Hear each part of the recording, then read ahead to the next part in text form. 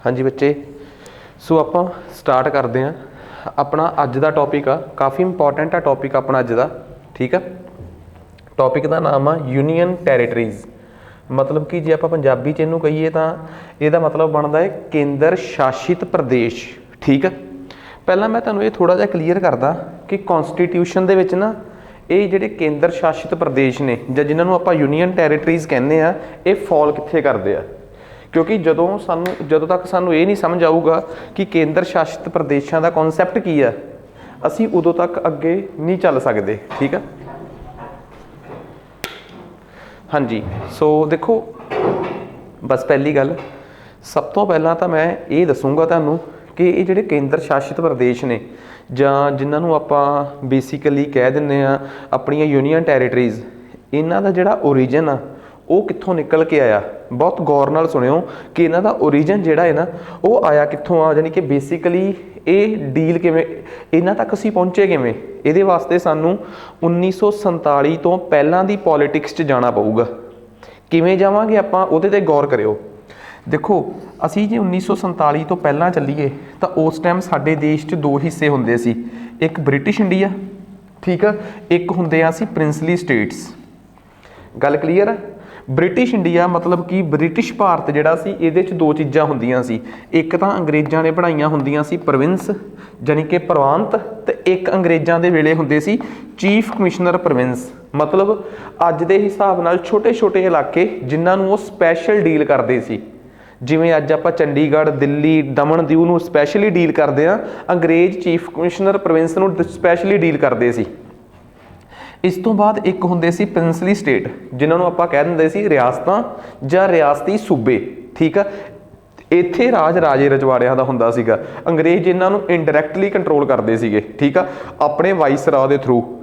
British India नूं अंग्रेज़ governor general के थ्रू अपॉइंट रूल करते सी, ते वाइसरॉय ही गवर्नर जनरल बन जाता सी, ते गवर्नर जनरल ही वाइसरॉय बन जाता सी जदों वो एक जगह तो दूजी जगह जाता सी, ठीक है। हुण ये सारा सिस्टम जिहड़ा सीगा ये लैप्स हो गया 26 जनवरी 1950 नूं। 26 जनवरी 1950 नूं ये सारा सिस्टम खत्म हो गया, तो खत्म होके साडा भारत वो बन गया जिस भारत नूं असीं अज देखदे आ उवें जिहदा बन गया, ठीक है। जानी कि उस दिन साडा संविधान लागू हो गया। जिस दिन साडा संविधान लागू होया उस दिन कॉन्स्टिट्यूशन बनाउण वालियां ने, जिन्हां नूं असीं इंग्लिश च कह दिंदे आ कॉन्स्टिट्यूशन मेकरस जां संविधान निर्माता, उन्हां ने की कीता उस दिन उन्होंने एक बहुत वधिया स्टैप चक्या। कॉन्स्टिट्यूशन बनाते हुए संविधान 22 हिस्सों च वंड लिया। कॉन्स्टिट्यूशन के 22 हिस्से जिहड़े कीते सी उहदे च सब तो पहले भाग च उन्होंने दस्सिया कि मेरे देश की जमीन की होगी, यूनीयन एंड इट्स टैरेटरी, मेरा देश अते उसकी सरजमी ते उसकी जमीन। इहदे वास्ते उन्होंने संविधान का पहला भाग यूज़ किया जिहदे च 4 आर्टिकल सी। दूसरे भाग च उन्होंने दस्सिया कि मेरे देश के लोगों की नागरिकता किवें दी होगी, 6-5 तो लैके 11 तक आर्टिकल्स। तीसरे भाग च उन्होंने दस्सिया कि मेरे देश के लोगों के बुनियादी हक की होणगे, जानी कि फंडामेंटल राइट्स, उहदे वास्ते आर्टिकल यूज़ किए 12 तो 35। फिर उस तो बाद उन्होंने ये भी गल कही कि देश के प्रति सरकार दियां की नैतिक जिम्मेवारियां होणगियां, DPSPs directive principle of state policies, ठीक है। उहदे वास्ते उन्होंने आर्टिकल 36 तो लैके 51 तक यूज़ किए। उस तो बाद उन्होंने दस्सिया अगे कि हाँ हुण असीं लोकां नूं उन्हां दा बनदा सब कुछ देता कि तुहाडी जमीन की है, तुहाडी नागरिकता की है, तुहाडे हक की ने, ते साडीआं तुहाडे प्रति जिम्मेवारियां की ने। उस तो बाद उन्होंने फिर इस देश के स्ट्रक्चर का ढांचे का एडमिनिस्ट्रेटिव ढांचा जो भी सीगा, जो भी साडा प्रशासनिक ढांचा सी, साडा एडमिनिस्ट्रेटिव स्ट्रक्चर सी, इस तो बाद उहदे बारे गलबात की। फिर उन्होंने किया अगे कहते जी कॉन्स्टिट्यूशन का 5वां भाग, कॉन्स्टिट्यूशन का 6वां भाग, कॉन्स्टिट्यूशन का 6वां भाग, कॉन्स्टिट्यूशन का 7वां भाग, कॉन्स्टिट्यूशन का 8वां भाग ते कॉन्स्टिट्यूशन का 9वां भाग। कहते उस तो बाद लगातार 5 भाग लिखे, 5 पार्ट्स, जिहदे 5वें भाग च लिखिया केंद्र बारे, जानी कि यूनीयन। यूनीयन कल्ला लिखिया होवे तो इहदा मतलब आ केंद्र, यूनीयन एंड इट्स टैरेटरी लिखिया होवे तो इहदा मतलब आ इत्थे यूनीयन का मतलब आ मेरा देश अते उसकी जमीन, इत्थे यूनीयन का मतलब आ केंद्र, ठीक है। 6वें भाग तो लैके 7वें भाग 9वें भाग तक part A, part B, part C ते पार्ट डी, ਇੰਡੀਆ ਦੀਆਂ ਸਟੇਟਾਂ ਨੂੰ ਹੀ 4 ਹਿੱਸਿਆਂ 'ਚ ਵੰਡ ਲਿਆ। ਭਾਰਤ ਦੀਆਂ ਸਟੇਟਸ ਨੂੰ 4 ਹਿੱਸੇ 'ਚ ਵੰਡ ਲਿਆ, ਪਾਰਟ ਏ, ਪਾਰਟ ਬੀ, ਪਾਰਟ ਸੀ ਤੇ ਪਾਰਟ ਡੀ। ਪਾਰਟ ਏ 'ਚ ਉਹਨਾਂ ਸਟੇਟਾਂ ਦਾ ਜ਼ਿਕਰ ਕੀਤਾ ਜਿਹੜੀਆਂ ਸਟੇਟਾਂ ਅਸੀਂ ਬ੍ਰਿਟਿਸ਼ ਇੰਡੀਆ ਚੋਂ ਡਾਇਰੈਕਟ ਇੰਡੀਆ 'ਚ ਮਲਾਈਆਂ ਸੀ, ਉਹੀ 11-12 ਪੰਜਾਬ, ਯੂਪੀ, ਐਮਪੀ ਨੂੰ ਉਦੋਂ ਸੈਂਟਰਲ ਪ੍ਰੋਵਿੰਸ ਕਹਿ ਦਿੰਦੇ ਸੀ। ਅੱਜ ਦਾ ਮਹਾਰਾਸ਼ਟਰ ਤੇ ਗੁਜਰਾਤ ਜੋੜ ਲਈਏ ਤਾਂ ਉਦੋਂ ਬੰਬੇ ਕਹਿ ਦਿੰਦੇ ਸੀ। ਅੱਜ ਦਾ ਜੇ ਆਪਾਂ ਤਮਿਲਨਾਡੂ ਤੇ ਆਂਧਰਾ ਪ੍ਰਦੇਸ਼ ਤੇ ਤੇਲੰਗਾਨਾ ਜੋੜ ਲਈਏ ਉਦੋਂ ਉਹਨੂੰ ਮਦਰਾਸ ਕਹਿ ਦਿੰਦੇ ਸੀ। ਅੱਜ ਦਾ ਵੈਸਟ ਬੰਗਾਲ ਤੇ ਥੋੜ੍ਹਾ ਜਿਹਾ ਉੜੀਸਾ ਜੋੜ ਲਈਏ ਤਾਂ ਉਹਨੂੰ ਬੰਗਾਲ ਕਹਿ ਦਿੰਦੇ ਸੀ। ਅੱਜ ਦਾ ਬਿਹਾਰ ਤੇ ਝਾਰਖੰਡ ਜੋੜ ਲਈਏ ਤੇ ਥੋੜ੍ਹਾ ਜਿਹਾ ਵਿੱਚ ਉੜੀਸਾ ਦਾ ਹਿੱਸਾ ਜੋੜ ਲਈਏ ਤਾਂ ਉਦੋਂ ਉਹਨੂੰ ਬਿਹਾਰ ਕਹਿ ਦਿੰਦੇ ਸੀ।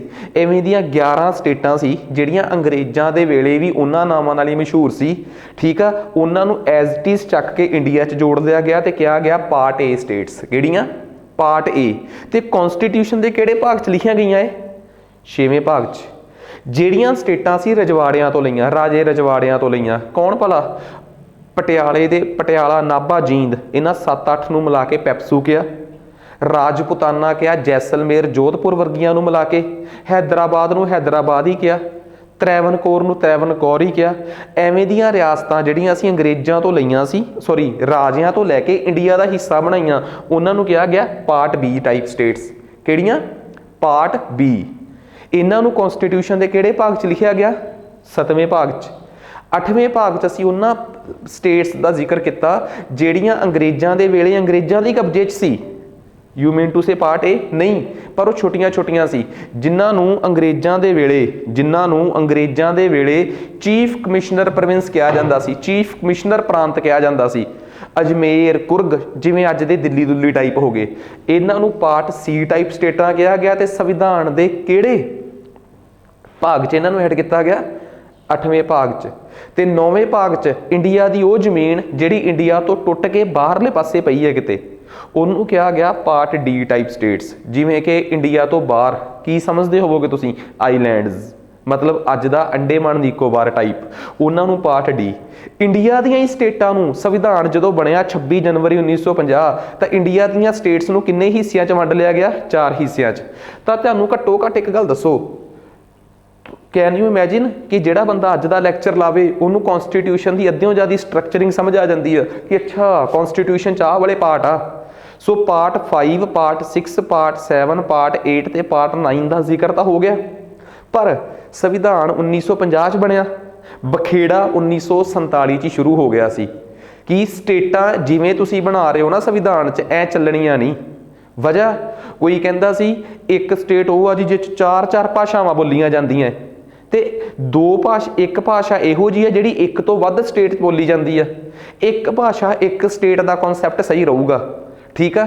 ਤੇ ਕਾਂਗਰਸ ਦੇ ਨਹਿਰੂ ਨੂੰ ਜਾ ਕੇ ਕਿਸੇ ਨੇ ਕਿਹਾ ਕਾਕਾ ਜੀ ਤੁਸੀਂ ਤਾਂ ਕਰੋ, ਭੁੱਲ ਗਏ ਆਪਣਾ ਇਤਿਹਾਸ, ਨੌਨ ਕੋਆਪਰੇਸ਼ਨ ਮੂਵਮੈਂਟ, ਅਸਹਿਯੋਗ ਅੰਦੋਲਨ ਯਾਦ ਕਰੋ, 1920 ਦਾ ਕਾਂਗਰਸ ਦਾ ਸੈਸ਼ਨ ਯਾਦ ਕਰੋ। ਤੁਸੀਂ ਤਾਂ ਬੜਾ ਕਹਿ ਰਹੇ ਸੀਗੇ ਕਿ ਭਾਸ਼ਾ ਦੇ ਆਧਾਰ ਤੇ ਪ੍ਰੋਵਿੰਸ਼ੀਅਲ ਕਾਂਗਰਸ ਦੀਆਂ ਕਮੇਟੀਆਂ ਬਣਾਉਣੀਆਂ ਚਾਹੀਦੀਆਂ। ਹਰ ਪ੍ਰਾਂਤ ਦੇ ਵਿੱਚ ਕਮੇਟੀ ਭਾਸ਼ਾ ਦੇ ਆਧਾਰ ਤੇ ਬਣੂਗੀ ਤਾਂ ਇਹ ਸਹਿਯੋਗ ਅੰਦੋਲਨ ਵਧੂਗਾ, ਲੋਕਾਂ 'ਚ ਏਕਾ ਆਊਗਾ। ਕਿਉਂਕਿ ਜੇ ਕਿਸੇ ਪ੍ਰੋਵਿੰਸ ਦੇ ਵਿੱਚ ਉਸ ਭਾਸ਼ਾ ਦੇ ਵਿੱਚ ਕਾਂਗਰਸ ਬੋਲੂਗੀ ਨਹੀਂ ਜਿਹੜੀ ਪ੍ਰੋਵਿੰਸ 'ਚ ਆਪਾਂ, ਤਾਂ ਦੇਸ਼ ਦੀ ਆਜ਼ਾਦੀ ਦੀ ਲੜਾਈ ਕਿਵੇਂ ਲੜੀ ਜਾਊਗੀ? ਤੇ ਜਦੋਂ ਇਹ ਸਭ ਕੁਝ ਚੱਲ ਰਿਹਾ ਸੀ ਕਾਕਾ ਜੀ ਤੁਸੀਂ ਤੇ ਆਪ ਉੱਥੇ ਸੀਗੇ, ਅੱਜ ਤੁਸੀਂ ਦੇਸ਼ ਦੇ ਪ੍ਰਧਾਨ ਮੰਤਰੀ ਹੋ ਤੇ ਤੁਸੀਂ ਅੱਜ ਭਾਸ਼ਾ ਦੇ ਆਧਾਰ ਤੇ ਲਿੰਗੁਇਸਟਿਕ ਬੇਸਿਸ ਤੇ ਸਟੇਟਾਂ ਦੀ ਹੋਂਦ ਨੂੰ ਖਾਰਜ ਕਰੀ ਜਾ ਰਹੇ ਹੋ। ਇਹ ਤਾਂ ਨਹੀਂ ਜਚੀ ਗੱਲ। ਤਾਂ ਨਹਿਰੂ ਤੇ ਦਬਾਅ ਸੀ, ਨਹਿਰੂ ਦੇ ਨਾਲ ਹੀ ਪਟੇਲ ਸੀ, ਪ੍ਰਤਾਪੀ ਸੀਤਾਰਮਈਆ ਯਾਦ ਆ 1940 'ਚ ਕਾਂਗਰਸ ਦੀ ਪ੍ਰਧਾਨਗੀ ਦੀਆਂ ਹੋੜ 'ਚ ਨਹਿਰੂ ਦਾ ਪੱਕਾ ਚੇਲਾ ਸੀ। ਠੀਕ ਆ। ਇਹ ਕਿੰਨੇ ਕਿਰਦਾਰ ਸੀਗੇ ਉਹਨਾਂ ਸਮਿਆਂ 'ਚ। ਬੜੇ ICS ਅਫਸਰ ਵੀ ਸੀਗੇ ਜਿਹੜੇ ਸਰਕਾਰ ਦੇ ਬੜੇ ਨੇੜੇ ਸੀ। ਇੱਕ ਤਾਂ ਰਿਟਾਇਰਡ ਜੱਜ ਸੀਗੇ ਫਜ਼ਲ ਅਲੀ। ਠੀਕ ਆ। ਸੋ ਕਿੰਨੇ ਲੋਕਾਂ ਤੇ ਦਬਾਅ ਸੀਗਾ, ਅਫਸਰਾਂ ਤੇ ਦਬਾਅ ਸੀਗਾ, ਸਰਕਾਰ ਦੇ ਪੋਲੀਟੀਕਲ ਲੀਡਰਾਂ ਤੇ ਦਬਾਅ ਸੀਗਾ ਕਿ ਲੋਕਾਂ ਦੀ ਮੰਗ ਸੁਣੀ ਜਾਵੇ। ਭਾਸ਼ਾ ਦੇ ਆਧਾਰ ਤੇ ਸਟੇਟਾਂ ਨੂੰ ਬਣਾਉਣ ਦੀ ਜਿਹੜੀ ਲੋਕਾਂ ਦੀ ਮੰਗ ਆ ਨਾ, ਉਹਨੂੰ ਕਿਸੇ ਨਾ ਕਿਸੇ ਤਰੀਕੇ ਸਿਰੇ ਲਾਇਆ ਜਾਵੇ। ਪਰ ਸੰਵਿਧਾਨ ਬਣਾਉਣ 'ਚ ਇੱਕੋ ਹੀ ਬੰਦਾ ਅੜਿੱਕ ਰਿਹਾ, ਨਹਿਰੂ। ਕਹਿੰਦਾ ਇੱਕ ਦੇਸ਼ ਤਾਂ ਇੱਕ ਹੀ ਹੋਊਗਾ ਬਸ, ਭਾਸ਼ਾ ਦੇ ਆਧਾਰ ਤੇ ਸਟੇਟਾਂ ਨਹੀਂ। ਜਿਹੜੀ ਸਟੇਟ 'ਚ ਤੁਸੀਂ ਰਹਿ ਗਏ ਹੋ ਉੱਥੋਂ ਦੇ ਲੋਕਾਂ ਨਾਲ ਪਿਆਰ ਕਰੋ ਬਸ। ਇਹ ਨਹੀਂਗਾ ਕਿ ਸਾਡਾ ਆਪਣਾ ਹੀ ਇੱਕ ਪਿਆਰ ਕਰਨ ਵਾਲਿਆਂ ਦਾ ਟੋਲਾ ਹੈ ਤਾਂ ਅਸੀਂ ਆਪ ਹੀ ਆਪਸ 'ਚ ਐਂ ਹੀ ਰਵਾਂਗੇ। ਇਹ ਨਹੀਂ ਫਿਰ ਗੱਲ ਚੱਲਣੀ। ਖੈਰ ਮਸਲਾ ਸਮਝ ਆ ਗਿਆ। ਤਾਂ 1950 ਤੋਂ ਪਹਿਲਾਂ ਹੀ ਦੋ ਕੁ ਕਮੇਟੀਆਂ ਤਾਂ ਉਦੋਂ ਹੀ ਬਣ ਗਈਆਂ ਸੀ। ਪਹਿਲਾਂ ਇੱਕ ਬਣੀ ਧਾਰ ਕਮਿਸ਼ਨ, ਜਸਟਿਸ ਧਾਰ ਦੇ ਅੰਡਰ, ਉਹਨੇ ਵੀ ਕਿਹਾ ਕਿ ਭਾਸ਼ਾ ਦੇ ਆਧਾਰ ਤੇ ਸਟੇਟਾਂ ਦਾ ਬਣਨਾ ਜਾਇਜ਼ ਨਹੀਂ।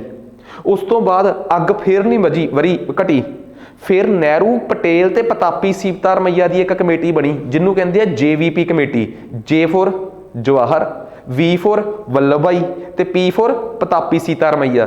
ਇਹਨਾਂ ਨੇ ਆਪਣੀ, ਵੈਸੇ ਨਹਿਰੂ ਜੀ ਤੋਂ ਅਲਟੀਮੇਟ ਬੰਦਾ ਅੱਜ ਤੱਕ ਕੋਈ ਲੱਭਿਆ ਨਹੀਂ, ਆਪਣੀ ਕਮੇਟੀ ਬਣਾ ਕੇ ਆਪਣੇ ਆਪ ਨੂੰ ਸਿਫਾਰਸ਼ਾਂ ਰਿਕਮੈਂਡੇਸ਼ਨਸ ਕਰਤੀਆਂ ਕਿ ਨਹੀਂ, ਭਾਸ਼ਾ ਦੇ ਆਧਾਰ ਤੇ ਸਟੇਟ ਚੰਗੀ ਨਹੀਂ ਹੁੰਦੀ। ਮਤਲਬ ਉਹ JVP ਕਮੇਟੀ ਨੇ ਰਿਪੋਰਟ ਕਿਹਨੂੰ ਦੇਣੀ ਸੀ? ਦੇਸ਼ ਦੀ ਸਰਕਾਰ ਨੂੰ। ਤੇ ਸਰਕਾਰ ਦਾ ਮੁਖੀ ਕੌਣ ਹੁੰਦਾ ਹੈ? ਨਹਿਰੂ ਜੀ ਆਪ ਪ੍ਰਧਾਨ ਮੰਤਰੀ। ਤੇ ਕਮੇਟੀ ਦਾ ਪ੍ਰਧਾਨ ਕੌਣ ਸੀ? ਨਹਿਰੂ ਜੀ ਆਪ। ਆਪਣੀ ਕਮੇਟੀ ਬਣਾ ਕੇ ਆਪਣੇ ਆਪ ਨੂੰ ਹੀ ਰਿਪੋਰਟ ਦੇਤੀ ਤੇ ਰਿਪੋਰਟ 'ਚ ਉਹੀ ਲਿਖਿਆ ਜੋ ਆਪਣੇ ਆਪ ਨੂੰ ਪਸੰਦ ਸੀ ਕਿ ਕਮੇਟੀਆਂ ਭਾਸ਼ਾ ਦੇ ਆਧਾਰ ਤੇ ਸਟੇਟਾਂ ਨਹੀਂ ਬਣਨੀਆਂ ਚਾਹੀਦੀਆਂ। 48 ਦੇ ਵਿੱਚ 2 ਕਮੇਟੀਆਂ ਬਣੀਆਂ, ਖਾਰਜ ਹੋ ਗਈਆਂ। ਉਸ ਤੋਂ ਬਾਅਦ ਸਾਡਾ ਸੰਵਿਧਾਨ ਹੀ ਬਣ ਗਿਆ 1950 'ਚ। ਤੇ ਕਮੇਟੀਆਂ ਦੀ ਸਲਾਹ ਤੇ ਸੰਵਿਧਾਨ 'ਚ ਉਵੇਂ ਦਾ ਕੋਈ ਜ਼ਿਕਰ ਹੀ ਨਹੀਂ ਹੋਇਆ ਕਿ ਭਾਸ਼ਾ ਦੇ ਆਧਾਰ ਤੇ। ਤੁਹਾਡੇ ਸਾਹਮਣੇ ਹੀ ਆ ਸਟੇਟਾਂ ਦਾ ਵਰਗੀਕਰਨ, ਦੇਖੋ ਕਿਵੇਂ ਹੋਇਆ ਹੈ। ਇਹ ਮਤਲਬ ਉਹ ਸਟੇਟਾਂ ਜਿਹੜੀਆਂ ਅੰਗਰੇਜ਼ਾਂ ਤੋਂ ਲਈਆਂ। ਪਰ ਤੁਹਾਨੂੰ ਕੀ ਲੱਗਦਾ ਕਿ ਲੋਕ ਟਲ ਜਾਂਦੇ ਆ? ਕਦੇ ਨਹੀਂ ਟਲਦੇ। ਠੀਕ ਆ, ਸਰਕਾਰ ਜਿਵੇਂ ਦੀਆਂ ਮਰਜ਼ੀ ਰਿਪੋਰਟਾਂ ਪੇਸ਼ ਕਰਦੇ ਕਿ ਫੈਕਟਰੀ 'ਚੋਂ ਦਾਰੂ ਦੀ ਸਮੈਲ ਨਹੀਂ ਆ ਰਹੀ, ਲੋਕ ਤਾਂ ਜਿੱਥੇ ਅੜ ਗਏ, ਲੋਕ ਤਾਂ ਅੜ ਗਏ ਤਾਂ ਸਮਝੋ ਅੜ ਗਏ। ਠੀਕ ਆ, ਸਰਕਾਰਾਂ ਤੋਂ ਹੱਕ ਮੰਗਣੇ ਲੋਕਾਂ ਨੂੰ ਆਉਂਦੇ ਆ ਤੇ ਲੋਕ ਅਗਰੈਸਿਵ ਹੁੰਦੇ ਜਾਂਦੇ ਆ। ਜਿੰਨਾ ਮਰਜ਼ੀ ਤੁਸੀਂ ਕੋਸ਼ਿਸ਼ ਕਰ ਲਓ, ਇਹ ਗੱਲ ਦੇਖਣ ਨੂੰ ਮਿਲੀ 1950 ਤੋਂ ਬਾਅਦ ਵੀ ਭਾਰਤ 'ਚ ਅੱਗ ਵਰਦੀ ਰਹੀ।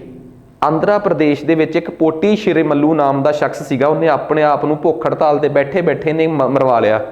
ਉਸ ਤੋਂ ਬਾਅਦ ਇਹ ਰੌਲਾ ਮਦਰਾਸ 'ਚ ਤਾਂ ਅੱਗ ਬਣ ਕੇ ਵਰ ਗਿਆ। ਮਦਰਾਸ ਦੇ ਵਿੱਚ 3 ਹਿੱਸੇ ਸੀ। ਇੱਕ ਹਿੱਸਾ ਕੇਰਲਾਈਟਸ ਦਾ ਸੀ ਜਿਹੜੇ ਮਲਿਆਲਮ ਬੋਲਦੇ ਸੀ, ਉੱਪਰਲਾ ਹਿੱਸਾ ਤੇਲਗੂ ਬੋਲਣ ਵਾਲੇ ਆਂਧਰਾਸ ਦਾ ਸੀ, ਥੱਲੜਾ ਹਿੱਸਾ ਤਮਿਲ ਬੋਲਣ ਵਾਲੇ ਤਮਿਲ ਲੋਕਾਂ ਦਾ ਸੀ। ਤਾਂ ਉੱਥੋਂ ਗਲ 'ਚ ਗੂਠਾ ਦੇ ਕੇ 1953 'ਚ ਪਹਿਲੀ ਵਾਰ ਭਾਸ਼ਾ ਦੇ ਆਧਾਰ ਤੇ ਇੱਕ ਸਟੇਟ ਕਢਵਾਈ ਗਈ ਨਹਿਰੂ ਤੋਂ, ਆਂਧਰਾ। ਕਿਹਦੇ 'ਚੋਂ ਪੜਵਾ ਕੇ? ਮਦਰਾਸ 'ਚੋਂ। ਮਦਰਾਸ ਦੇ ਵਿੱਚੋਂ ਪਾੜ ਕੇ ਪਹਿਲੀ ਸਟੇਟ ਕਿਹੜੀ ਬਣ ਗਈ? ਆਂਧਰਾ ਬਣ ਗਈ। ਚਲੋ ਇਹ ਵੀ ਕਹਾਣੀ ਕਲੀਅਰ ਹੋ ਗਈ, ਆਂਧਰਾ ਸਟੇਟ ਬਣ ਗਈ। ਹੁਣ ਇਸ ਗੱਲ ਤੇ ਫੋਕਸ ਕੀਤਾ ਜਾਵੇ ਕਿ ਭਾਰਤ 'ਚ ਹੋਰ ਭਾਸ਼ਾ ਦੇ ਆਧਾਰ ਤੇ ਸਟੇਟਾਂ ਬਣਨੀਆਂ ਚਾਹੀਦੀਆਂ ਕਿ ਨਹੀਂ। ਹੁਣ ਨਹਿਰੂ ਨੂੰ ਪਤਾ ਲੱਗ ਗਿਆ ਕਿ ਬਈ ਇਹ ਤਾਂ ਉਹ ਗੱਲ ਹੋ ਗਈ ਜਿਵੇਂ ਆਪਾਂ ਨਹੀਂ ਹੁੰਦੇ ਕਿ ਆਪਣੇ ਜਿਹੜੇ ਪੁਰਾਣੇ ਸਵੈਟਰ ਬੁਣਦੀਆਂ ਸੀ ਲੇਡੀਜ਼, ਉਹਦਾ ਇੱਕ ਉਹ ਕੱਢਿਆ ਵਿੱਚੋਂ ਧਾਗਾ, ਬਸ ਉਹ ਤਾਂ ਉੱਧੜ ਗਿਆ, ਉਧੜਦਾ ਸ਼ੁਰੂ ਹੋ ਗਿਆ। ਹੁਣ ਪੂਰੇ ਦੇਸ਼ 'ਚ ਰੌਲਾ ਪੈ ਗਿਆ। ਫਿਰ ਇੱਕ ਫਜ਼ਲ ਅਲੀ ਕਮੇਟੀ ਬਣਾਈ। ਕਿਹੜੀ? ਫਜ਼ਲ ਅਲੀ ਕਮਿਸ਼ਨ, ਜਸਟਿਸ ਫਜ਼ਲ ਅਲੀ 1955 'ਚ। ਉਹਨੇ ਸਿਰ ਹੀ ਲਾਤਾ, ਉਹਨੇ ਤਾਂ ਫਿਰ ਐਂਡ ਹੀ ਕਰਾਤਾ। ਕਹਿੰਦਾ ਇੱਦਾਂ ਕਰੋ, ਐ ਨਹੀਂ ਗੱਲ ਬਣਨੀ। ਕਹਿੰਦਾ ਤੁਸੀਂ ਇੱਕ ਗੱਲ ਨੋਟਿਸ ਕੀਤੀ ਹੈ ਕਿ ਤੁਹਾਡੀਆਂ ਜਿਹੜੀਆਂ ਪਾਰਟ A ਤੇ ਪਾਰਟ B ਵਾਲੀਆਂ ਸਟੇਟਾਂ ਹੈ ਆਪਸ 'ਚ ਕਿੰਨੀਆਂ ਰਿਜ਼ੈਂਬਲ ਕਰਦੀਆਂ? ਕਹਿੰਦਾ ਮੈਂ ਐਗਜ਼ਾਮਪਲ ਦਿੰਦਾ। ਤੁਹਾਡੀ ਇੱਕ ਪਾਰਟ A ਦੇ ਵਿੱਚ ਸਟੇਟ ਆ ਆਂਧਰਾ, 1956 'ਚੋਂ ਕਹਿ ਰਿਹਾ। ਕਹਿੰਦਾ ਤੁਹਾਡੀ ਇੱਕ ਪਾਰਟ B 'ਚ ਸਟੇਟ ਆ ਹੈਦਰਾਬਾਦ, ਪਾਰਟ A 'ਚ ਇੱਕ ਤੁਹਾਡੀ ਸਟੇਟ ਆ ਜਿਹੜੀ ਅੰਗਰੇਜ਼ਾਂ ਤੋਂ ਲਈ ਆ ਪੰਜਾਬ, ਤੇ ਪਾਰਟ B 'ਚ ਆ ਪੈਪਸੂ। ਤੁਹਾਡੀ ਪਾਰਟ A 'ਚ ਇੱਕ ਸਟੇਟ ਆ ਬੰਬੇ ਤੇ ਪਾਰਟ B 'ਚ ਇੱਕ ਸਟੇਟ ਆ ਜੂਨਾਗੜ੍ਹ ਜਿਹੜੀ ਰਾਜਿਆਂ ਤੋਂ ਲਈ ਆ। ਕਹਿੰਦਾ ਜੋ ਬੋਲੀ ਇੱਥੇ ਬੋਲੀ ਜਾਂਦੀ ਉਹੀ ਇੱਥੇ ਬੋਲੀ ਜਾਂਦੀ ਹੈ, ਜਿਹੜੀਆਂ ਬੋਲੀਆਂ ਇੱਥੇ ਬੋਲੀਆਂ ਜਾਂਦੀਆਂ ਉਹੀ ਇੱਥੇ, ਜਿਹੜੀ ਇੱਥੇ ਉਹੀ ਇੱਥੇ। ਤੁਹਾਨੂੰ ਲੱਗਦਾ ਨਹੀਂ ਆ ਪਾਰਟ A ਪਾਰਟ B ਕਹਿ ਕੇ ਤੁਸੀਂ ਫੀਲਿੰਗ ਹੀ ਚਕਾ ਰਹੇ ਹੋ ਕਿ ਰਾਜਿਆਂ ਦੀਆਂ ਸਟੇਟਾਂ ਅੱਡ ਦੂਜੀਆਂ ਅੱਡ ਕਰ ਦੋ ਮਰਜ। ਕਹਿੰਦੇ ਆਪਾਂ ਤੇ ਰਾਜਿਆਂ ਨੂੰ ਵਾਅਦਾ ਕੀਤਾ ਗਿਆ ਕਿ ਤੁਹਾਡੀਆਂ ਸਟੇਟਾਂ ਉਵੇਂ ਦੀਆਂ ਉਵੇਂ ਰਹਿਣਗੀਆਂ। ਉਹ ਕਹਿੰਦੇ ਉਹ ਸਰਕਾਰ ਹੀ ਕਿਹੜੀ ਜਿਹੜੀ ਵਾਅਦੇ ਕਰਕੇ ਮੁੱਕਰੇ ਨਾ, ਚੱਕ ਦੋ। ਦੇਸ਼ ਦਾ ਏਕਾ ਦਿਸਣਾ ਚਾਹੀਦਾ ਹੈ। ਫਜ਼ਲ ਅਲੀ ਨੇ ਕਿਹਾ ਕਰ ਦੋ ਮਰਜ। ਕਹਿੰਦਾ ਮੈਨੂੰ ਤੇ ਕੱਲ੍ਹ ਨੂੰ ਜਵਾਕ ਤੁਹਾਡੇ ਨਿਆਣੇ ਐਵੇਂ ਪੜ੍ਹਨਗੇ ਕਿ part A states part B। ਕਹਿੰਦਾ ਨਿਆਣਿਆਂ ਨੂੰ ਪੜ੍ਹਾਓ ਕਿ ਇੰਡੀਆ 'ਚ 2 ਹੀ ਚੀਜ਼ਾਂ ਨੇ, ਜਾਂ ਤਾਂ ਇੰਡੀਆ 'ਚ ਨੇ ਸੂਬੇ ਸਟੇਟਸ ਤੇ ਜਾਂ ਇੰਡੀਆ 'ਚ ਨੇ ਕੇਂਦਰ ਦੁਆਰਾ ਕੰਟਰੋਲਡ ਟੈਰੀਟਰੀਜ਼, ਜਿਨ੍ਹਾਂ ਨੂੰ ਇੰਗਲਿਸ਼ 'ਚ ਕੀ ਕਹਾਂਗੇ ਆਪਾਂ? ਯੂਨੀਅਨ ਟੈਰੀਟਰੀਜ਼, ਕੇਂਦਰ ਸ਼ਾਸਿਤ ਪ੍ਰਦੇਸ਼। 1956 ਉਦੋਂ ਤੱਕ ਸੰਵਿਧਾਨ 'ਚ ਛੋਟੀਆਂ-ਛੋਟੀਆਂ 6 ਅਮੈਂਡਮੈਂਟਸ ਹੋ ਚੁੱਕੀਆਂ ਸੀਗੀਆਂ। ਮੈਂ ਕੁਛ ਨਹੀਂ ਲੈਣਾ ਕੌਂਸਟੀਟਿਊਸ਼ਨਲ ਅਮੈਂਡਮੈਂਟਸ ਤੋਂ ਫਿਲਹਾਲ ਦੀ ਘੜੀ। ਇਹ ਸੀਗੀ 7ਵੀਂ ਕੌਂਸਟੀਟਿਊਸ਼ਨਲ ਅਮੈਂਡਮੈਂਟ, 7ਵੀਂ ਸੰਵਿਧਾਨਕ ਸੋਧ। ਅੰਤਾਂ ਦਾ ਸਿਰਾ ਲਾਤਾ ਇਹਦੇ 'ਚ ਕੰਮ। ਕਹਿੰਦੇ ਚੱਕ ਕੇ ਇੰਡੀਆ ਦਾ ਸਟਰਕਚਰ ਹੀ ਖਤਮ ਕਰ ਦਿਓ। 7ਵੀਂ ਕੌਂਸਟੀਟਿਊਸ਼ਨਲ ਅਮੈਂਡਮੈਂਟ ਕਿਸ ਕਮੇਟੀ ਦੇ ਕਹਿਣ ਤੇ ਹੋਈ ਹੈ? ਫਜ਼ਲ ਅਲੀ ਕਮੇਟੀ ਦੇ ਕਹਿਣ ਤੇ ਦੇਸ਼ ਦਾ ਸਭ ਤੋਂ ਤਗੜਾ ਢਾਂਚਾ ਇਸ ਕਮੇਟੀ ਨੇ ਹਿਲਾਇਆ ਹੈ, ਇਸ ਅਮੈਂਡਮੈਂਟ ਨੇ ਹਿਲਾਇਆ ਹੈ। ਕੌਂਸਟੀਟਿਊਸ਼ਨ ਅਮੈਂਡ ਕਰਤਾ, 6ਵਾਂ 7ਵਾਂ 8ਵਾਂ ਤੇ 9ਵਾਂ ਪਾਰਟ ਹੀ ਖਤਮ ਕਰਤਾ। Part A part B part C part D ਸਾਰਿਆਂ ਨੂੰ ਖਤਮ ਕਰਕੇ ਵਿੱਚੋਂ ਦੋ ਪਾਰਟ ਡਾਈ ਦਿੱਤੇ। ਇੱਕ ਪਾਰਟ 7ਵਾਂ ਡਾਤਾ ਤੇ ਇੱਕ 9ਵਾਂ ਡਾਤਾ। 6ਵਾਂ ਤੇ 8ਵਾਂ ਬਚ ਗਿਆ। 6ਵੇਂ 'ਚ ਰੱਖਿਆ ਸਟੇਟਸ, 7ਵਾਂ ਖਾਲੀ ਤੇ 8ਵੇਂ 'ਚ ਰੱਖਿਆ ਯੂਨੀਅਨ ਟੈਰੀਟਰੀਜ਼ ਤੇ 9ਵਾਂ खाली। बस कहानी समझ आ गई। इट मीनस कॉन्स्टिट्यूशन, हाँ हुण 9वां ते 7वां खाली आ। कॉन्स्टिट्यूशन जदों बनिया सी तां किन्ने पार्ट सीगे, वो किन्ने सी 22, विचों किन्ने माइनस हो गए 2, किन्ने रह गए 20। ਤੇ ਮੈਂ ਅੱਗੇ ਜਾਂਦਾ ਜਾਂਦਾ ਹੌਲੀ ਹੌਲੀ ਆਪਾਂ ਪ੍ਰੂਵ ਕਰਦੇ ਵੀ ਜਾਂਦੇ ਆ। ਜਦੋਂ ਆਪਾਂ ਪੋਲਿਟੀ ਪੜ੍ਹਦੇ ਆ ਨਾ ਤੇ ਆਪਾਂ ਇਹ ਗੱਲ ਨੂੰ ਸਾਬਤ ਕਰਦੇ ਆ ਕਿ 5 ਪਾਰਟ ਬਾਅਦ ਚ ਐਡ ਵੀ ਹੋਏ ਆ। ਤੇ ਅੱਜ ਕਨਸਟੀਟਿਊਸ਼ਨ ਚ ਕੁੱਲ ਕਿੰਨੇ ਭਾਗ ਨੇ 25। ਪਰ ਉਹਨਾਂ ਦੀ ਕਹਾਣੀ ਤਾਂ ਪਤਾ ਹੋਵੇ ਕਿ ਅੱਛਾ 2 1956 ਚ ਉੱਡੇ ਸੀਗੇ। ਕਿਹੜਾ ਉੱਡਿਆ ਸੀ, ਇੱਕ 7ਵਾਂ ਤੇ ਇੱਕ ਕਿਹੜਾ 9ਵਾਂ। ਤੇ ਅੱਜ ਸਾਡਾ ਕਨਸਟੀਟਿਊਸ਼ਨ ਕਿਵੇਂ ਦਿਸਦਾ ਹੈ 5ਵੇਂ ਪਾਰਟ ਤੋਂ ਬਾਅਦ, ਪਾਰਟ 5, ਪਾਰਟ 6, ਪਾਰਟ 7, ਪਾਰਟ 8 ਤੇ ਪਾਰਟ 9। ਅੱਜ ਨਹੀਂ 1957 ਚ ਕਨਸਟੀਟਿਊਸ਼ਨ ਕਿਵੇਂ ਦਿਸ ਰਿਹਾ ਸੀ 57 ਚ। ਇੱਥੇ ਕੀ ਆ ਯੂਨੀਅਨ, ਇੱਥੇ ਕੀ ਆ ਸਟੇਟਸ, ਖਾਲੀ ਇੱਥੇ ਕੀ ਆ ਯੂਨੀਅਨ ਟੈਰੀਟਰੀਜ਼। ਹੁਣ 3 ਜਗ੍ਹਾ ਤੇ ਯੂਨੀਅਨ ਸ਼ਬਦ ਆ ਗਿਆ। ਇੱਕ ਪਹਿਲੇ ਪਾਰਟ ਚ ਯਾਦ ਆ ਕਨਸਟੀਟਿਊਸ਼ਨ ਦਾ ਪਹਿਲਾ part union and it's territory, ਮੇਰਾ ਭਾਰਤ ਤੇ ਉਸਦੀ ਜ਼ਮੀਨ। ਤੇ 8ਵੇਂ ਪਾਰਟ ਚ ਕੀ ਆ ਗਿਆ ਯੂਨੀਅਨ ਟੈਰੀਟਰੀਜ਼। ਇਹਦਾ ਮਤਲਬ ਹੋਰ ਆ, ਇਹਦਾ ਮਤਲਬ ਆ ਕੇਂਦਰ ਸ਼ਾਸਿਤ ਪ੍ਰਦੇਸ਼ ਜਿਹੜੇ ਅੱਜ ਵੀ ਐਗਜ਼ਿਸਟ ਕਰਦੇ ਆ। ਪਹਿਲੇ ਭਾਗ ਦੇ ਯੂਨੀਅਨ ਐਂਡ ਇਟਸ ਟੈਰੀਟਰੀ ਤੇ 8ਵੇਂ ਭਾਗ ਦੇ ਯੂਨੀਅਨ ਟੈਰੀਟਰੀਜ਼ ਦੇ ਵਿੱਚ ਮਤਲਬ ਸਮਝਿਓ। ਪੋਲਿਟੀ ਇੰਨਾ ਕੁ ਇੰਪੋਰਟੈਂਟ ਸਬਜੈਕਟ ਆ, ਕੱਲਾ PPSC ਨਹੀਂ, ਆ ਛੋਟੇ ਮੋਟੇ ਪੇਪਰਾਂ 'ਚ ਵੀ ਰਾਂਦ ਕੱਟ ਜਾਂਦਾ ਮਾੜੇ ਬੰਦੇ ਦੀ। ਇਹ ਜਿਹੜਾ ਪੇਪਰ ਪਿੱਛੇ ਸਬ ਇੰਸਪੈਕਟਰ ਦਾ ਲਿਆ ਸੀ, ਪੁੱਛਿਆ ਸੀ ਆਰਟੀਕਲ ਕੌਂਸਲ ਐਂਡ ਇਟਸ, ਇੱਕ ਪ੍ਰੈਜ਼ੀਡੈਂਟ ਦੀ ਇੱਕ ਕੌਂਸਲ ਹੋਊਗੀ, ਦੱਸੋ ਆਰਟੀਕਲ ਕਿਹੜਾ ਹੈ 63 74 84 ਕਿ 93। ਅੱਖਾਂ ਬੰਦਾ ਕਰਕੇ ਕਹਿ ਦੂਗਾ ਯਾਰ 74 ਆਰਟੀਕਲ ਆ, ਪੜ੍ਹ ਕੇ ਤੇ ਆਏ ਆ। ਸੋ ਐਵੇਂ ਦੇ ਸਵਾਲ ਪੇਪਰਾਂ 'ਚ ਪੁੱਛੇ ਜਾਂਦੇ ਆ ਬੜੇ ਹਲਕੇ ਪੱਧਰ ਦੇ ਛੋਟੇ ਛੋਟੇ ਪੇਪਰਾਂ 'ਚ। ਪੋਲਿਟੀ ਤਾਂ ਇਹ ਚੀਜ਼ ਆ ਜਿਹੜਾ ਸੁਣ ਗਿਆ ਨਾ ਉਹ ਵੀ ਅੱਧਿਓਂ ਜ਼ਿਆਦਾ ਤਾਰ ਗਿਆ, ਕਿਉਂਕਿ ਚੀਜ਼ ਹੀ ਬੜੀ ਇੰਟਰਸਟਿੰਗ ਆ, ਬੜਾ ਕਿੱਸੇਦਾਰ ਸਬਜੈਕਟ ਆ। ਮੰਨਿਆ ਯਾਰ ਤੁਸੀਂ ਫਸੋ ਤਾਂ ਜੋਗਰਾਫੀ 'ਚ ਫਸ ਗਏ, ਤੁਸੀਂ ਮੰਨਿਆ ਕਿ ਜੇ ਫਸਦੇ ਹੋ ਤਾਂ ਸਾਇੰਸ 'ਚ ਫਸ ਗਏ ਕਿ ਬਹੁਤ ਔਖੇ ਵਿਸ਼ੇ ਆ। ਇਹ ਕਿਹੜਾ ਸਬਜੈਕਟਾਂ ਦਾ ਸਬਜੈਕਟ ਆ, ਬੱਚਿਆਂ ਵਾਲਾ ਸਬਜੈਕਟ ਆ ਜਮਾ। ਠੀਕ ਆ, ਆ ਜਾਓ ਆਪਾਂ ਆਪਣੇ ਪੁਆਇੰਟ ਤੇ ਚੱਲਦੇ ਹਾਂ। 5ਵਾਂ ਭਾਗ 6ਵਾਂ 7ਵਾਂ 8ਵਾਂ ਤੇ 9ਵਾਂ। ਉਦੋਂ ਫਜ਼ਲ ਅਲੀ ਕਮੇਟੀ ਨੇ ਇੱਕ ਬੜੀ ਸੋਹਣੀ ਗੱਲ ਕਹੀ, ਕਹਿੰਦਾ ਅੱਜ ਮੈਂ ਪਾਰਟ B ਵਾਲਿਆਂ ਦਾ ਪਾਰਟ A ਵਾਲਿਆਂ 'ਚ ਕੀ ਕਰਨ ਜਾ ਰਿਹਾ ਹੈ ਮਰਜਰ। ਤੁਸੀਂ ਨਾ ਜੇ ਮੈਂ ਪੰਜਾਬ ਮੇਰੇ ਤੋਂ ਬਹੁਤ ਰੀਝ ਨਾਲ ਪੜ੍ਹਿਆ ਹੋਵੇ ਤੁਸੀਂ ਤਾਂ ਤੁਸੀਂ ਨਾ 1956 'ਚ ਆ ਕੇ ਇੱਕ ਕਿੱਸਾ ਪੜ੍ਹਿਆ ਹੋਊਗਾ ਕਿ ਪੈਪਸੂ ਪੰਜਾਬ 'ਚ ਮਰਜ ਹੋ ਗਿਆ। ਕੱਲਾ ਪੈਪਸੂ ਥੋੜਾ ਪੰਜਾਬ 'ਚ ਮਰਜ ਹੋਇਆ ਸੀ, ਪਾਰਟ B ਦੀਆਂ ਸਟੇਟਾਂ ਹੀ ਪਾਰਟ A ਦੀਆਂ ਸਟੇਟਾਂ 'ਚ ਮਰਜ ਹੋ ਗਈਆਂ ਸੀ। ਤੇ ਇਹ ਘਟਨਾ 31 ਅਕਤੂਬਰ ਦੀ ਸੀਗੀ, 31 ਅਕਤੂਬਰ ਤੇ 1 ਨਵੰਬਰ ਦੀ ਰਾਤ ਦੀ ਜਦੋਂ ਇਹ ਲਾਗੂ ਹੋਇਆ ਸੀ। ਇਸੇ ਕਰਕੇ ਕਹਿੰਦੇ ਆ ਕਿ ਪੈਪਸੂ ਪੰਜਾਬ 'ਚ ਮਰਜ ਹੋ ਗਿਆ ਸੀ। ਪੈਪਸੂ ਨੂੰ ਪੰਜਾਬ 'ਚ ਮਰਜ ਕਰਨ ਵਾਸਤੇ ਕੋਈ ਵੱਖਰੀ ਕਮੇਟੀ ਥੋੜਾ ਬਣੀ ਸੀ। ਕਿਹੜੀ ਕਮੇਟੀ ਦੇ ਕਹਿਣ ਤੇ ਪੈਪਸੂ ਪੰਜਾਬ 'ਚ ਮਰਜ ਹੋਇਆ ਹੋਊਗਾ ਭਲਾ? ਫਜ਼ਲ ਅਲੀ ਕਮੇਟੀ ਦੇ ਕਹਿਣ ਤੇ। ਤੇ ਉਸ ਟਾਈਮ ਪੰਜਾਬ ਦਾ ਮੁੱਖ ਮੰਤਰੀ ਕੌਣ ਸੀ? ਕੈਰੋਂ ਸਾਹਿਬ।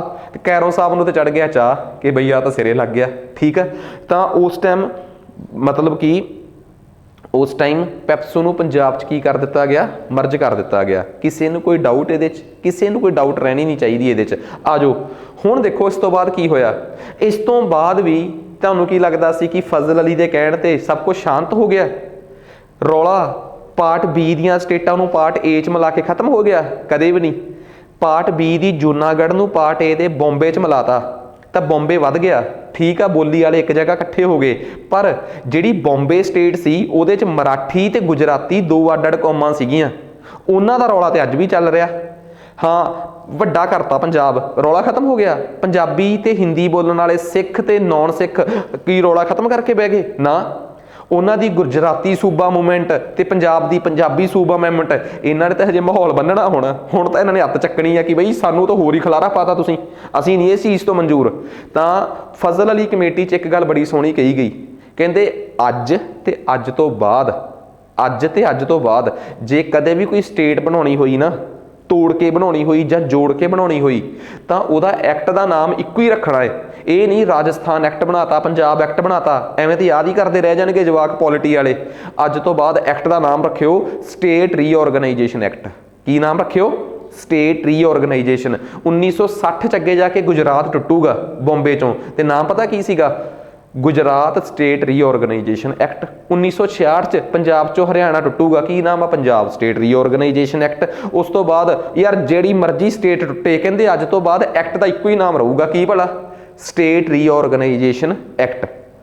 ਹੁਣ ਸਭ ਤੋਂ ਵੱਡੀ ਗੱਲ ਕਿ ਬਈ ਕੌਨਸਟੀਟਿਊਸ਼ਨ ਆਪਣੀਆਂ ਸਟੇਟਾਂ ਨੂੰ ਤੋੜਨ ਵਾਸਤੇ ਕਨਸਟੀਟਿਊਸ਼ਨ ਨੂੰ ਅਮੈਂਡ ਕਰਨ ਦੀ ਲੋੜ ਪੈਂਦੀ ਆ, ਜਾਨੀ ਕਿ 2/3 ਮੈਜੋਰਟੀ ਦੀ ਲੋੜ ਪੈਂਦੀ ਆ ਪਾਰਲੀਮੈਂਟ 'ਚ, ਕਿ ਸਿੰਪਲ ਮੈਜੋਰਟੀ ਨਾਲ ਜਿਵੇਂ ਆਪਾਂ ਆਮ ਐਕਟ ਬਣਾ ਲੈਂਦੇ ਆ। ਤੁਹਾਨੂੰ ਪਤਾ ਪਾਰਲੀਮੈਂਟ 'ਚ ਜਦੋਂ ਐਕਟ 50% ਦੀ ਮਨਜ਼ੂਰੀ ਨਾਲ ਬਣਦਾ ਹੈ, 50% ਦੀ ਮਨਜ਼ੂਰੀ ਸਮਝਦੇ ਹੋ ਨਾ, ਕਿ ਜਦੋਂ ਪਾਰਲੀਮੈਂਟ ਦੇ ਵਿੱਚ ਐਕਟ ਸਿੰਪਲ ਤਰੀਕੇ ਨਾਲ ਬਣਦਾ ਹੈ, ਜਿਹਦੇ ਵਾਸਤੇ ਕਨਸਟੀਟਿਊਸ਼ਨ ਨੂੰ ਅਮੈਂਡ ਕਰਨ ਦੀ ਲੋੜ ਨਹੀਂ ਪੈਂਦੀ, ਉਹਨੂੰ ਕਹਿੰਦੇ ਆ ਸਿੰਪਲ ਮੈਜੋਰਟੀ। ਉਹਨੂੰ ਕਹਿੰਦੇ ਆ ਕਿ ਪਾਰਲੀਮੈਂਟ ਦੀ ਆਪਣੀ ਮਨਜ਼ੂਰੀ ਨਾਲ ਹੀ ਕਾਨੂੰਨ ਬਣ ਗਿਆ, ਜਿਹਨੂੰ ਆਪਾਂ ਇੰਗਲਿਸ਼ 'ਚ ਕਹਿੰਦੇ ਆ yes it is statutory power, ਮਤਲਬ ਵਿਧਾਨਿਕ ਸ਼ਕਤੀ ਨਾਲ ਹੀ ਕਾਨੂੰਨ ਬਣ ਗਿਆ ਪਾਰਲੀਮੈਂਟ 'ਚ। ਉਹਦੇ ਵਾਸਤੇ ਕੋਈ ਅਮੈਂਡਮੈਂਟ ਦੀ ਲੋੜ ਨਹੀਂ ਪੈਂਦੀ। ਮੈਂ ਨਾ ਇੱਕ ਬੜੀ ਬਹੁਤ ਕਿੱਸੇ ਹੁੰਦੇ ਆ, ਜਿਵੇਂ ਪਿੱਛੇ ਜੇ ਨਾ ਸਿਟੀਜ਼ਨਸ਼ਿਪ ਐਕਟ ਆਇਆ ਸੀਗਾ 2019 ਦਾ, ਮੈਨੂੰ ਬਹੁਤ ਮੈਚਿਓਰ ਬੱਚਿਆਂ ਦੇ ਵੀ ਫੋਨ ਆਏ ਕਿ ਸਰ ਸਿਟੀਜ਼ਨਸ਼ਿਪ ਐਕਟ ਕਿੰਨਵੀਂ ਕਨਸਟੀਟਿਊਸ਼ਨਲ ਅਮੈਂਡਮੈਂਟ ਆ। ਤੇ ਮੈਂ ਉਹਨਾਂ ਨੂੰ ਕਿਹਾ ਕਿ ਇਦਾਂ ਕਰੋ, ਕਨਸਟੀਟਿਊਸ਼ਨ 'ਚ ਪੜ੍ਹ ਕੇ ਦੇਖੋ, ਸਾਫ਼ ਲਿਖਿਆ ਹੋਇਆ ਹੈ ਆਰਟੀਕਲ 11 'ਚ ਕਿ ਇੱਕ ਸਿਟੀਜ਼ਨਸ਼ਿਪ ਨੂੰ ਲੈ ਕੇ ਐਕਟ ਪਾਰਲੀਮੈਂਟ ਬਣਾਊਗੀ। ਜਦੋਂ ਕਨਸਟੀਟਿਊਸ਼ਨ 'ਚ ਹੀ ਲਿਖਤਾ ਕਿ ਸਿਟੀਜ਼ਨਸ਼ਿਪ ਨੂੰ ਲੈ ਕੇ ਐਕਟ ਪਾਰਲੀਮੈਂਟ ਨੇ ਬਣਾਉਣਾ ਹੈ, ਤਾਂ ਉਹਦੇ 'ਚ ਅਮੈਂਡਮੈਂਟ ਵੀ ਕਿੰਨੇ ਕਰਨੀ ਆ? ਫਿਰ ਪਾਰਲੀਮੈਂਟ ਨੇ। ਜਿਹੜੀ ਚੀਜ਼ ਹੀ ਪਾਰਲੀਮੈਂਟ ਨੇ ਬਣਾਈ ਆ ਤਾਂ ਉਹਦੇ 'ਚ ਅਮੈਂਡਮੈਂਟ ਵੀ ਕੌਣ ਕਰੂਗਾ? ਪਾਰਲੀਮੈਂਟ। ਤੇ ਪਾਰਲੀਮੈਂਟ ਦੀ ਅਮੈਂਡਮੈਂਟ ਨੂੰ ਕਦੇ ਵੀ ਕਨਸਟੀਟਿਊਸ਼ਨਲ ਅਮੈਂਡਮੈਂਟ ਨਹੀਂ ਕਹੀਦਾ। ਹੁਣ ਤੁਹਾਡੇ 'ਚੋਂ ਇੱਕ ਜਣਾ ਉੱਠ ਕੇ ਫਿਰ ਮੈਨੂੰ ਕਹੂਗਾ ਕਿ ਸਰ GST ਕਨਸਟੀਟਿਊਸ਼ਨਲ ਅਮੈਂਡਮੈਂਟ ਸੀਗੀ। ਮੈਂ ਕਿਹਾ ਹਾਂਜੀ, ਇਹ ਤਾਂ ਪਾਰਲੀਮੈਂਟ ਨੇ ਕੀਤੀ ਹੈ। ਨਹੀਂ, ਜਦੋਂ ਕਨਸਟੀਟਿਊਸ਼ਨਲ ਅਮੈਂਡਮੈਂਟ ਹੁੰਦੀ ਹੈ ਨਾ, ਉਦੋਂ ਪਾਰਲੀਮੈਂਟੇਰੀਅਨਸ ਆ, ਜਿਹੜੇ ਸਾਡੇ ਪਾਰਲੀਮੈਂਟ ਦੇ ਮੈਂਬਰ ਆ, ਉਸ ਦੇ ਨੂੰ ਆਪਣੇ ਆਪ ਨੂੰ ਪਾਰਲੀਮੈਂਟੇਰੀਅਨਸ ਨਹੀਂ ਕਹਿੰਦੇ, ਉਸ ਦਿਨ ਨੂੰ ਆਪਣੇ ਆਪ ਨੂੰ ਕਹਿੰਦੇ ਆ ਕਿ ਅਸੀਂ ਕਨਸਟੀਟਿਊਐਂਟ ਅਸੈਂਬਲੀ ਦੇ ਮੈਂਬਰ ਆ। ਉਸ ਦਿਨ ਵਾਸਤੇ ਸਾਡੀ ਪਾਰਲੀਮੈਂਟ ਟਾਈਮ ਮਸ਼ੀਨ 'ਚ ਬਹਿ ਕੇ ਕਿੱਥੇ ਪਹੁੰਚ ਜਾਂਦੀ ਆ? 1950 'ਚ। ਮਤਲਬ ਕਿ ਕਨਸਟੀਟਿਊਐਂਟ ਅਸੈਂਬਲੀ ਦੀ ਫੀਲਿੰਗ ਲੈ ਲੈਂਦੇ ਆ। ਹੁਣ ਇਹ ਨਾ ਕਹਿ ਦਿਓ ਕਿ ਸਰ ਕੱਪੜੇ ਵੀ 1950 ਵਾਲੇ ਪਾ ਲੈਂਦੇ ਆ। ਨਹੀਂ, 1900 ਇਹਦਾ ਮਤਲਬ ਪਾਰਲੀਮੈਂਟ ਨੂੰ ਕਿਹਾ ਗਿਆ ਹੈ ਕਿ ਜਦੋਂ ਵੀ ਕਨਸਟੀਟਿਊਸ਼ਨਲ ਅਮੈਂਡਮੈਂਟ ਕਰਨੀ ਹੋਊਗੀ ਨਾ, ਤਾਂ ਤੁਹਾਡੇ ਮੈਂਬਰ ਆਪਣੇ ਆਪ ਨੂੰ ਫੀਲਿੰਗ ਲੈਣਗੇ ਕਿਹਦੇ ਮੈਂਬਰ ਬਣਨ ਦੀ? ਕਨਸਟੀਟਿਊਐਂਟ ਅਸੈਂਬਲੀ ਦੇ ਮੈਂਬਰ ਬਣਨ ਦੀ। ਫਿਰ ਕਹੂਗਾ ਪਤਾ ਕਿਵੇਂ ਲੱਗੂਗਾ ਕਿ ਅਸੀਂ ਅੱਜ ਕਨਸਟੀਟਿਊਐਂਟ ਅਸੈਂਬਲੀ ਦੇ ਮੈਂਬਰ ਆ? ਠੀਕ ਆ, ਉਹਦੇ 'ਚ ਸਾਫ਼ ਕਿ ਬਈ ਜਿਹੜੀ ਚੀਜ਼ 2/3 ਮੈਜੋਰਟੀ ਨਾਲ, 2/3 ਬਹੁਮਤ ਨਾਲ ਪਾਸ ਕਰੋਗੇ, ਉਹ ਕਨਸਟੀਟਿਊਐਂਟ ਅਸੈਂਬਲੀ ਬਣ ਗਏ ਤੁਸੀਂ। ਉਹ ਆਪਣੇ ਆਪ ਹੀ ਕਿਹੜੀ ਅਮੈਂਡਮੈਂਟ ਹੋਊਗੀ ਭਲਾ? Constituent assembly. ਹੁਣ ਮੈਨੂੰ ਇੱਕ ਗੱਲ ਦੱਸੋ, right to information act parliament ਨੇ ਬਣਾਇਆ ਹੈ, ਤਾਂ ਉਹਦੇ 'ਚ ਹੋਈ ਅਮੈਂਡਮੈਂਟ ਨੂੰ ਆਪਾਂ ਕਨਸਟੀਟਿਊਸ਼ਨਲ ਅਮੈਂਡਮੈਂਟ ਕਵਾਂਗੇ? ਨਹੀਂ, ਜਿਹੜੀ ਚੀਜ਼ ਹੀ ਪਾਰਲੀਮੈਂਟ ਨੇ ਬਣਾਈ ਆ ਉਹਦੀ ਅਮੈਂਡਮੈਂਟ ਨੂੰ ਆਪਾਂ ਕਨਸਟੀਟਿਊਸ਼ਨਲ ਅਮੈਂਡਮੈਂਟ ਨਹੀਂ ਕਹਿ ਸਕਦੇ। ਹੁਣ ਬੜੇ ਲੋਕਾਂ ਨੂੰ ਕਨਫਿਊਜ਼ਨ ਹੁੰਦੀ ਆ ਕਿ ਯਾਰ ਕਿਹੜੀ ਅਮੈਂਡਮੈਂਟ ਕਨਸਟੀਟਿਊਸ਼ਨਲ ਅਮੈਂਡਮੈਂਟ ਆ ਤੇ ਕਿਹੜੀ ਸਿੰਪਲ ਅਮੈਂਡਮੈਂਟ ਆ ਜਿਹੜੀ ਪਾਰਲੀਮੈਂਟ ਕਰ ਸਕਦੀ ਆ। ਦੇਖੋ ਇੱਕ ਗੱਲ ਕਲੀਅਰ ਆ, ਜਿਵੇਂ ਸਪੋਜ਼ ਕਰੋ ਮੈਂ ਤੁਹਾਨੂੰ ਇੱਕ ਕਿੱਸਾ ਸੁਣਾਉਣਾ, ਯੂਨੀਅਨ ਟੈਰੀਟਰੀਜ਼ ਨਾਲ ਰਿਲੇਟਡ ਹੀ ਹੈ ਇੱਕ। ਜੇ ਤੁਸੀਂ ਉਹ ਕਿੱਸੇ ਨੂੰ ਅਗਲੇ 5 ਮਿੰਟਾਂ 'ਚ ਭਾਵ ਗਏ ਤਾਂ ਸਮਝ ਲਓ ਕਿ ਤੁਹਾਨੂੰ ਅੱਜ ਤੱਕ ਇਹ ਵੀ ਸਮਝ ਆ ਗਿਆ।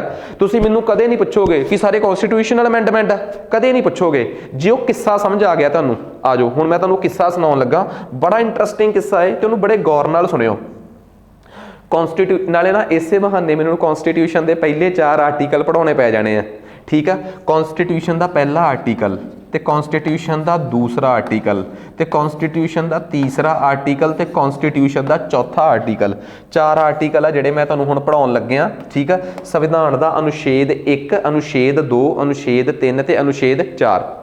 ਆਲਦੋ ਬੜਾ ਲੰਬਾ ਚਲੇ ਜਾਊਗਾ ਆਪਣਾ ਯੂਨੀਅਨ ਟੈਰੀਟਰੀਜ਼ ਵਾਲਾ ਲੈਕਚਰ, ਪਰ ਗੱਲ ਇਹ ਆ ਕਿ ਪੜ੍ਹਨ ਦਾ ਮਜ਼ਾ ਆਊਗਾ ਤਾਂ ਸਵਾਦ ਆ, ਅਦਰਵਾਈਜ਼ ਤਾਂ ਕੋਈ ਮਜ਼ੇ ਵਾਲੀ ਗੱਲ ਹੈ ਨਹੀਂ। ਆਰਟੀਕਲ 1, ਆਰਟੀਕਲ 2, ਆਰਟੀਕਲ 3 ਤੇ ਆਰਟੀਕਲ 4 ਗੌਰ ਕਰਨ ਵਾਲੀ ਗੱਲ ਆ, ਬੜੀ ਇੰਟਰਸਟਿੰਗ ਗੱਲ ਆ। ਨਾਲੇ ਕੋਈ ਇਹ ਵੀ ਨਹੀਂ ਕਿ ਉਹ ਆ। ਸੰਵਿਧਾਨ ਦਾ ਭਾਗ ਪਹਿਲਾ ਕੀ, ਇਹ ਚਾਰੇ ਆਰਟੀਕਲ ਸੰਵਿਧਾਨ ਦੇ ਕਿਹੜੇ ਭਾਗ 'ਚ ਆ? ਪਹਿਲੇ ਭਾਗ 'ਚ। ਠੀਕ ਆ, ਅਨੁਛੇਦ 1 ਕੀ ਕਹਿੰਦਾ ਹੈ? India, Bharat, India that is Bharat, India ਜਿਸ ਦਾ ਕਿ ਨਾਮ ਭਾਰਤ ਵੀ ਹੈ। ਇਹਦਾ ਮਤਲਬ ਕਨਸਟੀਟਿਊਸ਼ਨ ਦੇ ਪਹਿਲੇ ਆਰਟੀਕਲ ਨੇ ਕਹਿਤਾ ਕਿ ਭਾਰਤ ਦੇ ਇਸ ਤੋਂ ਬਿਨਾਂ ਕੋਈ ਤੀਜਾ ਨਾਮ ਨਹੀਂ ਹੈਗਾ।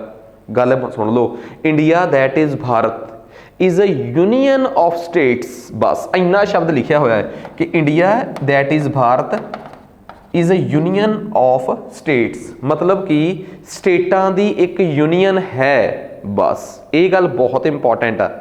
ਹੁਣ ਨਾ ਪਹਿਲਾ ਭਾਗ ਸਾਨੂੰ ਇਹ ਕਹਿੰਦਾ ਹੈ ਕਿ ਇੰਡੀਆ ਜਿਹੜਾ ਕਿ ਭਾਰਤ ਵੀ ਹੈ, ਉਹ ਸਟੇਟਾਂ ਦਾ ਇੱਕ ਸੰਘ ਆ, ਇੱਕ ਇਕੱਠਾਪਨ ਆ, ਇੱਕ ਏਕੀਕਰਨ ਆ ਸਟੇਟਾਂ ਦਾ। ਬਸ ਐਡੀ ਗੱਲ ਆ। ਹੁਣ ਤੁਸੀਂ ਕਹੋਗੇ ਕਿ ਕਨਸਟੀਟਿਊਸ਼ਨ ਦਾ ਇਹਦਾ ਮਤਲਬ ਕੀ ਆ? ਇਹਦਾ ਕੀ ਮਤਲਬ ਇਸ ਆਰਟੀਕਲ ਦਾ? ਫੇਰ ਸਮਝਾਊਂਗਾ, ਹਜੇ ਫਿਲਹਾਲ ਸਿਰਫ ਲਿਖ ਕੇ ਦੱਸਣ ਦੀ ਕੋਸ਼ਿਸ਼ ਕਰ ਰਿਹਾ। ਆਰਟੀਕਲ 2 ਤੇ ਆਰਟੀਕਲ 3 ਇਹ ਦੋ ਅਨੁਛੇਦ ਨੇ ਜਿਨ੍ਹਾਂ ਨੂੰ ਅੱਡ-ਅੱਡ ਨਹੀਂ ਪੜ੍ਹਾਇਆ ਜਾ ਸਕਦਾ, ਇਕੱਠੇ ਹੀ ਪੜ੍ਹਾਇਆ ਜਾ ਸਕਦਾ ਹੈ। ਸੁਣੋ ਮੇਰੀ ਗੱਲ, ਆਰਟੀਕਲ 2 ਕੀ ਕਹਿੰਦਾ ਹੈ ਤੇ ਆਰਟੀਕਲ 3 ਕੀ ਕਹਿੰਦਾ ਹੈ। ਕਿ ਆਰਟੀਕਲ 2 ਕਹਿੰਦਾ ਹੈ ਕਿ ਸੰਵਿਧਾਨ ਇਹ ਕਹਿ ਰਿਹਾ ਹੈ ਕਿ ਭਾਰਤ ਦੇਸ਼ ਦੁਨੀਆ ਦੇ ਕਿਸੇ ਵੀ ਹਿੱਸੇ ਚੋਂ, ਦੁਨੀਆ ਦੀ ਕਿਸੇ ਵੀ ਦੇਸ਼ ਚੋਂ ਉਹਦੀ ਕਿਸੇ ਪੂਰੀ ਦੀ ਪੂਰੀ ਸਟੇਟ ਨੂੰ ਖਿੱਚ ਕੇ ਲੈ ਕੇ ਆਵੇ। ਗੌਰ ਕਰਿਓ, ਪੂਰੀ ਦੀ ਪੂਰੀ ਸਟੇਟ ਨੂੰ ਖਿੱਚ ਕੇ ਲੈ ਕੇ ਆਵੇ ਜਾਂ ਉਹ ਕਿਸੇ ਦੁਨੀਆ ਦੇ ਕਿਸੇ ਦੂਜੇ ਦੇਸ਼ ਦੀ ਕਿਸੇ ਸਟੇਟ ਦਾ ਕੋਈ ਹਿੱਸਾ ਖਿੱਚ ਕੇ ਲੈ ਕੇ ਆਵੇ। That can directly be admitted to union of India, ਉਹਨੂੰ ਭਾਰਤ ਦਾ ਹਿੱਸਾ ਬਣਾਇਆ ਜਾ ਸਕਦਾ ਹੈ। ਗੱਲ ਸਮਝ ਨਹੀਂ ਆਈ ਪੂਰੀ ਗੌਰ ਨਾਲ, ਮੈਂ ਸਮਝਾਉਣਾ। ਭਾਰਤ ਦਾ ਗਵਾਂਢੀ ਦੇਸ਼ ਕਿਹੜਾ ਹੈ? ਪਾਕਿਸਤਾਨ। ਪਾਕਿਸਤਾਨ ਦਾ ਸਾਡੇ ਨਾਲ ਕਿਹੜੀ ਸਟੇਟ ਲੱਗਦੀ ਹੈ? ਸਿੰਧ ਵੀ ਲੱਗਦੀ ਹੈ, ਪੰਜਾਬ ਵੀ ਲੱਗਦਾ ਹੈ। ਮੈਂ ਪੰਜਾਬ ਦੀ ਸਿੰਧ ਦੀ ਐਗਜ਼ਾਮਪਲ ਚੱਕਦਾ, ਪੰਜਾਬ ਨਾਲ ਤੁਸੀਂ ਆਪਣੇ ਵਾਲੇ ਪੰਜਾਬ 'ਚ ਕਨਫਿਊਜ਼ ਹੋ ਸਕਦੇ ਹੋ।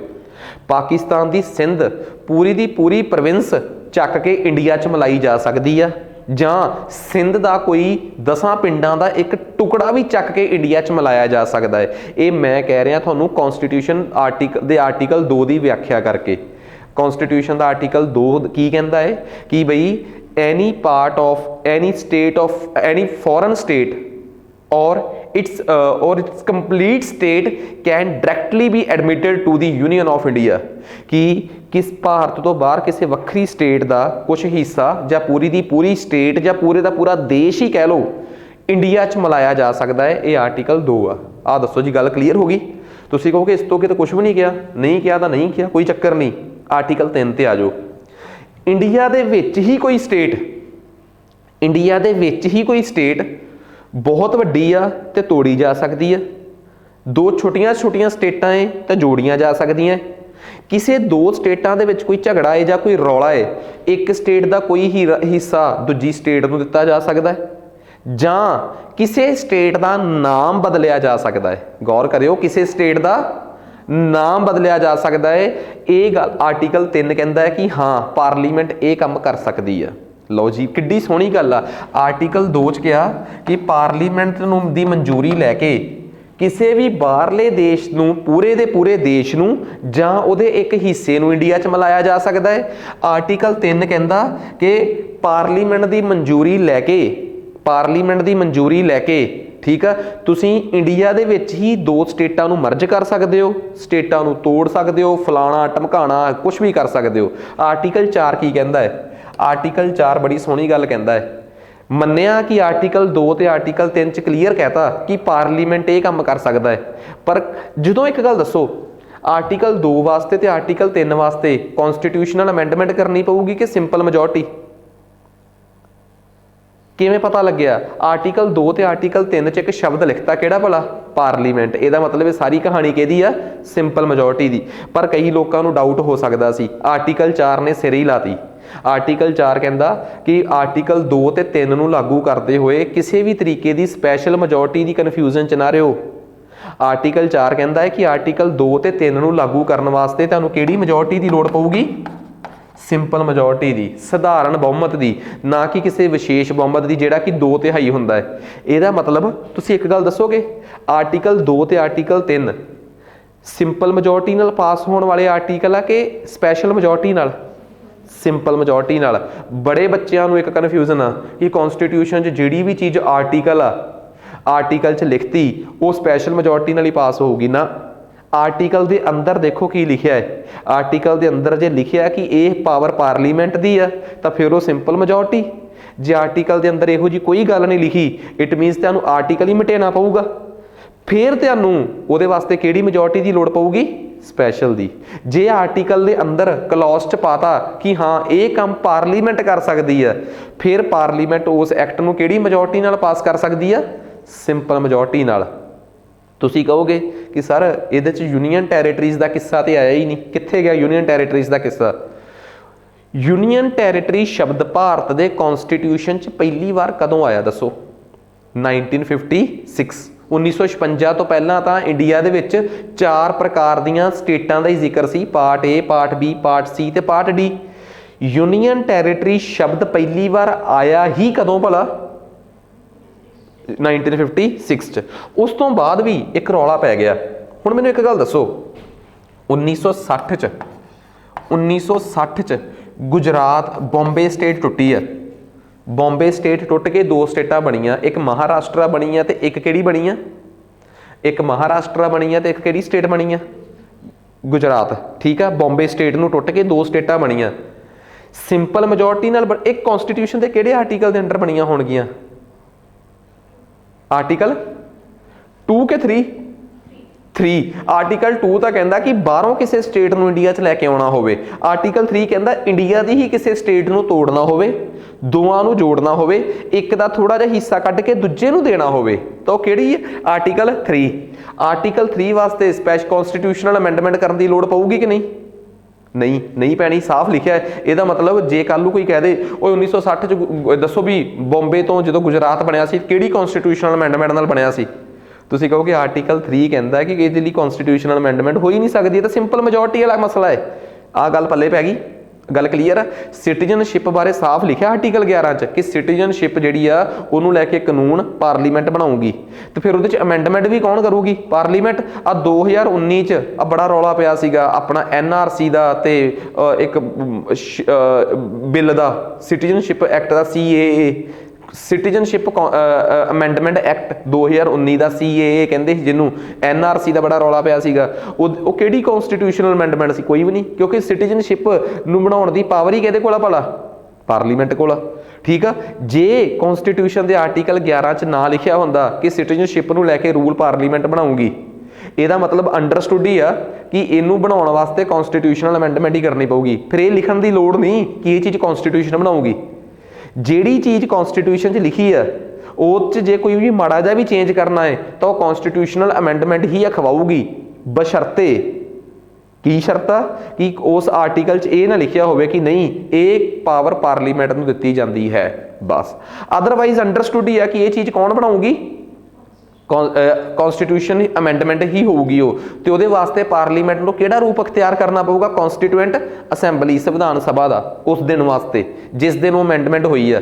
ਤੇ ਅੱਜ ਤੱਕ 105 ਅਮੈਂਡਮੈਂਟਸ ਇਸ ਕਨਸਟੀਟਿਊਸ਼ਨ 'ਚ ਹੋ ਚੁੱਕੀਆਂ ਹਨ। Can you imagine? 105 ਵਾਰ ਸੰਵਿਧਾਨ ਸੋਧਿਆ ਜਾ ਚੁੱਕਿਆ, 105 ਵਾਰ। ਸੋ ਇਹ ਕਹਾਣੀ ਸਾਨੂੰ ਚੰਗੀ ਤਰ੍ਹਾਂ ਇਨ ਡੈਪਥ ਕਲੀਅਰ ਹੋਣੀ ਚਾਹੀਦੀ ਆ। ਆ ਜਾਓ, ਆਰਟੀਕਲ 1, ਆਰਟੀਕਲ 2, ਆਰਟੀਕਲ 3 ਤੇ ਆਰਟੀਕਲ 4 ਸਮਝ ਆ ਗਏ? ਕਿੱਸਾ ਹਜੇ ਵੀ ਖਤਮ ਨਹੀਂ ਹੋਇਆ। 1961 ਆ ਗਿਆ, 1961 ਦੀ ਗੱਲ ਆ, 1962, 1962 ਅਸੀਂ ਨਾ ਪੁਰਤਗਾਲੀਆਂ ਤੋਂ ਜ਼ੋਰ ਲਾ ਕੇ ਗੋਆ ਆਜ਼ਾਦ ਕਰਵਾ ਲਿਆ ਸੀਗਾ। ਉਸ ਤੋਂ ਪਹਿਲਾਂ ਗੋਆ ਪੁਰਤਗਾਲੀਆਂ ਦਾ ਗੁਲਾਮ ਸੀਗਾ। ਅਸੀਂ ਜ਼ੋਰ ਲਾ ਕੇ 1961 ਦੇ ਵਿੱਚ ਨਾ ਗੋਆ ਪੁਰਤਗਾਲੀਆਂ ਤੋਂ ਆਜ਼ਾਦ ਕਰਵਾ ਲਿਆ। ਖੈਰ, ਕਰਵਾ ਲਿਆ ਤਾਂ ਵਧੀਆ ਗੱਲ ਆ, ਠੀਕ ਆ। ਅਸੀਂ ਗੋਆ ਨੂੰ ਪੁਰਤਗਾਲੀਆਂ ਤੋਂ ਆਜ਼ਾਦ ਕਰਵਾ ਲਿਆ। ਜਦੋਂ ਸਾਡਾ ਗੋਆ ਪੁਰਤਗਾਲੀਆਂ ਤੋਂ ਆਜ਼ਾਦ ਹੋਇਆ, ਅਗਲੇ ਸਾਲ ਹੀ 1962 'ਚ ਹੀ ਰੌਲਾ ਪੈ ਗਿਆ ਕਿ ਗੋਆ ਨੂੰ ਯੂਨੀਅਨ ਟੈਰੀਟਰੀ ਬਣਾਓ।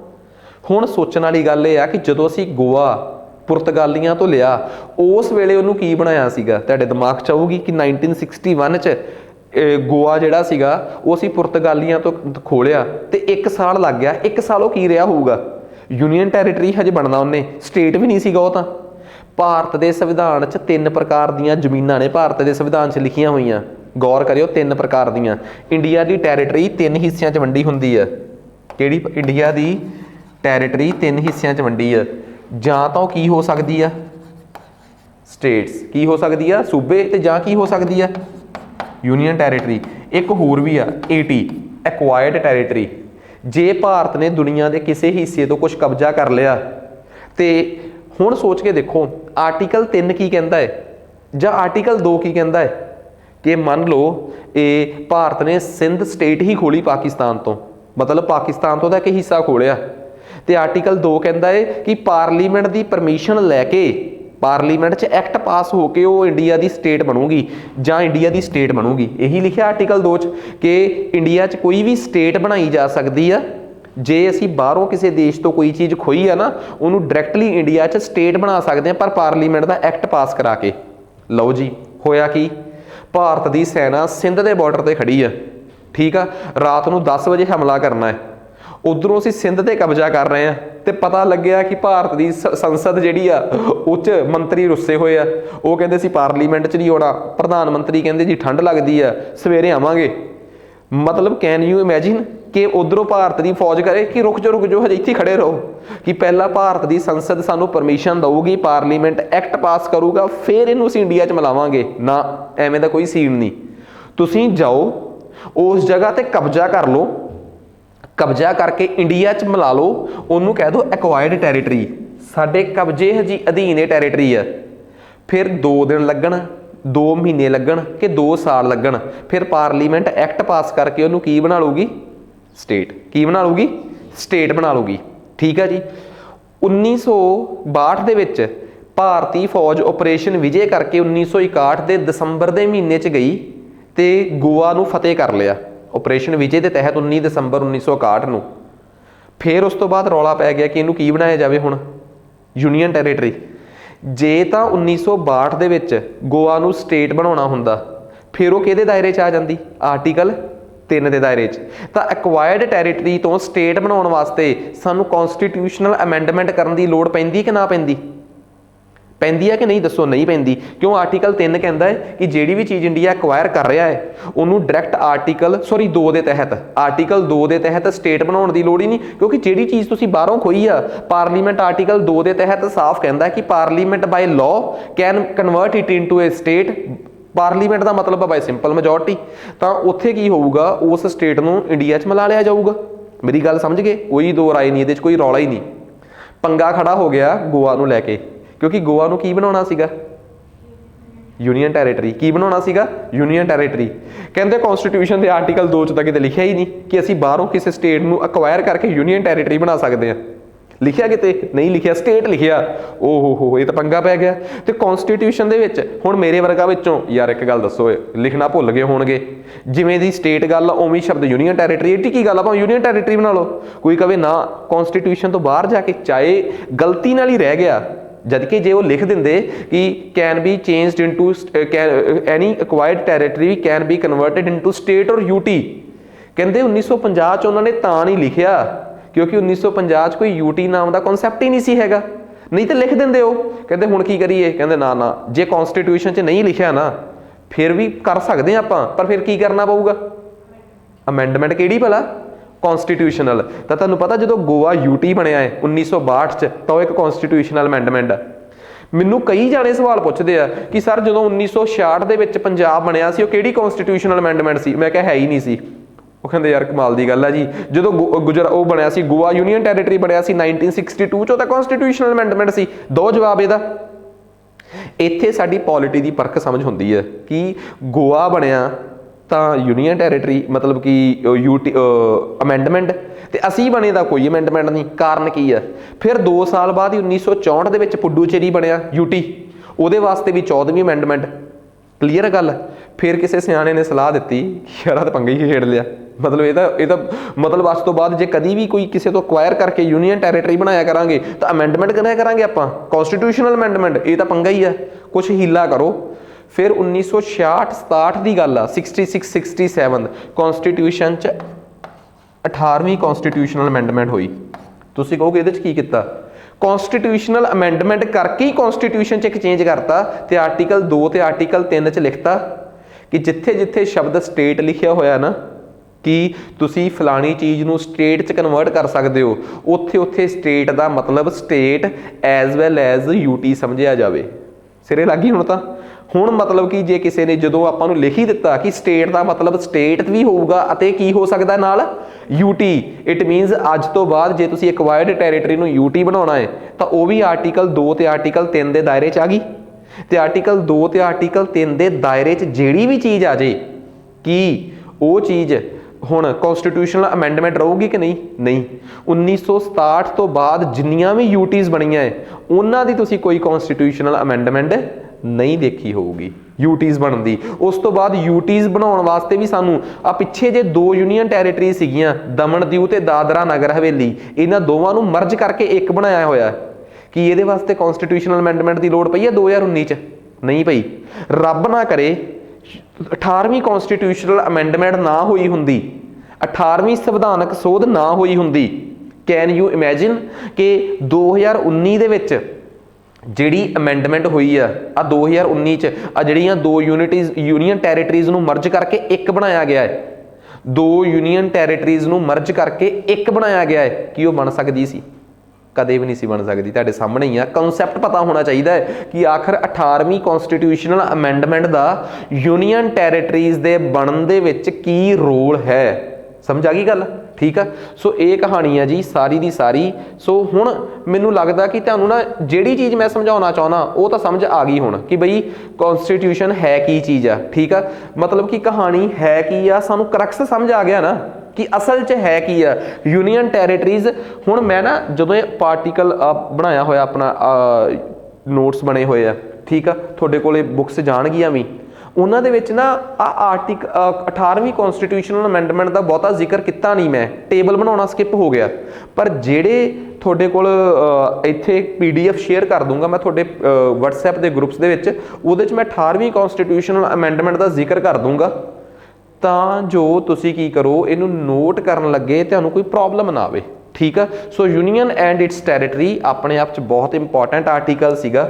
ਹੁਣ ਮੈਂ ਹਜੇ ਪੜ੍ਹਾਉਣਾ ਸ਼ੁਰੂ ਕਰਨਾ ਹੈ। ਠੀਕ ਆ, ਇਹ ਸੀ ਭੂਮਿਕਾ। ਠੀਕ ਆ, ਕਈ ਵਾਰੀ ਕੀ ਹੁੰਦਾ ਹੈ ਕਿਸੇ ਚੈਪਟਰ ਦੀ ਭੂਮਿਕਾ ਵੱਡੀ ਹੋ ਜਾਂਦੀ ਆ, ਚੈਪਟਰ ਛੋਟਾ ਰਹਿ ਜਾਂਦਾ ਹੈ। ਕਈ ਵਾਰੀ ਕਿਸੇ ਚੈਪਟਰ ਦੀ ਭੂਮਿਕਾ ਛੋਟੀ ਜੀ ਹੁੰਦੀ ਆ ਤੇ ਚੈਪਟਰ ਬਹੁਤ ਵੱਡਾ ਹੁੰਦਾ ਹੈ। ਸੋ ਇਸ ਚੈਪਟਰ ਦੀ ਖਾਸੀਅਤ ਥੋੜੀ ਜੀ ਰਿਵਰਸ ਡਾਇਰੈਕਸ਼ਨ 'ਚ ਸੀ। ਇਹਦੀ ਭੂਮਿਕਾ ਹੀ ਮੈਨੂੰ ਲੱਗਦਾ 40 ਮਿੰਟ ਦੀ ਹੋ ਗਈ ਹੈ। ਠੀਕ ਹੈ, ਪਰ ਗੱਲ ਇਹ ਆ ਘੱਟੋ ਘੱਟ ਤੁਹਾਨੂੰ ਸਮਝ ਤਾਂ ਆ ਗਿਆ। ਹੁਣ ਤੁਸੀਂ ਜਦੋਂ ਵੀ ਕਨਸਟੀਟਿਊਸ਼ਨ ਨੂੰ ਪੜ੍ਹੋਗੇ ਤਾਂ ਹੁਣ ਤੁਸੀਂ ਕਨਸਟੀਟਿਊਸ਼ਨ ਨੂੰ ਛੋਟੇ ਦੇ ਫਰੇਮ 'ਚ ਰੱਖ ਕੇ ਨਾ ਪੜ੍ਹਿਓ। ਤੁਹਾਨੂੰ ਸਮਝ ਆ ਗਿਆ ਕਿ ਕਨਸਟੀਟਿਊਸ਼ਨ ਹੈ ਕੀ ਹੈ। ਹੁਣ ਤੁਹਾਡੇ ਸਾਹਮਣੇ ਸਮਝ ਆ ਗਈ ਕਿ ਅਸੀਂ 22 ਨਹੀਂ 25 ਪਾਰਟ ਪੜ੍ਹਨੇ ਆ ਤੇ ਸੰਵਿਧਾਨ ਦੇ ਵਿੱਚ ਅਮੈਂਡਮੈਂਟਸ ਕਰ ਕਰਕੇ ਸੰਵਿਧਾਨ ਨੂੰ 25 ਭਾਗਾਂ 'ਚ ਵੰਡ ਦਿੱਤਾ ਗਿਆ, ਜਿਹੜਾ ਕਿਸੇ ਟਾਈਮ ਸਿਰਫ ਕਿੰਨੇ ਭਾਗਾਂ 'ਚ ਸੀਗਾ? 22 ਭਾਗਾਂ 'ਚ। ਠੀਕ ਆ। ਸੋ ਆਪਾਂ ਇੱਕ ਹੋਰ ਲਾਸਟ ਪੋਲਿਟੀ ਦਾ ਨਾ ਇੱਕ ਲੈਕਚਰ ਹੋਰ ਮੈਂ ਮਤਲਬ ਕਿ ਤੁਹਾਡੇ ਨਾਲ ਬਹਿ ਕੇ ਰਿਕਾਰਡ ਕਰਨਾ ਹੈ। ਉਹ ਆ ਕਨਸਟੀਟਿਊਸ਼ਨ ਦੇ ਸਾਰੇ ਪਾਰਟਸ ਐਂਡ ਸ਼ਡਿਊਲਸ ਤੇ ਕਨਸਟੀਟਿਊਸ਼ਨ ਦੇ ਸਾਰੇ ਆਰਟੀਕਲਸ ਦਾ ਉੱਪਰੋਂ ਵੇਰਵਾ, ਜਿਹਨੂੰ ਆਪਾਂ ਕਰਕਸ ਕਹਿ ਦਿੰਦੇ ਆ। ਠੀਕ ਆ, ਉਹ ਬੜਾ ਇੰਟਰਸਟਿੰਗ ਲੈਕਚਰ ਆ। ਖੈਰ ਪਹਿਲਾਂ ਆਪਾਂ ਇਹਨੂੰ ਨਵੇੜ ਦਈਏ ਇਹਦਾ। ਠੀਕ ਆ, ਇਹ ਰੌਲਾ ਜਿਹੜਾ ਖਤਮ ਕਰ ਦਈਏ। ਕਨਸਟੀਟਿਊਸ਼ਨ ਦਾ ਭਾਗ 1 ਕਹਿੰਦਾ ਹੈ ਕਿ ਭਾਰਤ ਦੀ ਸਰਜ਼ਮੀਨ 3 ਹਿੱਸਿਆਂ 'ਚ ਵੰਡੀ ਹੋਊਗੀ। ਠੀਕ ਆ, ਇੱਕ ਇੰਡੀਆ ਦੀਆਂ ਸਟੇਟਸ, ਇੱਕ ਯੂਨੀਅਨ ਟੈਰੀਟਰੀਜ਼ ਤੇ ਇੱਕ ਉਹ ਟੈਰੀਟਰੀਜ਼ ਜਿਹੜੀਆਂ ਅਸੀਂ ਭਾਰਤ ਦੀ ਸਰਕਾਰ ਨੇ ਕਿਸੇ ਵੀ ਟਾਈਮ ਦੁਨੀਆ ਤੋਂ ਕਿਤੇੋਂ ਵੀ ਖੋਲੀਆਂ। ਠੀਕ ਆ, ਕਿਸੇ ਨੂੰ ਕੋਈ ਡਾਊਟ ਇਹਦੇ 'ਚ? ਕਿਉਂਕਿ ਇਹ 1950 ਦੀ ਕਲਪਨਾ ਨਹੀਂ ਗੀ, ਇਹ 1956 ਤੋਂ ਬਾਅਦ ਦੀ ਕਲਪਨਾ ਹੈ। ਜਿਹੜੀ ਚੀਜ਼ ਜਿਹੜੀ ਲਿਖੀ ਹੈ ਨਾ, ਕਿਉਂਕਿ ਤੁਸੀਂ ਕਹੋਗੇ ਸਰ 1950 'ਚ ਸ਼ਬਦ ਕਿੱਥੋਂ ਆ ਗਿਆ? 1950 ਵਾਲਿਆਂ ਨੂੰ ਤਾਂ ਪਤਾ ਹੀ ਨਹੀਂ ਸੀ ਕਿ what is union territory. Union territory ਸ਼ਬਦ ਸਭ ਤੋਂ ਪਹਿਲੀ ਵਾਰ ਕਿੰਨੇ ਜ਼ਿਕਰ 'ਚ ਲਿਆਂਦਾ ਹੈ? ਫਜ਼ਲ ਅਲੀ ਨੇ। ਕਿਹੜੀ ਅਮੈਂਡਮੈਂਟ ਤੋਂ ਬਾਅਦ? 7ਵੀਂ ਕਨਸਟੀਟਿਊਸ਼ਨਲ। ਇਹ ਕਹਾਣੀ ਸਾਰੀ ਕਨਸਟੀਟਿਊਸ਼ਨਲ ਅਮੈਂਡਮੈਂਟ 7th ਤੋਂ ਬਾਅਦ ਦੀ ਆ, 7ਵੀਂ ਸੰਵਿਧਾਨਕ ਸੋਧ ਤੋਂ ਬਾਅਦ ਦੀ ਹੈ। ਸਟੋਰੀ ਤਾਂ ਸਮਝ ਆ ਗਈ ਨਾ? ਹਾਂਜੀ, ਸਹੀ ਦੱਸੋ ਮੈਨੂੰ ਐਗਜ਼ੈਕਟਲੀ ਯਾਦ ਨਹੀਂ। ਇੰਡੀਆ 'ਚ 28 ਸਟੇਟਾਂ ਹੀ ਆ ਨਾ ਹੁਣ? 28 ਆ ਕਿ 29 ਆ? 28 ਆ। ਠੀਕ ਆ, ਗੂਗਲ ਸਰਚ ਕਰ ਲਓ, ਬਾਅਦ ਐਵੇਂ ਕਹਿਦਾ, ਮੈਨੂੰ ਦਾਵਾ ਮੈਂ ਵੀ ਨਹੀਂ ਕਰਦਾ। 28 ਸਟੇਟਾਂ ਸਾਡੇ ਕੋਲ, 8 ਯੂਨੀਅਨ ਟੈਰੀਟਰੀਜ਼ ਆ। ਮੈਨੂੰ ਲੱਗਦਾ ਪਹਿਲਾਂ 9 ਹੁੰਦੀਆਂ ਸੀ ਤੇ 26 ਜਨਵਰੀ 2019 ਨੂੰ, ਠੀਕ ਆ, ਆਪਾਂ ਇਹਨਾਂ ਨੂੰ ਦਾਮਨ ਦਿਊ ਤੇ ਦਾਦਰਾ ਨਗਰ ਹਵੇਲੀ ਨੂੰ ਮਰਜ ਕਰਕੇ 8 ਕਰ ਲਈਆਂ। ਫਿਲਹਾਲ ਦੀ ਘੜੀ ਸਾਡੇ ਕੋਲ ਕੋਈ ਐਕਵਾਇਰਡ ਕਬਜ਼ੇ ਵਾਲੀ ਟੈਰੀਟਰੀ ਨਹੀਂ ਹੈਗੀ, ਕੋਈ ਇਹੋ ਜਿਹਾ ਇਲਾਕਾ ਨਹੀਂ ਹੈਗਾ ਜਿਹੜਾ ਸਾਡੇ ਕਬਜ਼ੇ ਅੰਦਰ ਹੋਵੇ। ਠੀਕ ਆ, ਜੇ ਕੋਈ ਮੈਨੂੰ ਪੁੱਛਦੇ ਸਰ ਅਸੀਂ ਕਦੀ ਕਿਸੇ ਇਲਾਕੇ ਤੇ ਕਬਜ਼ਾ ਕੀਤਾ ਨਹੀਂ, ਭਾਰਤ ਦਾ ਸੰਵਿਧਾਨ ਕਦੋਂ ਬਣਿਆ? 1950 ਦੀ 26 ਜਨਵਰੀ ਨੂੰ। ਇਹ ਭਾਰਤ ਦੇ ਸੰਵਿਧਾਨ ਦੇ ਬਣਨ ਦੇ ਤਰੀਕ ਆ। ਉਸ ਤੋਂ ਬਾਅਦ ਅਸੀਂ 1954 'ਚ 1954 'ਚ ਫ੍ਰੈਂਚ ਵਾਲਿਆਂ ਤੋਂ ਪੁਡੂਚੇਰੀ ਤੇ 1961 'ਚ ਪੁਰਤਗਾਲੀਆਂ ਤੋਂ ਗੋਆ ਖੋਇਆ। ਪਰ ਇਹਨਾਂ ਦੋਵਾਂ ਨੂੰ ਅਸੀਂ 1962 ਦੇ ਵਿੱਚ ਜਾ ਕੇ ਯੂਨੀਅਨ ਟੈਰੀਟਰੀਜ਼ ਦਾ ਦਰਜਾ ਦਿੱਤਾ ਹੈ। ਉਹਨਾਂ ਵੀ ਚਲਾ ਲੰਮਾ ਸਮਾਂ। ਇਹ ਕਿਹੜੀ ਟੈਰੀਟਰੀ ਰਹੇ ਹੋਣਗੇ ਭਲਾ? ਭਾਰਤ ਦੀ ਐਕਵਾਇਰਡ, ਕਬਜ਼ੇ ਅਧੀਨ ਇਲਾਕਾ। ਠੀਕ ਆ, ਸੋ ਇਹ ਵੀ ਨਹੀਂ ਆਪਾਂ ਕਹਿ ਸਕਦੇ ਕਿ ਵੀ ਸਾਨੂੰ ਇਹ ਸਾਰੀ ਚੀਜ਼ ਸਮਝ ਨਹੀਂ ਆਈ। ਠੀਕ ਆ, ਸੋ ਜੇ ਕੋਈ ਮੈਨੂੰ ਪੁੱਛੇ ਕਿ ਜਿਹੜੀਆਂ ਇਹ ਯੂਨੀਅਨ ਟੈਰੀਟਰੀਜ਼ ਨੇ ਇਹਨਾਂ ਦਾ ਕੀ ਮਤਲਬ ਆ, ਇਹ ਉਹ ਪ੍ਰਦੇਸ਼ ਹਨ, ਇਹ ਉਹ ਇਲਾਕੇ ਹਨ ਜਿਹੜੇ ਕੇਂਦਰ ਨੂੰ ਲੱਗਦਾ ਹੈ ਕਿ ਕੁਝ ਕਾਰਨਾਂ ਕਰਕੇ ਇਹਨਾਂ ਨੂੰ ਅਸੀਂ ਸਟੇਟ ਨਹੀਂ ਬਣਾ ਸਕਦੇ ਜਾਂ ਨਾਲ ਲੱਗਦੀ ਸਟੇਟ ਨੂੰ ਦੇ ਨਹੀਂ ਸਕਦੇ ਕਿ ਇਹਨਾਂ ਦਾ ਸੰਭਾਲ ਰੱਖੋ। ਜਿਵੇਂ ਉਦਾਹਰਨ ਦੇ ਤੌਰ ਤੇ ਚੰਡੀਗੜ੍ਹ, ਉਹ ਪੰਜਾਬ ਨੂੰ ਦਿੱਤਾ ਨਹੀਂ ਜਾ ਸਕਦਾ, ਕੇਂਦਰ ਇਹ ਮੰਨਦਾ। ਠੀਕ ਆ, ਕਿ ਜੇ ਪੰਜਾਬ ਨੂੰ ਦੇਤਾ ਇਹ ਉੱਥੇ ਵੀ ਖਿਲਾਰਾ ਪਾ ਦੇਣਗੇ, ਉੱਥੇ ਵੀ ਇਹਨਾਂ ਨੇ ਚਲਾਨ ਨਹੀਂ ਕੱਟਣੇ। ਹੁਣ ਤਾਂ ਚੰਡੀਗੜ੍ਹ ਦਾ ਪਿੱਛੇ ਜੇ ਕੁਇੰਟ ਦੀ ਰਿਪੋਰਟ ਸੀਗੀ, ਠੀਕ ਆ, ਕਿ ਚੰਡੀਗੜ੍ਹ ਦਾ ਨਾਮ ਬਦਲ ਕੇ ਚਲਾਨੀਗੜ੍ਹ ਹੋ ਜਾਣਾ ਚਾਹੀਦਾ। ਜਿੰਨੇ ਚਲਾਨ, ਜਿੰਨੀ ਉੱਥੋਂ ਦੀ ਆਬਾਦੀ ਆ ਉਹਦੀ ਅੱਧੀ ਆਬਾਦੀ ਦਾ ਉੱਥੇ ਪਿਛਲੇ 1 ਸਾਲ 'ਚ ਚਲਾਨ ਕੱਟਿਆ ਗਿਆ, ਠੀਕ ਆ। ਉਹਦੇ 'ਚ ਨੋ ਡਾਊਟ ਅਸੀਂ ਪੰਜਾਬੀਆਂ ਨੇ ਵੀ ਬਹੁਤ ਕੰਟਰੀਬਿਊਸ਼ਨ ਕੀਤਾ ਹੋਊਗਾ, ਠੀਕ ਆ। ਮੋਹਾਲੀ ਤੋਂ ਇਹ ਲਾ ਕੇ 2 ਪੈਗ, ਇਹਨਾਂ ਨੂੰ ਪਤਾ ਹੀ ਨਹੀਂ ਲੱਗਦਾ ਕਿ ਕਦੋਂ ਚੰਡੀਗੜ੍ਹ ਆ ਗਿਆ। ਉਹ ਤਾਂ ਜਦੋਂ ਚਿੱਟੀ ਵਰਦੀ ਵਾਲੇ ਰੋਕਦੇ ਇਹਨਾਂ ਨੂੰ ਤੇ ਉਹਨਾਂ ਦੇ ਕੰਨ ਨੂੰ ਫੋਨ ਲਾਉਂਦੇ ਆ ਤੇ ਉਹ ਫੋਨ ਨਹੀਂ ਅਟੈਂਡ ਕਰਦੇ ਕਿ ਬਈ ਜਾਓ, ਫਿਰ ਪਤਾ ਲੱਗਦਾ ਕਿ ਇਹ ਆਪਣੇ ਵਾਲੇ ਨਹੀਂ ਗਏ, ਠੀਕ ਹੈ। ਇਹਨਾਂ 'ਚ ਤਾਂ ਮਿਲਵਰਤਨ ਹੈ ਹੀ ਨਹੀਂ, ਠੀਕ। ਤਾਂ ਫਿਰ ਪਤਾ ਲੱਗਦਾ ਕਿ ਉਹ ਅਸੀਂ ਚੰਡੀਗੜ੍ਹ ਦੀ ਸਰਜ਼ਮੀਨ ਤੇ ਆ ਚੁੱਕੇ ਹਾਂ। ਤਾਂ ਚੰਡੀਗੜ੍ਹ ਨੂੰ ਕਿਸੇ ਨਿੱਜੀ ਕਾਰਨ ਕਰਕੇ ਦਮਨ ਦਿਊ ਵਰਗੀਆਂ ਸਟੇਟਾਂ ਨੂੰ ਜੇ ਨਾਲ ਗੁਜਰਾਤ ਜਾਂ ਕਿਸੇ ਸਟੇਟ ਨੂੰ ਉਹਦੇ 'ਚ ਮਰਜ ਕਰ ਦਿੱਤਾ ਜਾਵੇ ਆਪਣਾ ਮਹਾਰਾਸ਼ਟਰ 'ਚ, ਤਾਂ ਉਹਨਾਂ ਦੀ ਆਪਣੀ ਆਇਡੈਂਟੀਟੀ ਖਤਮ ਹੋ ਜਾਊਗੀ। ਕਿਸੇ ਨੂੰ ਆਇਡੈਂਟੀਟੀ ਕ੍ਰਾਈਸਿਸ ਕਰਕੇ ਹੁਣ ਚੰਡੀਗੜ੍ਹ ਨੂੰ ਉਹਦੇ ਕਰਕੇ ਮਤਲਬ ਉਹਦੀ ਲੋਕੇਸ਼ਨ, ਉਹਦੀ ਬਣਤਰ ਕਰਕੇ, ਤੇ ਦਿੱਲੀ ਨੂੰ ਉਹਦੀ ਸਟ੍ਰੈਟੇਜਿਕ ਲੋਕੇਸ਼ਨ ਕਰਕੇ ਹਰਿਆਣੇ ਦਾ ਹਿੱਸਾ ਨਹੀਂ ਬਣਾਇਆ ਜਾ ਸਕਦਾ। ਨਹੀਂ ਤਾਂ ਹਰਿਆਣੇ ਵਾਲੇ ਜਲੂਸ ਕੱਢ ਦੇਣਗੇ ਉਹਦਾ ਦਿੱਲੀ ਦਾ। ਇਸ ਕਰਕੇ ਕਿਉਂਕਿ ਦਿੱਲੀ ਰਾਜਧਾਨੀ ਆ, ਉਹਦੀ ਸਟ੍ਰੈਟੇਜਿਕ ਲੋਕੇਸ਼ਨ ਹੀ ਇਹੋ ਜਿਹੀ ਆ, ਉਹਨੂੰ ਆਪਾਂ ਨਹੀਂ ਬਣਾ ਸਕਦੇ। ਸੋ ਬਹੁਤ ਵੱਖਰੇ ਵੱਖਰੇ ਕਾਰਨ ਆ ਕਿ ਕਿਸੇ ਇੱਕ ਇਲਾਕੇ ਨੂੰ ਅੱਡ ਤਾਂ ਆਇਡੈਂਟੀਟੀ ਦਿੱਤੀ, ਉਹਦੀ ਕਲਚਰਲ ਆਇਡੈਂਟੀਟੀ ਅੱਡ ਆ। ਕਿਸੇ ਦੀ ਲੋਕੇਸ਼ਨ ਐਵੇਂ ਦੀ ਹੈ, ਕਿਸੇ ਨੂੰ ਸਟ੍ਰੈਟੇਜਿਕ ਪੋਜੀਸ਼ਨ ਕਰਕੇ ਉਹਨੂੰ ਯੂਨੀਅਨ ਟੈਰੀਟਰੀ ਰੱਖਿਆ ਹੈ। ਤੇ ਉਹ ਇਲਾਕੇ ਨੇ ਜਿਨ੍ਹਾਂ ਨੂੰ ਕੇਂਦਰ ਆਪਣੇ ਦੁਆਰਾ ਕੰਟਰੋਲ ਕਰਨਾ ਚਾਹੁੰਦਾ ਹੈ। ਦੀਜ਼ ਆਰ ਟੋਟਲੀ ਐਡਮਿਨਿਸਟਰ, ਮਤਲਬ ਇਹਨਾਂ ਦਾ ਪ੍ਰਸ਼ਾਸਨਿਕ ਦਾਇਰਾ ਜਿਹੜਾ ਹੈ ਉਹ ਸਿਰਫ ਯੂਨੀਅਨ ਯਾਨੀ ਕਿ ਕੇਂਦਰ ਦੇ ਹੱਥ ਵਿੱਚ ਹੀ ਰਹੇਗਾ। ਕੋਈ doubt? That's why these are called centrally controlled or centrally administered territories, ਠੀਕ ਆ। ਸੋ ਭਾਰਤ ਦੀ ਆਜ਼ਾਦੀ ਬਾਰੇ ਸਾਨੂੰ ਇੱਕ ਗੱਲ ਦਾ ਕਲੀਅਰ ਕਨਸੈਪਟ ਸਮਝ ਆ ਗਿਆ। ਅੰਗਰੇਜ਼ਾਂ ਦੇ ਵੇਲੇ ਇਹਨਾਂ ਯੂਨੀਅਨ ਟੈਰੀਟਰੀਜ਼ ਨੂੰ, ਜਿਨ੍ਹਾਂ ਨੂੰ ਅੱਜ ਅਸੀਂ ਯੂਨੀਅਨ ਟੈਰੀਟਰੀਜ਼ ਦੀ ਨਿਗਾਹ ਨਾਲ ਦੇਖਦੇ ਹਾਂ, ਅੰਗਰੇਜ਼ਾਂ ਦੇ ਵੇਲੇ ਇਹਨਾਂ ਨੂੰ ਚੀਫ ਕਮਿਸ਼ਨਰ ਪ੍ਰੋਵਿੰਸ ਕਿਹਾ ਜਾਂਦਾ ਸੀ। ਤੇ ਭਾਰਤ ਦੀ ਆਜ਼ਾਦੀ ਤੋਂ ਬਾਅਦ, ਸੰਵਿਧਾਨ ਬਣਨ ਤੋਂ ਬਾਅਦ ਇਹਨਾਂ ਨੂੰ ਪਾਰਟ ਸੀ ਤੇ ਪਾਰਟ ਡੀ ਕੈਟੇਗਰੀ 'ਚ ਰੱਖਿਆ ਗਿਆ। ਯਾਦ ਆ? ਪਾਰਟ ਸੀ ਤੇ ਪਾਰਟ ਡੀ। ਤੁਸੀਂ ਕਹੋਗੇ ਪਾਰਟ ਸੀ ਤਾਂ ਸਰ ਦੱਸਿਆ ਤੁਸੀਂ, ਡੀ ਕੀ ਸੀ? ਉਹ ਵੀ ਤਾਂ ਛੋਟੇ ਛੋਟੇ ਆਈਲੈਂਡ ਹੀ ਸੀ। ਉਹ ਅੱਜ ਜਿਹੜੇ ਸਾਡੇ ਉਹ ਛੋਟੇ ਛੋਟੇ ਟਪਕੂ ਜਿਹੇ ਆਈਲੈਂਡ ਆ, ਅੰਡੇਮਾਨ ਨਿਕੋਬਾਰ ਅਤੇ ਲਕਸ਼ਦਵੀਪ, ਉਹ ਅੱਜ ਕੀ ਨੇ ਸਾਡੀਆਂ ਭਲਾ? Union territories. ਤਾਂ ਇਹ ਆਜ਼ਾਦੀ ਤੋਂ ਬਾਅਦ 1956 ਤੱਕ ਫਜ਼ਲ ਅਲੀ ਦੀ ਰਿਕਮੈਂਡੇਸ਼ਨ ਤੱਕ ਇਹ ਪਾਰਟ ਸੀ ਤੇ ਪਾਰਟ ਡੀ ਦਾ ਹਿੱਸਾ ਰਹੇ ਆ। 7ਵੀਂ ਕਨਸਟੀਟਿਊਸ਼ਨਲ ਅਮੈਂਡਮੈਂਟ ਤੋਂ ਬਾਅਦ ਇੱਕ ਸ਼ਬਦ ਆਇਆ ਹੈ ਯੂਨੀਅਨ ਟੈਰੀਟਰੀਜ਼। ਸ਼ਬਦ ਕਿਸ ਸ਼ਖਸ ਦੇ ਕਹਿਣ ਤੇ ਆਇਆ ਹੈ? ਫਜ਼ਲ ਅਲੀ ਦੇ ਕਹਿਣ ਤੇ। ਉਸ ਤੋਂ ਬਾਅਦ ਇਹਨਾਂ ਚੋਂ ਕਈ ਯੂਨੀਅਨ ਟੈਰੀਟਰੀਜ਼ ਨੇ ਆਪਣੇ ਲਈ ਹੱਕ ਮੰਗੇ। ਜਿਵੇਂ ਉਦਾਹਰਨ ਦੇ ਤੌਰ ਤੇ ਮੈਂ ਇੱਕ ਯੂਨੀਅਨ ਟੈਰੀਟਰੀ ਦਾ ਨਾਮ ਲੈਣਾ, ਤ੍ਰਿਪੁਰਾ ਹੈਗੀ ਸੀਗੀ, ਅੱਜ ਕੀ ਆ ਉਹ? ਤ੍ਰਿਪੁਰਾ ਯੂਨੀਅਨ ਟੈਰੀਟਰੀ ਹੈ ਕਿ ਸਟੇਟ ਆ? ਸਟੇਟ ਅੱਜ। ਇਟ ਮੀਨਸ ਉਹਨੇ ਆਪਣੇ ਹੱਕ ਨੂੰ ਉਹ ਕਰ ਲਿਆ, ਚੇਂਜ ਕਰਾ ਕੇ ਕਿਹ 'ਚ ਕਨਵਰਟ ਕਰਾ ਲਿਆ ਆਪਣੇ ਆਪ ਨੂੰ? ਸਟੇਟਹੁੱਡ 'ਚ। ਕਹਿੰਦੇ ਯੂਨੀਅਨ ਟੈਰੀਟਰੀ ਤੋਂ ਸਟੇਟਹੁੱਡ ਦਾ ਫਾਇਦਾ ਕੀ ਹੋ ਜਾਂਦਾ ਹੈ? ਯੂਨੀਅਨ ਟੈਰੀਟਰੀ ਤੋਂ ਸਟੇਟਹੁੱਡ ਦਾ ਫਾਇਦਾ ਹੈ ਕਿ ਤੁਹਾਡੇ ਆਪਣੇ ਲੋਕਾਂ ਦੀ ਚੱਲਣ ਵੱਧ ਲੱਗ ਪੈਂਦੀ ਹੈ। ਨਹੀਂ ਤਾਂ ਤੁਸੀਂ ਕੇਂਦਰ ਦੇ ਮੂੰਹ ਵੱਲ ਦੇਖਦੇ ਹੋ, ਪਹਿਲਾਂ ਤੁਸੀਂ ਕਹਿੰਦੇ ਹੋ ਸਾਨੂੰ ਯੂਨੀਅਨ ਟੈਰੀਟਰੀ ਬਣਾਓ, ਸਾਨੂੰ ਕਿਸੇ ਸਟੇਟ ਦਾ ਹਿੱਸਾ ਨਾ ਬਣਾਓ। ਤੁਸੀਂ ਬਣ ਗਏ, ਫਿਰ ਤੁਸੀਂ ਹੌਲੀ ਹੌਲੀ ਸੈਂਟਰ ਸਰਕਾਰ ਅੱਗੇ ਦਰਖਾਸਤਾਂ ਕਰਦੇ ਹੋ ਕਿ ਸਾਨੂੰ ਹੁਣ ਸਟੇਟ ਬਣਾ ਦਿਓ, ਕਿ ਸਾਡਾ ਮੁੱਖ ਮੰਤਰੀ ਵੀ ਆਪਣਾ ਹੋ ਜੇ, ਸਾਡੇ 'ਚੋਂ ਹੀ ਕੋਈ ਚੁਣਿਆ ਹੋਇਆ ਹੋ ਜੇ। ਤਾਂ ਫਿਰ ਤੁਸੀਂ ਸਟੇਟਹੁੱਡ ਵੱਲ ਜਾਂਦੇ ਹੋ। ਤਾਂ ਬਹੁਤ ਸਾਰੀਆਂ ਯੂਨੀਅਨ ਟੈਰੀਟਰੀਜ਼, ਹਿਮਾਚਲ, ਮਨੀਪੁਰ, ਤ੍ਰਿਪੁਰਾ, ਮਿਜ਼ੋਰਮ, ਅਰੁਣਾਚਲ, ਗੋਆ, ਜਿਹੜੀਆਂ ਵੱਖਰੇ ਵੱਖਰੇ ਸਮੇਂ 'ਤੇ ਕੀ ਬਣਦੀਆਂ ਰਹੀਆਂ, ਅੱਗੇ ਜਾ ਕੇ ਸਟੇਟਸ ਬਣਦੀਆਂ ਰਹੀਆਂ।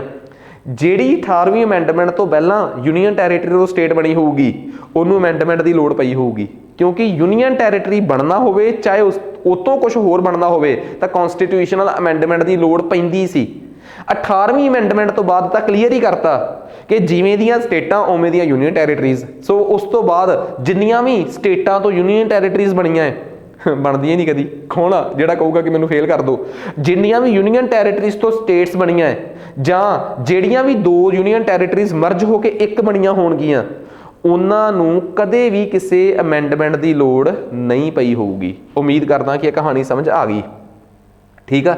ਸੋ ਮੈਂ ਆ ਵੀ ਗੱਲ ਕਲੀਅਰ ਕਰਤੀ ਕਿ ਪੁਰਤਗਾਲੀਆਂ ਤੋਂ ਅਸੀਂ ਆ ਲਿਆ ਸੀ, ਇਹਨਾਂ ਨੂੰ ਅਸੀਂ ਯੂਨੀਅਨ ਟੈਰੀਟਰੀਜ਼ ਬਣਾਇਆ, ਠੀਕ ਆ।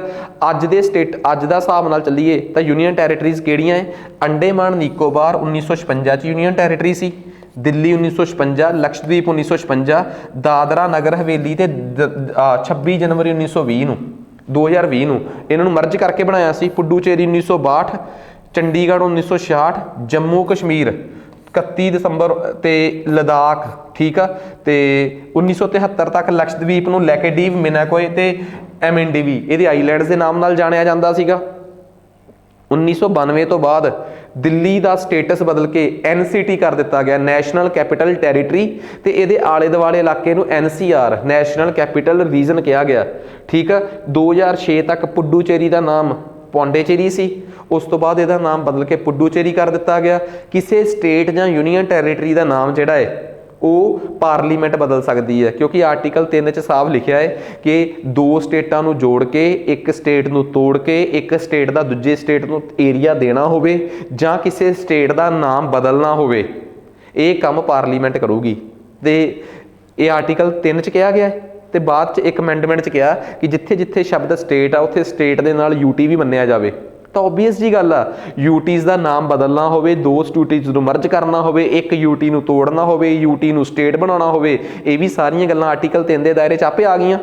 ਇਟ ਮੀਨਸ UTs ਦਾ ਵੀ ਨਾਮ ਬਦਲਣਾ ਹੋਵੇ ਤਾਂ ਕੌਣ ਬਦਲੂਗੀ ਭਲਾ? ਪਾਰਲੀਮੈਂਟ। ਪਰ ਕਿਸੇ ਸ਼ਹਿਰ ਦਾ ਨਾਮ ਬਦਲਣਾ ਹੋਵੇ ਉਹ ਪਾਰਲੀਮੈਂਟ ਨਹੀਂ, ਉਹ ਸਟੇਟ ਲੈਜਿਸਲੇਚਰ ਬਦਲਦੀ ਆ। ਕੌਣ ਬਦਲਦੀ ਆ? ਉਸ ਸਟੇਟ ਦੀ ਲੈਜਿਸਲੇਚਰ। ਪਰ ਸਟੇਟ ਦੀ ਲੈਜਿਸਲੇਚਰ ਨੂੰ ਪਰਮਿਸ਼ਨ ਸੈਂਟਰ ਸਰਕਾਰ ਤੋਂ ਲੈਣੀ ਪੈਂਦੀ ਹੈ। ਪੁੱਛੋ ਕਿਉਂ? ਦੱਸ ਸਕਦੇ ਹੋ ਕੋਈ ਕਿਉਂ ਲੈਣੀ ਪੈਂਦੀ ਹੋਊਗੀ? ਕਿਉਂਕਿ ਜਿਹੜੀ ਸਟੇਟ ਦੇ ਕਿਸੇ ਸ਼ਹਿਰ ਦਾ ਨਾਮ ਹੀ ਬਦਲਣਾ ਹੈ, ਹੁਣ ਮੰਨ ਲਓ ਪਟਿਆਲੇ ਦਾ ਨਾਮ ਬਦਲਣਾ ਹੈ, ਕਹਿਤਾ ਕਿ ਸਟੇਟ ਜਿਹੜੀ ਆ ਉਹਦੀ ਲੈਜਿਸਲੇਚਰ, ਉਹਦੀ ਵਿਧਾਨ ਸਭਾ ਹੀ ਪਟਿਆਲੇ ਦਾ ਨਾਮ ਬਦਲ ਕੇ ਜੋ ਮਰਜ਼ੀ ਕਰਦੇ, ਪੱਟੀ ਸਿੰਘ ਵਾਲਾ ਕਰਦੇ। ਠੀਕ ਆ, ਪੱਟੀ ਸਿੰਘ ਵਾਲਾ ਵੀ ਕਰ ਦਾਂਗੇ, ਕੋਈ ਪ੍ਰੋਬਲਮ ਨਹੀਂ। ਪਰ ਪਟਿਆਲੇ ਜੰਕਸ਼ਨ ਦਾ ਨਾਮ ਜਿਹੜਾ ਹੈ ਉਹ ਰੇਲਵੇ ਮਿਨਿਸਟਰੀ ਨਹੀਂ ਬਦਲ ਕੇ ਦਊਗੀ। ਬਦਲ ਕੇ ਦਊਗੀ ਕਿ ਨਹੀਂ? ਪਟਿਆਲੇ ਦੇ ਬਾਹਰਲੇ ਪਾਸੇ ਪਟਿਆਲੇ ਦਾ ਕੈਂਟ ਏਰੀਆ ਹੈ, ਉਹਦਾ ਨਾਮ ਮਿਨਿਸਟਰੀ ਆਫ ਡਿਫੈਂਸ, ਰੱਖਿਆ ਮੰਤਰਾਲਾ ਬਦਲ ਕੇ ਨਹੀਂ ਦਊਗਾ, ਉਹ ਤਾਂ ਉੱਥੇ ਹੀ ਬਦਲੂਗਾ ਜਾ ਕੇ। ਇਸ ਕਰਕੇ ਸੈਂਟਰ ਸਰਕਾਰ ਦੀ ਪ੍ਰਾਇਰ ਪਰਮਿਸ਼ਨ ਦੇ ਨਾਲ ਸਟੇਟ ਦੀ ਵਿਧਾਨ ਸਭਾ ਕਿਸੇ ਵੀ ਸ਼ਹਿਰ ਦਾ ਨਾਮ ਬਦਲ ਸਕਦੀ ਹੈ। ਨਹੀਂ ਤਾਂ ਬਾਅਦ 'ਚ ਉਹੀ ਰਹੂਗਾ। ਠੀਕ ਆ, ਕਿ ਬਈ ਸ਼ਹਿਰਾਂ ਦੇ ਨਾਮ ਤਾਂ ਉਹੀ ਰਹੀ ਜਾਣਗੇ, ਮਤਲਬ ਪ੍ਰਯਾਗਰਾਜ ਕਰ ਲੋਗੇ। ਠੀਕ ਆ, ਬੈਂਕ ਦਾ ਨਾਮ ਇਲਾਹਾਬਾਦ ਬੈਂਕ ਹੀ ਰਹੂਗਾ, ਜਾਂ ਫਿਰ ਉਹਦਾ ਨਾਮ ਵੀ ਪ੍ਰਯਾਗਰਾਜ ਬੈਂਕ ਕਰ ਲਓ। ਸਾਰਿਆਂ ਦੀ ਪਰਮਿਸ਼ਨ ਲੈਣੀ ਪੈਂਦੀ ਆ। ਸ਼ਹਿਰਾਂ ਦੇ ਨਾਮ ਬਦਲਨੇ ਆ ਤਾਂ ਸਟੇਟ ਲੈਜਿਸਲੇਚਰ, ਠੀਕ ਆ, ਤੇ ਉਹਦੇ ਨਾਮ ਬਦਲਨੇ ਆ ਤਾਂ ਆ ਗੱਲ ਸਮਝ ਆ ਗਈ? ਆ ਜਾਓ, ਉਮੀਦ ਕਰਦੇ ਆ ਕਿ ਆਹ ਗੱਲ ਚੰਗੀ ਤਰ੍ਹਾਂ ਸਮਝ ਆ ਗਈ। ਹੁਣ ਅਗਲਾ ਸਵਾਲ ਤੁਹਾਡੇ ਸਾਹਮਣੇ ਇੱਕ ਬੜਾ ਦੋ ਚਿੱਤੀ 'ਚ ਪਾ ਦੂਗਾ ਤੁਹਾਨੂੰ ਕਿ ਆਖਰ ਇਹ ਜਿਹੜੇ ਆ ਯੂਨੀਅਨ ਟੈਰੀਟਰੀਜ਼, ਇਹਨਾਂ ਦੇ ਬਣਨ ਦੇ ਕਾਰਨ ਕੀ ਰਹੇ ਹੋਣਗੇ? ਕਿਹੜੇ ਕਿਹੜੇ ਆਧਾਰ ਤੇ ਤੁਸੀਂ ਯੂਨੀਅਨ ਟੈਰੀਟਰੀਜ਼ ਬਣਾ ਸਕਦੇ ਹੋ? ਕੁਝ ਪ੍ਰਸ਼ਾਸਨਿਕ ਕਾਰਨ, ਜਿਵੇਂ ਦਿੱਲੀ ਤੇ ਚੰਡੀਗੜ੍ਹ ਨੂੰ ਬਣਾਉਣ ਦਾ ਰਿਹਾ ਹੋਊਗਾ, ਦੱਸਣ ਦੀ ਲੋੜ ਤਾਂ ਨਹੀਂ, ਮੈਂ ਦੱਸ ਹੀ ਦਿੱਤਾ ਕਿ ਚੰਡੀਗੜ੍ਹ ਨੂੰ ਤੇ ਦਿੱਲੀ ਨੂੰ ਬਣਾਉਣ ਦਾ ਪ੍ਰਸ਼ਾਸਨਿਕ ਆਧਾਰ ਇਹ ਸੀ ਕਿ ਚੰਡੀਗੜ੍ਹ ਉਦੋਂ ਬਣਿਆ ਸੀ ਜਦੋਂ ਪੰਜਾਬ ਤੇ ਹਰਿਆਣਾ ਇੱਕ ਸੀ। ਠੀਕ ਆ, ਤੇ ਉਸ ਤੋਂ ਬਾਅਦ ਇਹਦੇ ਵੰਡਣ 'ਚ ਰੌਲਾ ਪੈ ਗਿਆ। ਚੰਡੀਗੜ੍ਹ ਵਰਗਾ ਦੂਜਾ ਸ਼ਹਿਰ ਹੈ ਹੀ ਨਹੀਂ ਸੀ ਜਿਹੜਾ ਸੀ ਹਰਿਆਣਾ ਨੂੰ ਦੇ ਪਾਉਂਦੇ, ਇਸ ਕਰਕੇ ਇਹਨੂੰ ਯੂਨੀਅਨ ਟੈਰੀਟਰੀ ਦਾ ਦਰਜਾ ਦੇਣਾ ਪਿਆ। ਤੇ ਦਿੱਲੀ ਦੀ ਆਪਣੀ ਰਾਜਧਾਨੀ ਹੋਣਾ ਹੀ ਉਹਦਾ ਪ੍ਰਸ਼ਾਸਨਿਕ ਕਾਰਨ ਬਣ ਗਿਆ। ਠੀਕ ਆ, ਕਲਚਰਲ ਆਇਡੈਂਟੀਟੀ ਨੂੰ ਮੇਨਟੇਨ ਰੱਖਣ ਵਾਸਤੇ ਅਸੀਂ ਪੁਡੂਚੇਰੀ, ਦਾਦਰਾ ਨਗਰ ਹਵੇਲੀ, ਦਮਨ ਦਿਊ, ਇਹਨਾਂ ਨੂੰ ਅਸੀਂ ਯੂਨੀਅਨ ਟੈਰੀਟਰੀਜ਼ ਇਸ ਆਧਾਰ ਤੇ ਬਣਾਇਆ।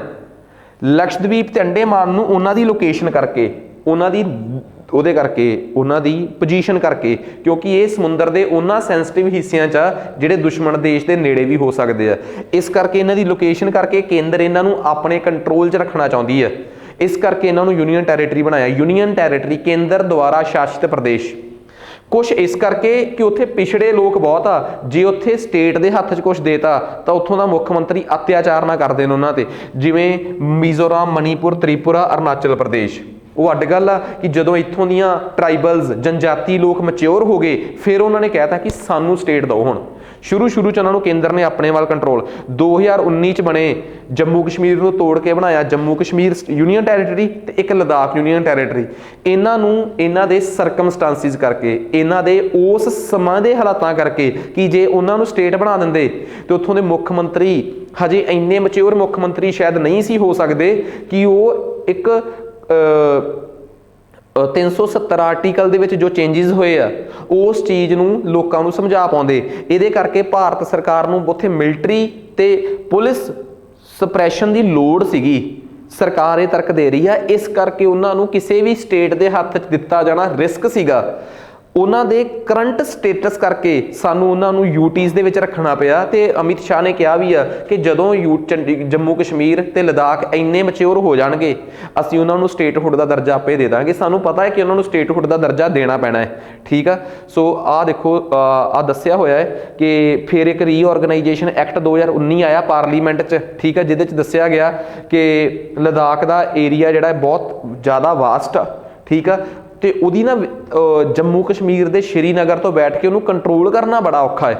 दैट्स वाई ਅਸੀਂ ਜੰਮੂ ਕਸ਼ਮੀਰ ਨੂੰ ਦੋ ਹਿੱਸਿਆਂ 'ਚ ਵੰਡ ਰਹੇ ਹਾਂ। ਪਰ ਤੁਹਾਨੂੰ ਵੀ ਪਤਾ ਤੇ ਮੈਨੂੰ ਵੀ ਪਤਾ ਤੇ ਬਹੁਤਿਆਂ ਨੂੰ ਵੀ ਪਤਾ ਕਿ ਕਾਰਨ ਬੜੇ ਸਟ੍ਰੈਟੇਜਿਕ ਹੋਰ ਵੀ ਨੇ, ਠੀਕ ਆ। ਸੋ ਅਸੀਂ ਉਹਨਾਂ ਨੂੰ ਦੱਸਤਾ। ਸੋ ਲਦਾਖ ਨੂੰ ਕੀ ਕੀਤਾ ਹੈ, ਦੋ ਹਿੱਸਿਆਂ 'ਚ ਬਣਾਤਾ ਜੰਮੂ ਕਸ਼ਮੀਰ ਨੂੰ। ਯੂਨੀਅਨ ਟੈਰੀਟਰੀਜ਼ ਦੀ ਇੱਕ ਖਾਸੀਅਤ ਹੋਰ ਵੀ ਹੁੰਦੀ ਹੈ, ਬਹੁਤ ਸਾਰੀਆਂ ਯੂਨੀਅਨ ਟੈਰੀਟਰੀਜ਼ ਐਵੇਂ ਦੀਆਂ ਨੇ ਜਿਨ੍ਹਾਂ ਨੂੰ ਵਿਦ ਲੈਜਿਸਲੇਚਰ ਬਣਾਇਆ ਗਿਆ ਹੈ। ਜਿਵੇਂ ਦਿੱਲੀ ਦੀ ਆਪਣੀ ਵਿਧਾਨ ਸਭਾ ਹੈ, ਜਦਕਿ ਜਿਹੜੀ ਜੰਮੂ ਕਸ਼ਮੀਰ ਉਹਦੀ ਵੀ ਆਪਣੀ ਵਿਧਾਨ ਸਭਾ ਹੈ। ਬਹੁਤ ਸਾਰੀਆਂ ਯੂਨੀਅਨ ਟੈਰੀਟਰੀਜ਼ ਦੀ ਆਪਣੀ ਵਿਧਾਨ ਸਭਾ ਹੈ ਹੀ ਨਹੀਂ, ਸਿਰਫ 3 ਯੂਨੀਅਨ ਟੈਰੀਟਰੀਜ਼ ਨੇ ਜਿਨ੍ਹਾਂ ਦੀ ਆਪਣੀ ਵਿਧਾਨ ਸਭਾ ਹੈ। ਜਦਕਿ ਜਿਹੜੀਆਂ ਯੂਨੀਅਨ ਟੈਰੀਟਰੀਜ਼ ਦੀ ਆਪਣੀ ਵਿਧਾਨ ਸਭਾ ਹੈ ਉਹਨਾਂ ਦਾ ਏਰੀਆ ਇੰਨਾ ਵਧੀਆ ਤੇ ਹੈਗਾ ਕਿ ਉੱਥੇ ਮੁੱਖ ਮੰਤਰੀ ਬਣ ਰਿਹਾ ਹੈ। ਜੇ ਉਹ ਮੁੱਖ ਮੰਤਰੀ ਹੀ ਬਣ ਰਿਹਾ ਫਿਰ ਉਹਨਾਂ ਨੂੰ ਸਟੇਟ ਹੀ ਬਣਾ ਦਿਓ। ਪਰ ਉਹ ਕਹਿੰਦੇ ਕਿ ਇਹਨਾਂ ਨੂੰ ਬਣਾਵਾਂਗੇ ਜ਼ਰੂਰ ਸਟੇਟ, ਪਰ ਹਜੇ ਮੈਚਿਓਰ ਨਹੀਂ ਗਏ। ਪੁਡੂਚੇਰੀ ਵੀ ਹੌਲੀ ਹੌਲੀ ਸਟੇਟ ਬਣੂਗਾ। ਦਿੱਲੀ ਨਹੀਂ ਬਣ ਸਕਦਾ, ਉੱਥੇ ਮੁੱਖ ਮੰਤਰੀ ਹੈਗਾ ਪਰ ਉਹ ਸਟੇਟ ਨਹੀਂ ਬਣ ਸਕਦਾ, ਬਿਕੋਜ਼ ਉਹਦੀ ਸਟ੍ਰੈਟੇਜਿਕ ਸਥਿਤੀ ਜਿਹੜੀ ਹੈ ਇਸ ਟਾਈਮ ਉਹ ਦਿੱਲੀ ਭਾਰਤ ਦੀ ਰਾਜਧਾਨੀ ਹੋਣ ਕਰਕੇ। ਸੋ ਇਹ ਵੀ ਆਪਾਂ ਨੂੰ ਵੱਖਰੇ ਵੱਖਰੇ ਕਾਰਨ ਜਿਹੜੇ ਆ ਉਹ ਚੰਗੀ ਤਰ੍ਹਾਂ ਪਤਾ ਲੱਗਦੇ ਆ ਕਿ ਕਹਾਣੀ ਕੀ ਹੈ। ਹੁਣ ਰੌਲਾ ਇਹ ਆ ਕਿ ਕੌਨਸਟੀਟਿਊਸ਼ਨ ਦਾ ਕਿਹੜਾ ਭਾਗ ਆ ਜਿਹੜਾ ਯੂਨੀਅਨ ਟੈਰੀਟਰੀਜ਼ ਨਾਲ ਡੀਲ ਕਰਦਾ ਹੈ। ਕੌਨਸਟੀਟਿਊਸ਼ਨ ਦਾ ਭਾਗ 8, ਭੁੱਲੇ ਤਾਂ ਨਹੀਂ, ਮੈਂ ਦੱਸਿਆ ਸੀਗਾ ਕਿ ਭਾਗ 6 ਦੇ ਵਿੱਚ ਸਟੇਟਸ ਨੇ, 7ਵਾਂ ਖਾਲੀ ਆ, ਤੇ 8 'ਚ ਕੀ ਆ ਯੂਨੀਅਨ ਟੈਰੀਟਰੀ, ਤੇ 9ਵਾਂ ਖਾਲੀ ਆ। ਉਹ ਤੇ ਅੱਡ ਗੱਲ ਆ ਕਿ ਅੱਗੇ ਜਾ ਕੇ 9ਵਾਂ 1992-92 ਦੇ ਵਿੱਚ ਪੰਚਾਇਤੀ ਰਾਜ ਨਾਲ ਭਰਿਆ ਜਾਵੇ ਤਾਂ ਭਰਿਆ ਜਾਵੇ, ਪਰ ਫਿਲਹਾਲ ਦੀ ਘੜੀ 1956 ਤੱਕ ਤਾਂ ਖਾਲੀ ਸੀ ਨਾ, 56 ਤੋਂ ਬਾਅਦ ਤਾਂ ਖਾਲੀ ਕਰਤਾ ਸੀ ਇੱਕ ਵਾਰ। ਤਾਂ ਦੱਸ ਸਕਦੇ ਹੋ ਯੂਨੀਅਨ ਟੈਰੀਟਰੀਜ਼ ਕੌਨਸਟੀਟਿਊਸ਼ਨ ਦੇ ਕਿਹੜੇ ਭਾਗ 'ਚ ਨੇ? 8ਵੇਂ 'ਚ। ਸੋ 8ਵੇਂ ਭਾਗ ਦੇ 3 ਆਰਟੀਕਲ ਨੇ ਜਿਹੜੇ ਇਹਦੇ ਨਾਲ ਡੀਲ ਕਰਦੇ ਆ, 3 ਨਹੀਂ 4, 39, 40, 41 ਸੌਰੀ 3, ਇਹ ਯੂਨੀਅਨ ਟੈਰੀਟਰੀਜ਼ ਨਾਲ ਡੀਲ ਕਰਦੇ ਆ। ਤੇ ਇੱਥੇ ਯੂਨੀਅਨ ਟੈਰੀਟਰੀਜ਼ ਬਾਰੇ ਕੀ ਲਿਖਿਆ ਗਿਆ ਹੈ ਉਹ ਬੜਾ ਗੌਰ ਨਾਲ ਸੁਣਨ ਵਾਲਾ ਹੈ। ਸਟੇਟ ਦਾ ਮੁਖੀ ਕੌਣ ਹੁੰਦਾ ਹੈ? ਗਵਰਨਰ। ਤੇ ਯੂਨੀਅਨ ਟੈਰੀਟਰੀਜ਼ ਦਾ ਮੁਖੀ ਕੌਣ ਹੁੰਦਾ ਹੈ? ਕੋਈ ਦੱਸ ਸਕਦਾ ਹੈ ਯੂਨੀਅਨ ਟੈਰੀਟਰੀਜ਼ ਦਾ ਮੁਖੀ ਕੌਣ ਹੋਊਗਾ? ਦਿੱਲੀ 'ਚ ਲੈਫਟੀਨੈਂਟ ਗਵਰਨਰ ਹੁੰਦਾ ਹੈ, ਪਰ ਬੜਾ ਧੋਖਾ ਪੈਂਦਾ ਹੈ। ਚੰਡੀਗੜ੍ਹ ਦੇ ਵਿੱਚ ਜਿਹੜਾ ਪੰਜਾਬ ਦਾ ਗਵਰਨਰ ਆ ਉਹ ਚੰਡੀਗੜ੍ਹ ਦਾ ਵੀ ਐਡਮਿਨਿਸਟ੍ਰੇਟਰ ਆ। ਯੂਨੀਅਨ ਟੈਰੀਟਰੀਜ਼ ਦੇ ਵਿੱਚ ਮੁੱਖ ਮੰਤਰੀ ਤਾਂ ਹੁੰਦੇ ਨਹੀਂ, ਉੱਥੇ ਤਾਂ ਗਵਰਨਰ ਹੀ ਹੁੰਦੇ ਆ। ਉਹਨਾਂ ਗਵਰਨਰਸ ਨੂੰ ਵੀ ਉੱਥੇ ਗਵਰਨਰ ਦੇ ਨਾਮ ਨਾਲ ਨਹੀਂ ਬੁਲਾਇਆ ਜਾਂਦਾ, ਉੱਥੇ ਵੀ ਡਿਪੈਂਡ ਕਰਦਾ ਹੈ। ਕਿਸੇ ਯੂਨੀਅਨ ਟੈਰੀਟਰੀ 'ਚ ਉਹਨੂੰ ਐਡਮਿਨਿਸਟ੍ਰੇਟਰ ਕਹਿ ਦਿੰਦੇ ਆ, ਕਿਸੇ ਯੂਨੀਅਨ ਟੈਰੀਟਰੀ 'ਚ ਉਹਨੂੰ ਲੈਫਟੀਨੈਂਟ ਗਵਰਨਰ ਕਹਿ ਦਿੰਦੇ ਆ, ਕਿਸੇ ਯੂਨੀਅਨ ਟੈਰੀਟਰੀ 'ਚ ਉਹਨੂੰ ਚੀਫ ਕਮਿਸ਼ਨਰ ਕਹਿ ਦਿੰਦੇ ਆ। ਇਹ ਵੀ ਵੱਖਰਾ ਵੱਖਰਾ ਰੌਲਾ ਹੈ। ਸਾਡੀਆਂ ਯੂਨੀਅਨ ਟੈਰੀਟਰੀਜ਼ ਦੇ ਵਿੱਚ ਜਿਹੜੇ ਉੱਥੋਂ ਦੇ ਹੈੱਡ ਨੇ ਨਾ ਉਹ ਵੀ ਵੱਖਰੇ ਵੱਖਰੇ ਨਾਮ ਨਾਲ, ਤੇ ਪਰ ਇੱਕ ਗੱਲ ਯਾਦ ਰੱਖਿਓ ਉੱਥੋਂ ਦੇ ਹੈੱਡ ਵੀ ਨਹੀਂ ਹੈਗੇ, ਇਹ ਵੀ ਪੰਗਾ ਇੱਕ। ਜਿਵੇਂ ਪੰਜਾਬ ਦਾ ਹੈੱਡ ਕੌਣ ਆ ਭਲਾ? ਨੋਮੀਨਲ ਹੈੱਡ ਕੌਣ ਆ? ਗਵਰਨਰ। ਤੇ ਪਾਵਰਫੁਲ ਹੈੱਡ ਕੌਣ ਆ? ਸੀਐਮ। ਪਰ ਅਸਲੀ ਹੈੱਡ ਤਾਂ ਗਵਰਨਰ ਹੀ ਆ, ਆਲਦੋ ਦੀ ਚੱਲਦੀ ਘੱਟ ਆ। ਦੇਸ਼ ਦਾ ਮੁਖੀ ਕੌਣ ਆ? ਰਾਸ਼ਟਰਪਤੀ। ਯੂਨੀਅਨ ਟੈਰੀਟਰੀਜ਼ ਦੇ ਮੁਖੀ ਕਦੀ ਉੱਥੋਂ ਦੇ ਲੈਫਟੀਨੈਂਟ ਗਵਰਨਰ ਜਾਂ ਚੀਫ ਕਮਿਸ਼ਨਰ ਨਹੀਂ ਹੁੰਦੇ। ਯੂਨੀਅਨ ਟੈਰੀਟਰੀ ਦੇ ਨਾਮ 'ਚ ਪਹਿਲਾ ਅੱਖਰ ਕੀ ਆ? ਯੂਨੀਅਨ ਮਤਲਬ ਕੇਂਦਰ। ਕੇਂਦਰ ਦਾ ਮੁਖੀ ਕੌਣ ਆ? ਪ੍ਰੈਜ਼ੀਡੈਂਟ। ਇਸ ਕਰਕੇ ਕੇਂਦਰ ਸ਼ਾਸਿਤ ਪ੍ਰਦੇਸ਼ਾਂ ਦਾ ਮੁਖੀ ਵੀ ਪ੍ਰੈਜ਼ੀਡੈਂਟ ਹੀ ਆ। ਇੱਥੇ ਸਾਰੇ ਫਸਦੇ ਆ। ਪਰ ਉਹਨੇ ਆਪਣੇ ਅੱਗੇ ਬੰਦੇ ਅਪਾਇੰਟ ਕਰੇ ਹੋਏ ਆ, ਲੈਫਟੀਨੈਂਟ ਗਵਰਨਰ ਕਹਿ ਲਓ, ਪਰ ਉੱਥੋਂ ਦੇ ਮੁਖੀ ਨਹੀਂ। ਯੂਨੀਅਨ ਟੈਰੀਟਰੀਜ਼ ਤੇ ਫੁੱਲ ਕੰਟਰੋਲ ਜਾਂ ਅਸਲੀ ਪਾਵਰ ਕਿਹਦੀ ਆ? ਪ੍ਰੈਜ਼ੀਡੈਂਟ ਦੀ। ਉਹ ਅਲੱਗ ਗੱਲ ਆ ਕਿ ਉਹ ਆਪ ਨਹੀਂ ਉੱਥੇ ਸ਼ਾਸਨ ਕਰਦਾ, ਉਹ ਆਪਣੇ ਐਡਮਿਨਿਸਟ੍ਰੇਟਰਸ ਭੇਜ ਕੇ ਸ਼ਾਸਨ ਕਰਦਾ, ਪਰ ਅਸਲੀ ਤਾਕਤਵਰ ਉਹੀ ਉੱਥੋਂ ਦਾ। ਆ ਜਾਓ ਯੂਨੀਅਨ ਟੈਰੀਟਰੀ ਕੇਂਦਰ ਸ਼ਾਸਿਤ ਪ੍ਰਦੇਸ਼ ਰਾਸ਼ਟਰਪਤੀ ਦੁਆਰਾ ਐਡਮਿਨਿਸਟਰ ਕੀਤੀ ਜਾਂਦੀ ਹੈ। ਉਹਦੇ ਭੇਜੇ ਗਏ ਐਡਮਿਨਿਸਟ੍ਰੇਟਰਸ ਜਿਹੜੇ ਕਿ ਉਹ ਅਪਾਇੰਟ ਕਰਦਾ ਹੈ। ਇਹ ਰਾਸ਼ਟਰਪਤੀ ਹੀ ਸਪੈਸੀਫਿਕਲੀ ਐਡਮਿਨਿਸਟ੍ਰੇਟਰ ਅਪਾਇੰਟ ਕਰਦਾ ਹੈ। ਡਿਪੈਂਡ ਕਰਦਾ ਹੈ ਕਿ ਉਹਨੇ ਐਡਮਿਨਿਸਟ੍ਰੇਟਰ ਨੂੰ ਕੀ ਕਹਾਉਣਾ ਹੈ, ਲੈਫਟੀਨੈਂਟ ਗਵਰਨਰ ਕਹਾਉਣਾ ਹੈ, ਚੀਫ ਕਮਿਸ਼ਨਰ ਕਹਾਉਣਾ ਹੈ ਕਿ ਐਡਮਿਨਿਸਟ੍ਰੇਟਰ ਕਹਾਉਣਾ ਹੈ। ਡਿਪੈਂਡ ਕਰ ਗਿਆ ਨਾ ਕਿ ਕਿਸੇ ਯੂਨੀਅਨ ਟੈਰੀਟਰੀ 'ਚ ਉਹਦਾ ਕੀ ਨਾਮ ਆ। ਹੁਣ ਇਹ ਵੀ ਇੰਪੋਰਟੈਂਟ ਆ, ਦਿੱਲੀ, ਪੁਡੂਚੇਰੀ, ਅੰਡੇਮਾਨ ਨਿਕੋਬਾਰ, ਜੰਮੂ ਕਸ਼ਮੀਰ ਤੇ ਲਦਾਖ ਦੇ ਕੇਸ 'ਚ ਇਹਨੂੰ ਲੈਫਟੀਨੈਂਟ ਗਵਰਨਰ ਕਹਿੰਦੇ ਆ। ਚੰਡੀਗੜ੍ਹ ਦੇ ਕੇਸ 'ਚ ਤੇ ਦਾਦਰਾ ਨਗਰ ਹਵੇਲੀ ਤੇ ਦਮਨ ਦਿਊ ਦੇ ਕੇਸ ਤੇ ਲਕਸ਼ਦ੍ਵੀਪ ਦੇ ਕੇਸ 'ਚ ਇਹਨੂੰ ਐਡਮਿਨਿਸਟ੍ਰੇਟਰ ਕਹਿੰਦੇ ਆ। ਠੀਕ ਆ, ਸੋ ਇਹ ਗੱਲਾਂ ਨੂੰ ਬੜੀ ਕਲੀਅਰ ਆ। ਤੇ ਕਈ ਵਾਰੀ ਪਤਾ ਕੀ ਆ, ਕੋਈ ਸਪੈਸ਼ਲ ਐਡਮਿਨਿਸਟ੍ਰੇਟਰ ਦੇਣਾ ਵੀ ਜ਼ਰੂਰੀ ਨਹੀਂਗਾ। ਕਈ ਵਾਰੀ ਕਿਸੇ ਸਟੇਟ ਦੇ ਨਾਲ ਦੀ ਸਟੇਟ ਦੇ ਗਵਰਨਰ ਨੂੰ ਹੀ ਕਹਿ ਦਿੱਤਾ ਜਾਂਦਾ ਹੈ, ਕਿਸੇ ਨਾਲ ਦੀ ਸਟੇਟ ਦੇ ਗਵਰਨਰ ਨੂੰ ਹੀ ਕਹਿ ਦਿੱਤਾ ਜਾਂਦਾ ਹੈ ਕਿ ਭਰਾਵਾ ਮਾੜਾ ਜਿਹਾ ਨਾਲ ਦੀ ਯੂਨੀਅਨ ਟੈਰੀਟਰੀ ਦੇਖ ਲਈ। ਐਵੇਂ ਦਾ ਕੋਈ ਕਿੱਸਾ ਹੈਗਾ ਕਿਤੇ? ਪੰਜਾਬ ਦੇ ਗਵਰਨਰ ਨੂੰ 1983 'ਚ ਹੀ ਕਹਿ ਦਿੱਤਾ ਗਿਆ ਸੀ ਕਿ ਨਾਲ ਤੇਰੇ ਚੰਡੀਗੜ੍ਹ ਆ, ਤੂੰ ਚੰਡੀਗੜ੍ਹ ਦਾ ਐਡਮਿਨਿਸਟ੍ਰੇਟਰ ਵੀ ਬਣ ਜਾ।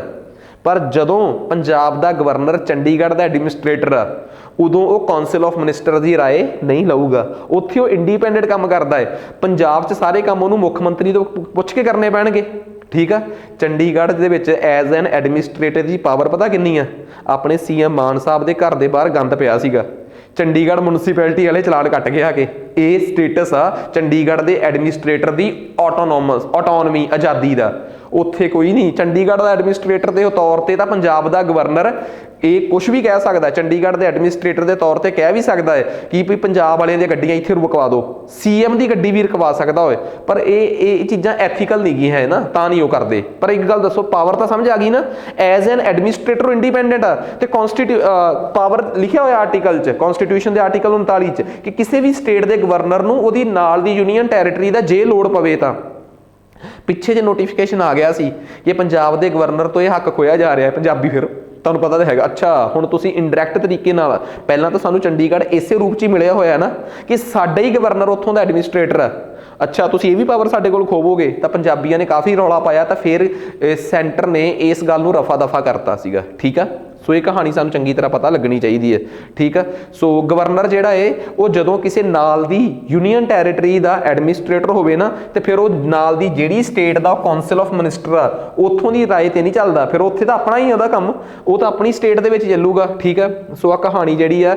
ਹਾਂ, ਇੱਕ ਗੱਲ ਹੋਰ, ਇਹਨਾਂ 'ਚੋਂ ਬਹੁਤ ਸਾਰੀਆਂ ਯੂਨੀਅਨ ਟੈਰੀਟਰੀਜ਼ ਇਹੋ ਜਿਹੀਆਂ ਨੇ ਜਿਨ੍ਹਾਂ ਨੂੰ ਆਪਣੀ ਵਿਧਾਨ ਸਭਾ ਮਿਲੀ ਹੋਈ ਆ ਤੇ ਉਹਨਾਂ ਦੀ ਆਪਣੀ ਕਾਉਂਸਲ ਆਫ ਮਿਨਿਸਟਰਸ ਵੀ ਆ ਤੇ ਉੱਥੇ ਮੁੱਖ ਮੰਤਰੀ ਵੀ ਚੁਣਿਆ ਜਾਂਦਾ ਹੈ। 1963 'ਚ ਪੁਡੂਚੇਰੀ, 1990 ਦੇ ਵਿੱਚ, 90 ਕਿ 92 ਦੇ ਵਿੱਚ ਦਿੱਲੀ। ਠੀਕ ਆ, ਖੁਰਾਨਾ ਸਾਹਿਬ, ਫਿਰ ਸਾਹਿਬ ਸਿੰਘ, ਕਈ ਮੁੱਖ ਮੰਤਰੀ ਬਣੇ ਉੱਥੋਂ ਦੇ। ਠੀਕ ਆ, ਫਿਰ ਸ਼ੀਲਾ ਦੀਕਸ਼ਿਤ ਤੇ ਹੁਣ ਦਿੱਲੀ ਦੇ ਮੁੱਖ ਮੰਤਰੀ ਕੇਜਰੀਵਾਲ ਜੀ। ਠੀਕ ਆ, ਸੋ ਹੁਣ ਇਹ 2019 'ਚ ਜੰਮੂ ਕਸ਼ਮੀਰ।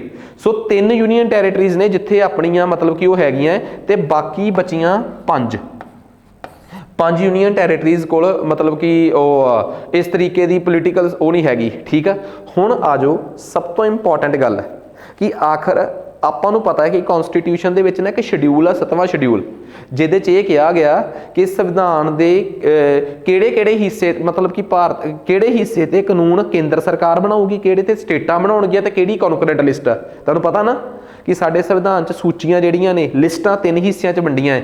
ਇੱਕ ਕੇਂਦਰੀ ਸੂਚੀ, ਇੱਕ ਸੂਬਿਆਂ ਦੀ ਸੂਚੀ, ਇੱਕ ਸਮਵਰਤੀ ਸੂਚੀ। ਪਹਿਲੀ ਸੂਚੀ ਤੇ ਲਾਅ ਕੌਣ ਬਣਾਉਂਦਾ ਹੈ? ਕੇਂਦਰ ਸਰਕਾਰ। ਸਟੇਟ ਲਿਸਟ ਤੇ ਲਾਅ ਬਣਾਉਣ ਦੀ ਪਾਵਰ ਕਿਹਦੇ ਕੋਲ ਆ? ਸਟੇਟ ਗਵਰਨਮੈਂਟ ਕੋਲ। ਤੇ ਯੂਨੀਅਨ ਕਨਕਰੈਂਟ ਤੇ ਦੋਵਾਂ ਕੋਲ। ਕਿਹਨਾਂ ਕੋਲ ਆ?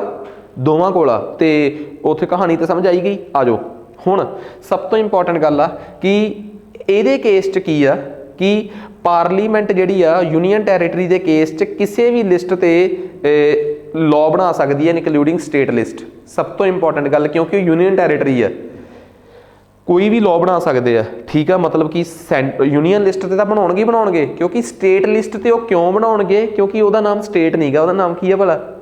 Union territory. ਤੇ ਯੂਨੀਅਨ ਟੈਰੀਟਰੀ ਤੇ ਕੰਟਰੋਲ ਕਿਹਦਾ ਹੈ? ਸੈਂਟਰ ਦਾ। ਐਥੀਕਲੀ ਉਹ 3 ਤੇ ਬਣਾ ਸਕਦੇ ਆ। ਠੀਕ ਆ, ਤੇ ਇਹ ਪਾਵਰ, ਸਭ ਤੋਂ ਇੰਪੋਰਟੈਂਟ ਗੱਲ ਇਹ ਆ, ਬੰਦਾ ਸੋਚਦਾ ਕਿ ਦਿੱਲੀ ਦੇ ਕੇਸ 'ਚ ਤੇ ਜੰਮੂ ਕਸ਼ਮੀਰ ਦੇ ਕੇਸ ਤੇ ਪੁਡੂਚੇਰੀ ਦੇ ਕੇਸ 'ਚ ਤਾਂ ਉਹਨਾਂ ਦੀ ਅਸੈਂਬਲੀ ਬਣੀ ਹੋਈ ਆ। ਉੱਥੇ ਤਾਂ ਸਟੇਟ ਲਿਸਟ ਉੱਥੋਂ ਦੇ ਮੁੱਖ ਮੰਤਰੀ ਕੋਲ ਜਾਂ ਉੱਥੋਂ ਦੀ ਲੈਜਿਸਲੇਚਰ ਕੋਲ, ਆਪਣੀ ਅਸੈਂਬਲੀ ਕੋਲ ਹੋਊਗੀ ਨਾ।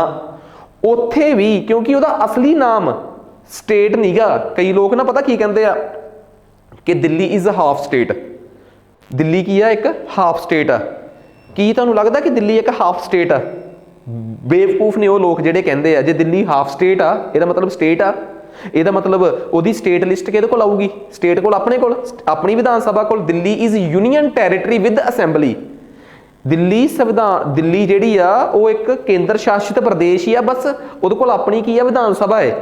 ਜੇ ਉਹ ਯੂਨੀਅਨ ਟੈਰੀਟਰੀ ਆ ਤਾਂ ਕਿੱਡੀ ਇੰਪੋਰਟੈਂਟ ਗੱਲ ਆ ਕਿ ਪਾਰਲੀਮੈਂਟ ਉਹਦੀ ਸਟੇਟ ਲਿਸਟ ਤੇ ਵੀ ਲਾਅ ਬਣਾ ਸਕਦੀ ਹੈ, ਕਿਉਂਕਿ ਦਿੱਲੀ ਇੱਕ ਯੂਨੀਅਨ ਟੈਰੀਟਰੀ ਆ।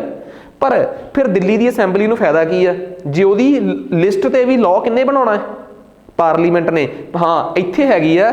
ਇਹਦਾ ਮਤਲਬ ਇਹ ਆ ਕਿ ਪਾਰਲੀਮੈਂਟ ਯੂਨੀਅਨ ਟੈਰੀਟਰੀਜ਼ ਦੇ ਕਿਸੇ ਵੀ ਵਿਸ਼ੇ ਤੇ ਕਾਨੂੰਨ ਬਣਾ ਸਕਦੇ ਆ। ਠੀਕ ਆ, ਜਦ ਕਿ ਪਰ ਦਿੱਲੀ ਦੀ ਅਸੈਂਬਲੀ ਜਿਹੜੀ ਆ ਉਹਦੇ ਕੋਲ ਇੱਕ ਪਾਵਰ ਆ, ਦਿੱਲੀ ਤੇ ਪੁਡੂਚੇਰੀ ਦੀ ਅਸੈਂਬਲੀ ਕੋਲ, ਕਿ ਉਹ ਆਪਣੀ ਸਟੇਟ ਲਿਸਟ ਤੇ ਕਨਕਰੈਂਟ ਲਿਸਟ ਤੇ ਵੀ ਲਾਅ ਬਣਾ ਸਕਦੇ ਆ। ਮੇਰੀ ਗੱਲ ਸਮਝ ਕੇ ਤੁਸੀਂ ਕਹੋਗੇ ਯਾਰ ਜ਼ਿਆਦਾ ਵੈਸੇ ਖਲਾਰਾ ਪਿਆ ਨਹੀਂ। ਜੇ ਤੁਹਾਨੂੰ ਲੱਗਦਾ ਹੈ ਤਾਂ ਆਪਾਂ ਇਸ ਚੀਜ਼ ਨੂੰ ਕਲੀਅਰ ਕਰ ਵੀ ਲੈਂਦੇ ਆ। ਨਾਰਮਲ ਸਟੇਟ ਦੇ ਕੇਸ 'ਚ ਜਿਹੜੀ ਹੁੰਦੀ ਆ ਯੂਨੀਅਨ ਲਿਸਟ, ਇੱਕ ਹੁੰਦੀ ਆ ਸਟੇਟ ਲਿਸਟ, ਇੱਕ ਹੁੰਦੀ ਆ ਕਨਕਰੈਂਟ ਲਿਸਟ। ਇੱਥੇ ਲਾਅ ਕੌਣ ਬਣਾਉਂਦੀ ਆ? ਕੇਂਦਰ ਸਰਕਾਰ। ਇਹਦੇ ਤੇ ਸਟੇਟ ਸਰਕਾਰ, ਇਹਦੇ ਤੇ ਦੋਵੇਂ ਮਿਲ ਕੇ ਨਹੀਂ, ਦੋਵੇਂ ਬਣਾ ਸਕਦੇ ਆ। ਜੇ ਸਟੇਟ ਨੇ ਬਣਾਤਾ ਵੈਲ ਐਂਡ ਗੁੱਡ ਆ, ਜੇ ਸਟੇਟ ਤੇ ਸੈਂਟਰ ਦੋਵਾਂ ਨੇ ਬਣਾਤਾ ਤਾਂ ਕਿਹਦਾ ਚੱਲੂਗਾ? ਸੈਂਟਰ ਦਾ। ਹੁਣ ਆ ਜਾਓ ਯੂਨੀਅਨ ਟੈਰੀਟਰੀਜ਼ ਦੇ ਕੇਸ 'ਚ, ਜਿਹੜੀਆਂ ਨਾਰਮਲ ਯੂਨੀਅਨ ਟੈਰੀਟਰੀਜ਼ ਆ ਜਿਨ੍ਹਾਂ ਦੀ ਅਸੈਂਬਲੀ ਨਹੀਂ ਗੀ, ਤਿੰਨੇ ਦੀਆਂ ਤਿੰਨੇ ਲਿਸਟਾਂ ਦੇ ਕਾਨੂੰਨ ਕੌਣ ਬਣਾਉਂਦੀ ਆ? ਪਾਰਲੀਮੈਂਟ। ਜਿਨ੍ਹਾਂ ਕੋਲ ਅਸੈਂਬਲੀ ਹੈਗੀ ਆ ਕਿਹੜੀ ਭਲਾ? JNK, ਦਿੱਲੀ ਤੇ ਜੰਮੂ ਕਸ਼ਮੀਰ, ਠੀਕ ਆ। ਉਹਦੇ ਕੇਸ 'ਚ ਪਾਰਲੀਮੈਂਟ ਤਾਂ ਤਿੰਨਾਂ ਦੀ ਬਣਾ ਸਕਦੀ ਆ, ਠੀਕ ਆ, ਕਿਉਂਕਿ ਉਹ ਯੂਨੀਅਨ ਟੈਰੀਟਰੀਜ਼ ਨੇ। ਸਟੇਟ ਨੂੰ ਕਹਿਦਾ ਯਾਰ ਤੁਹਾਡੇ ਕੋਲ, ਤੁਹਾਨੂੰ ਅਸੈਂਬਲੀ ਦਿੱਤੀ ਆ, ਤੁਸੀਂ ਵੀ ਆਪਣਾ ਕੰਮ ਕਰ ਸਕਦੇ ਹੋ, ਇਹਦੇ ਤੇ ਤੁਸੀਂ ਵੀ ਬਣਾ ਸਕਦੇ ਹੋ, ਇਹਦੇ ਤੇ ਤੁਸੀਂ ਵੀ ਬਣਾ ਸਕਦੇ ਹੋ। ਪਰ ਜੇ ਸਾਨੂੰ ਕੋਈ ਗੜਬੜ ਲੱਗੀ ਤਾਂ ਅਸੀਂ ਵੀ ਕਾਨੂੰਨ ਬਣਾ ਸਕਦੇ ਤੇ ਫਿਰ ਸਾਡਾ ਚੱਲੂਗਾ। ਜਿਹੜੀਆਂ ਆਮ ਨੋਰਮਲ ਸਟੇਟਸ ਨੇ ਪੰਜਾਬ ਟਾਈਪ, ਉੱਥੇ ਤਾਂ ਸੈਂਟਰ ਦੀ ਲੱਤ ਇੱਥੇ ਚੱਲਦੀ ਆ ਤੇ ਲੱਤ ਇੱਥੇ ਵੀ ਚੱਲ ਜਾਂਦੀ ਆ। ਤੇ ਯੂਨੀਅਨ ਟੈਰੀਟਰੀਜ਼ ਵਿਦ ਅਸੈਂਬਲੀ ਆ ਜਿੱਥੇ, ਉੱਥੇ ਸੈਂਟਰ ਦੀ ਲੱਤ ਦੋ ਜਗ੍ਹਾ ਤੇ ਚੱਲਦੀ ਆ। ਇੱਥੇ ਤੇ ਚੱਲਣੀ ਆ, ਇੱਥੇ ਵੀ ਉਹ ਬਰਾਬਰ ਲੱਤ ਚਲਾ ਲੈਂਦੀ ਸੀ, ਜਿਵੇਂ ਕਿ ਨਾਰਮਲ ਸਟੇਟਸ, ਉਹ ਇੱਥੇ ਵੀ ਚਲਾ ਲੈਂਦੀ ਆ। ਮਤਲਬ ਸੈਂਟਰ ਦੀਆਂ ਤੇ ਸਾਰੀਆਂ ਹੀ ਲਿਸਟਾਂ ਨੇ ਯੂਨੀਅਨ ਟੈਰੀਟਰੀ 'ਚ, ਤੇ ਸਟੇਟਾਂ ਕੋਲ ਕਿੰਨੀਆਂ ਲਿਸਟਾਂ ਨੇ? ਯੂਨੀਅਨ ਟੈਰੀਟਰੀਜ਼ ਦੇ ਵਿੱਚ ਯੂਨੀਅਨ ਵਿਦ ਅਸੈਂਬਲੀ ਵਾਲਿਆਂ ਕੋਲ ਕਿੰਨੀਆਂ ਲਿਸਟਾਂ ਦੇ ਪਾਵਰ ਆ? ਦੋਵਾਂ ਤੇ। ਉਹ ਵੀ ਪਾਵਰ ਉਨਾ ਚਿਰ ਪਾਵਰ ਆ ਜਿੰਨਾ ਚਿਰ ਉੱਥੇ ਪਾਰਲੀਮੈਂਟ ਨਹੀਂ ਗਈ। ਜੇ ਪਾਰਲੀਮੈਂਟ ਨੇ ਜਾ ਕੇ ਲਾਅ ਬਣਾਤਾ ਤੇ ਉਹਨਾਂ ਦਾ ਲਾਅ ਖਤਮ ਹੋ ਜਾਊਗਾ। ਆਹ ਦੱਸੋ ਜੀ, ਗੱਲ ਸਮਝ ਆ ਗਈ? ਠੀਕ ਆ। ਹੁਣ ਇੱਥੇ ਇੱਕ ਬੜੀ ਇੰਪੋਰਟੈਂਟ ਗੱਲ ਆ। ਹੁਣ ਸਭ ਤੋਂ ਇੰਪੋਰਟੈਂਟ ਗੱਲ, ਦਿੱਲੀ ਦੇ ਕੇਸ 'ਚ ਇੱਕ ਬਹੁਤ ਵੱਡਾ ਫਲੋ ਆ ਜਿਹੜਾ ਪੁਡੂਚੇਰੀ ਨੂੰ ਮਿਲਿਆ ਹੋਇਆ ਤੇ ਦਿੱਲੀ ਦੇ ਕੇਸ 'ਚ ਅੱਡ ਆ। ਦਿੱਲੀ ਨੂੰ ਇੱਕ ਗੱਲ ਹੋਰ ਕਹੀ ਆ। ਵੈਸੇ ਇੱਕ ਗੱਲ ਦੱਸੋ, ਇਹ ਜਿਹੜਾ ਪੁਲਿਸ ਹੁੰਦਾ ਹੈ ਇਹ ਕਿਹਦੇ 'ਚ ਆਉਂਦਾ? Law and order, state list ਕਿ ਕੌਨਕਰੈਂਟ 'ਚ? State list. ਪੰਜਾਬ ਦੇ ਵਿੱਚ ਪੁਲਿਸ ਕਿਹਦੇ ਕੰਟਰੋਲ 'ਚ ਆ? ਸਟੇਟਾਂ ਦੇ। ਵੈਸੇ ਪੁਲਿਸ ਕਿਹਦੇ ਕੰਟਰੋਲ 'ਚ ਹੁੰਦੀ ਹੈ? ਸਟੇਟ ਲਿਸਟ 'ਚ ਹੀ ਹੁੰਦੀ ਆ। ਪੁਲਿਸ, ਪਬਲਿਕ ਆਰਡਰ ਜਿਹਨੂੰ ਆਪਾਂ ਕਹਿ ਦਿੰਦੇ, ਲਾਅ ਐਂਡ ਆਰਡਰ, ਪੁਲਿਸ ਤੇ ਲੈਂਡ, ਇਹ ਤਿੰਨ ਵਿਸ਼ੇ ਨੇ, ਇਹ ਹਮੇਸ਼ਾ ਸਟੇਟ ਦੇ ਵਿੱਚ ਹੁੰਦੇ ਆ। ਸਟੇਟ ਲਿਸਟ ਦੇ ਤਿੰਨ ਵਿਸ਼ੇ ਨੇ। ਦਿੱਲੀ ਨੂੰ ਇਹ ਗੱਲ ਕਹੀ ਹੋਈ ਆ ਕਿ ਦਿੱਲੀ ਦੀ ਅਸੈਂਬਲੀ ਜਿਹੜੀ ਆ ਨਾ, ਦਿੱਲੀ ਦੀ ਜਾਨੀ ਕਿ ਕੇਜਰੀਵਾਲ ਹੁਣਾਂ ਦੀ ਜਿਹੜੀ ਅਸੈਂਬਲੀ ਆ, ਇਹ ਯੂਨੀਅਨ ਲਿਸਟ ਤੇ ਲਾਅ ਬਣਾ ਹੀ ਨਹੀਂ ਸਕਦੀ। ਸਟੇਟ ਲਿਸਟ ਤੇ ਵੀ ਬਣਾ ਸਕਦੀ ਆ ਤੇ ਕੌਨਕਰੈਂਟ ਲਿਸਟ ਤੇ ਵੀ ਬਣਾ ਸਕਦੀ ਆ, ਠੀਕ ਆ। ਇਹਦੇ ਤੇ ਬਣਾ ਸਕਦੀ, ਇਹਦੇ ਤੇ ਬਣਾ ਸਕਦੀ ਆ। ਪਾਰਲੀਮੈਂਟ ਇਹਦੇ ਤੇ ਵੀ ਬਣਾ ਸਕਦੀ, ਇਹਦੇ ਤੇ ਵੀ ਬਣਾ ਸਕਦੀ, ਇਹਦੇ ਤੇ ਵੀ ਬਣਾ ਸਕਦੀ ਆ। ਪਰ ਤਿੰਨ ਸਬਜੈਕਟ ਸਟੇਟ ਲਿਸਟ 'ਚ ਐਵੇਂ ਦੇ ਨੇ, ਲਾਅ ਐਂਡ ਆਰਡਰ, ਪੁਲਿਸ ਤੇ ਲੈਂਡ, ਜਿਹੜੇ ਹੈਗੇ ਸਟੇਟ ਲਿਸਟ 'ਚ ਨੇ। ਪਰ ਇਹ ਐਕਸੈਪਸ਼ਨ ਕਹਿੰਦੇ ਆ ਕਿ ਇਹਨਾਂ ਤਿੰਨਾਂ ਨੂੰ ਸਟੇਟ ਲਿਸਟ ਦੇ ਬਾਵਜੂਦ ਵੀ ਇੱਥੋਂ ਦੀ ਜਿਹੜੀ ਅਸੈਂਬਲੀ ਆ ਦਿੱਲੀ ਦੀ, ਉਹ ਨਹੀਂ ਇਹਦੇ ਤੇ ਲਾਅ ਬਣਾ ਸਕਦੀ। ਇਹ ਦਿੱਲੀ ਦੇ ਕੇਸ 'ਚ ਇਹ ਯੂਨੀਅਨ ਲਿਸਟ 'ਚ ਸ਼ਿਫਟ ਹੋ ਜਾਂਦੇ ਆ। ਜਾਂ ਪੰਜਾਬੀ 'ਚ ਇਹ ਕਹਿ ਲਓ ਕਿ ਸਟੇਟ ਲਿਸਟ ਦੇ ਹੋਣ 'ਚ ਬਾਵਜੂਦ ਵੀ ਦਿੱਲੀ ਦੀ ਅਸੈਂਬਲੀ ਇਹਨਾਂ ਤਿੰਨਾਂ ਵਿਸ਼ਿਆਂ ਤੇ ਦੇਖ ਹੀ ਨਹੀਂ ਸਕਦੀ। ਦਿੱਲੀ ਦੀ ਲੈਜਿਸਲੇਚਰ, ਮੁੱਖ ਮੰਤਰੀ, ਕੌਂਸਲ ਆਫ ਮਿਨਿਸਟਰ ਹੋਣ ਦੇ ਬਾਵਜੂਦ ਵੀ ਦਿੱਲੀ ਤਿੰਨ ਸਟੇਟ ਲਿਸਟਾਂ ਤੇ ਲਾਅ ਬਣਾ ਹੀ ਨਹੀਂ ਸਕਦੀ। ਪੁਲਿਸ, ਲਾਅ ਐਂਡ ਆਰਡਰ ਤੇ ਲੈਂਡ। ਦਿੱਲੀ ਦੀ ਜ਼ਮੀਨ ਸੈਂਟਰ ਦੇ ਕੰਟਰੋਲ 'ਚ ਆ, ਦਿੱਲੀ ਦੀ ਪੁਲਿਸ ਸੈਂਟਰ ਦੇ ਕੰਟਰੋਲ 'ਚ ਆ, ਦਿੱਲੀ ਦੀ ਲਾਅ ਐਂਡ ਆਰਡਰ, ਦਿੱਲੀ 'ਚ ਕੋਈ ਕ੍ਰਾਈਮ ਹੁੰਦਾ ਹੈ ਦਿੱਲੀ ਪੁਲਿਸ ਰਿਸਪੌਂਸੀਬਲ ਨਹੀਂ ਗੀ। ਹਾਂ, ਜੇਲ੍ਹਾਂ ਦਿੱਲੀ ਦੀਆਂ, ਜੇਲ੍ਹ ਜਿਹੜਾ ਸਬਜੈਕਟ ਆ ਉਹ ਦਿੱਲੀ ਪੁਲਿਸ ਦੇ ਕੰਟਰੋਲ 'ਚ ਆ। ਸੋ ਇਹਦਾ ਮਤਲਬ ਇਹ ਆ ਕਿ ਜੇ ਜੇਲ੍ਹਾਂ 'ਚ ਬੈਠੇ ਕੋਈ ਕ੍ਰਾਈਮ ਹੋ ਰਿਹਾ ਹੈ ਤਾਂ ਦਿੱਲੀ ਪੁਲਿਸ ਰਿਸਪੌਂਸੀਬਲ ਆ। ਜੇ ਦਿੱਲੀ ਦੀਆਂ ਗਲੀਆਂ 'ਚ ਕੋਈ ਕ੍ਰਾਈਮ ਹੋ ਰਿਹਾ ਹੈ ਤਾਂ ਲਾਅ ਐਂਡ ਆਰਡਰ ਕਿਹਦੀ ਜ਼ਿੰਮੇਵਾਰੀ ਆ? ਸੈਂਟਰ ਦੀ। ਹੋਮ ਮਿਨਿਸਟਰੀ ਦੀ ਜ਼ਿੰਮੇਵਾਰੀ ਆ, ਕੇਂਦਰ ਸਰਕਾਰ ਦੀ। ਇਹ ਆਰਟੀਕਲ 239 ਦੇ ਅੰਦਰ ਜਾ ਕੇ, ਜਦੋਂ ਦਿੱਲੀ ਨੂੰ ਸਪੈਸ਼ਲ ਅਸੈਂਬਲੀ ਮਿਲੀ ਸੀ ਨਾ 1992 'ਚ, ਤਾਂ ਦਿੱਲੀ ਨੂੰ ਕਿਹਾ ਸੀ ਕਿ ਸਟੇਟ ਲਿਸਟ 'ਚ ਤਿੰਨ ਵਿਸ਼ੇ ਇਹੋ ਜਿਹੇ ਹੋਣਗੇ ਜਿਹੜੇ ਅਸੀਂ ਤੁਹਾਨੂੰ ਦੇ ਹੀ ਨਹੀਂ ਸਕਦੇ ਕਦੀ। ਉਹਨਾਂ ਨੂੰ ਛੱਡ ਕੇ ਬਾਕੀ ਸਾਰੀ ਸਟੇਟ ਲਿਸਟ ਤੁਹਾਡੀ, ਬਾਕੀ ਕੌਨਕਰੈਂਟ ਲਿਸਟ ਤੁਹਾਡੀ। ਪਰ ਉੱਥੇ ਅਸੀਂ ਤਾਂ ਸਾਰੇ ਪਾਸੇ ਹੀ ਕਾਨੂੰਨ ਬਣਾ ਸਕਦੇ ਹਾਂ, ਪਰ ਸਟੇਟ ਲਿਸਟ ਦੇ ਆ ਤਿੰਨ ਵਿਸ਼ੇ ਨੇ ਜਿਨ੍ਹਾਂ ਤੇ ਕਾਨੂੰਨ ਤੁਸੀਂ ਬਣਾ ਹੀ ਨਹੀਂ ਸਕਦੇ। ਸੋ ਆਹ ਦੱਸੋ, ਗੱਲ ਸਮਝ ਆ ਗਈ ਆ ਚੀਜ਼? ਸੋ ਆਹ ਕਹਾਣੀ ਜਿਹੜੀ ਆ ਇਹ ਸਾਨੂੰ ਬਹੁਤ ਸਮਝ ਆਉਣੀ ਚਾਹੀਦੀ ਹੈ। ਤੇ ਜੰਮੂ ਕਸ਼ਮੀਰ ਵੀ, ਜੰਮੂ ਕਸ਼ਮੀਰ 'ਚ ਬਸ ਆ ਲੈਂਡ ਕੱਢ ਦੋ, ਬਾਕੀ ਕੇਸ 'ਚ ਜੰਮੂ ਕਸ਼ਮੀਰ ਵੀ ਦਿੱਲੀ ਵਰਗਾ ਹੀ ਆ। ਜੰਮੂ ਕਸ਼ਮੀਰ ਦੇ ਵਿੱਚ ਵੀ ਪਬਲਿਕ ਆਰਡਰ ਤੇ ਪੁਲਿਸ, ਇਹ ਦੋਵੇਂ ਵਿਸ਼ੇ ਦਿੱਲੀ ਕੇਂਦਰ ਸਰਕਾਰ ਕੋਲ ਆ। ਇੱਥੇ ਉੱਥੋਂ ਦੀ ਯੂਨੀਅਨ ਉੱਥੋਂ ਦੀ ਸਟੇਟ ਵੀ ਕਾਨੂੰਨ ਨਹੀਂ ਬਣਾ ਸਕਦੀ ਹੋਊਗੀ। ਮੇਰੀ ਗੱਲ ਸਮਝ ਗਏ ਨਾ? ਉੱਥੋਂ ਦੀ ਸਟੇਟ ਲੈਜਿਸਲੇਚਰ ਵੀ ਲਾਅ ਨਹੀਂ ਬਣਾ ਸਕਦੀ, ਇਹਦੇ ਤੇ ਪਾਰਲੀਮੈਂਟ ਹੀ ਲਾਅ ਬਣਾਊਗੀ। ਹਾਂ, ਲੈਂਡ ਤੇ ਦਿੱਲੀ, ਉੱਥੋਂ ਦੀ ਜੰਮੂ ਕਸ਼ਮੀਰ ਦੀ ਲੈਜਿਸਲੇਚਰ ਲਾਅ ਬਣਾ ਸਕਦੀ ਹੈ, ਠੀਕ ਆ। ਪੁਡੂਚੇਰੀ ਦੇ ਕੇਸ 'ਚ ਇਹ ਪਾਵਰ ਉਹਨਾਂ ਕੋਲ ਵੀ ਹੈਗੀਆਂ, ਮਤਲਬ ਉਹਨਾਂ ਕੋਲ ਵੀ ਨੇ ਤੇ ਸੈਂਟਰ ਕੋਲ ਤਾਂ ਹੋਣੀਆਂ ਹੀ ਹੋਣੀਆਂ। ਪੁਡੂਚੇਰੀ ਨੂੰ ਇਹੋ ਜਿਹੀ ਕਿਸੇ ਐਕਸੈਪਸ਼ਨ ਦਾ ਸ਼ਿਕਾਰ ਨਹੀਂ ਹੋਣਾ ਪਿਆ। ਦੋ ਯੂਨੀਅਨ ਟੈਰੀਟਰੀਜ਼ ਨੇ ਜਿਨ੍ਹਾਂ ਨੂੰ ਹੋਣਾ ਪਿਆ ਹੈ, ਜਿਨ੍ਹਾਂ ਕੋਲ ਲੈਜਿਸਲੇਚਰ ਹੈਗੀ ਹੈ। ਕੋਈ ਕਵੇ ਚੰਡੀਗੜ੍ਹ, ਉਹ ਚੰਡੀਗੜ੍ਹ ਦਾ ਰੌਲਾ ਹੀ ਨਹੀਂ। ਚੰਡੀਗੜ੍ਹ ਦੀਆਂ ਤਾਂ ਸਾਰੀਆਂ ਹੀ ਲਿਸਟਾਂ ਕੇਂਦਰ ਦੀਆਂ ਹੋਣਗੀਆਂ। ਕਿਉਂ ਭਲਾ? ਕਿਉਂਕਿ ਚੰਡੀਗੜ੍ਹ ਹੈ ਕੀ ਆਪਣੇ ਆਪ 'ਚ ਇੱਕ यूनियन टैरेटरी विदाउट लैजिस्लेचर, बिना विधान सभा की केंद्र शासित प्रदेश है यूनियन ओ। सो उम्मीद करदा कि यह गल चंगी तरह समझ आ गई होगी तुहानूं, ठीक है सारी। सो आ मैं तुहानूं सारा कुछ दसता कि है की है, ठीक है। हुण मैं थोड़ा जिहा एक गल दसदा कि इन्हां दी हाई कोर्ट्स नूं लैके, ठीक है, पार्लीमेंट नूं पावर आ, इत्थे पेपर च आउंदा हुंदा। आ मैं छोटे छोटे सवाल तुहानूं दस रहा कि आखिर इत्थे हाई कोर्ट किवें मिलूगी। पार्लीमेंट कोल पावर आ कि उस पार्लीमेंट जे कोई नवीं यूनीअन टैरेटरी बनी आ उन्होंने हाई कोर्ट नवीं देनी आ, जां किसी स्टेट की हाई कोर्ट नाल जोड़ देना है, जां 2-3 यूनीअन टैरेटरीज नूं इकट्ठी ही हाई कोर्ट दे देनी है। ये किन्ने तय करना है, प्रेजिडेंट ने कि पार्लीमेंट ने? पार्लीमेंट ने बाय लॉ। तो एक गल याद रखियो, दिल्ली ही एक अजिही यूनीअन टैरेटरी आ जिन्हां कोल अपनी पार्लीमेंट आ। बाकी लक्षद्वीप वाले केरला की कोची हाई कोर्ट, अंडेमान निकोबार वाले कलकत्ता हाई कोर्ट, कित्थों दी भला वैस्ट बंगाल दी, ते पुडुचेरी वाले मद्रास चेन्नई हाई कोर्ट, कित्थों दी भला तमिलनाडु दी, चंडीगढ़ वाले Punjab and Haryana high court, all दो चंडीगढ़ की जमीन ते ही आ पर है तो Punjab and Haryana high court ही आ। जम्मू कश्मीर ते अपना की नाम दा लद्दाख, इन्हां दी इक्को ही हाई कोर्ट आ, किहड़ी भला? Jammu Kashmir high court. हाँ, इत्थे दिल्ली दे नाल मैं लिख सकदा दिल्ली एंड जम्मू कश्मीर, यही दो ने जिन्हां कोल अपनी हाई कोर्ट आ। ते लद्दाख नूं किहदी हाई कोर्ट मिली हुई है? जम्मू कश्मीर वाली ही। सो ये कहानी आपां नूं चंगी तरह समझ आ गई, आ चीज़ क्लीयर है गल।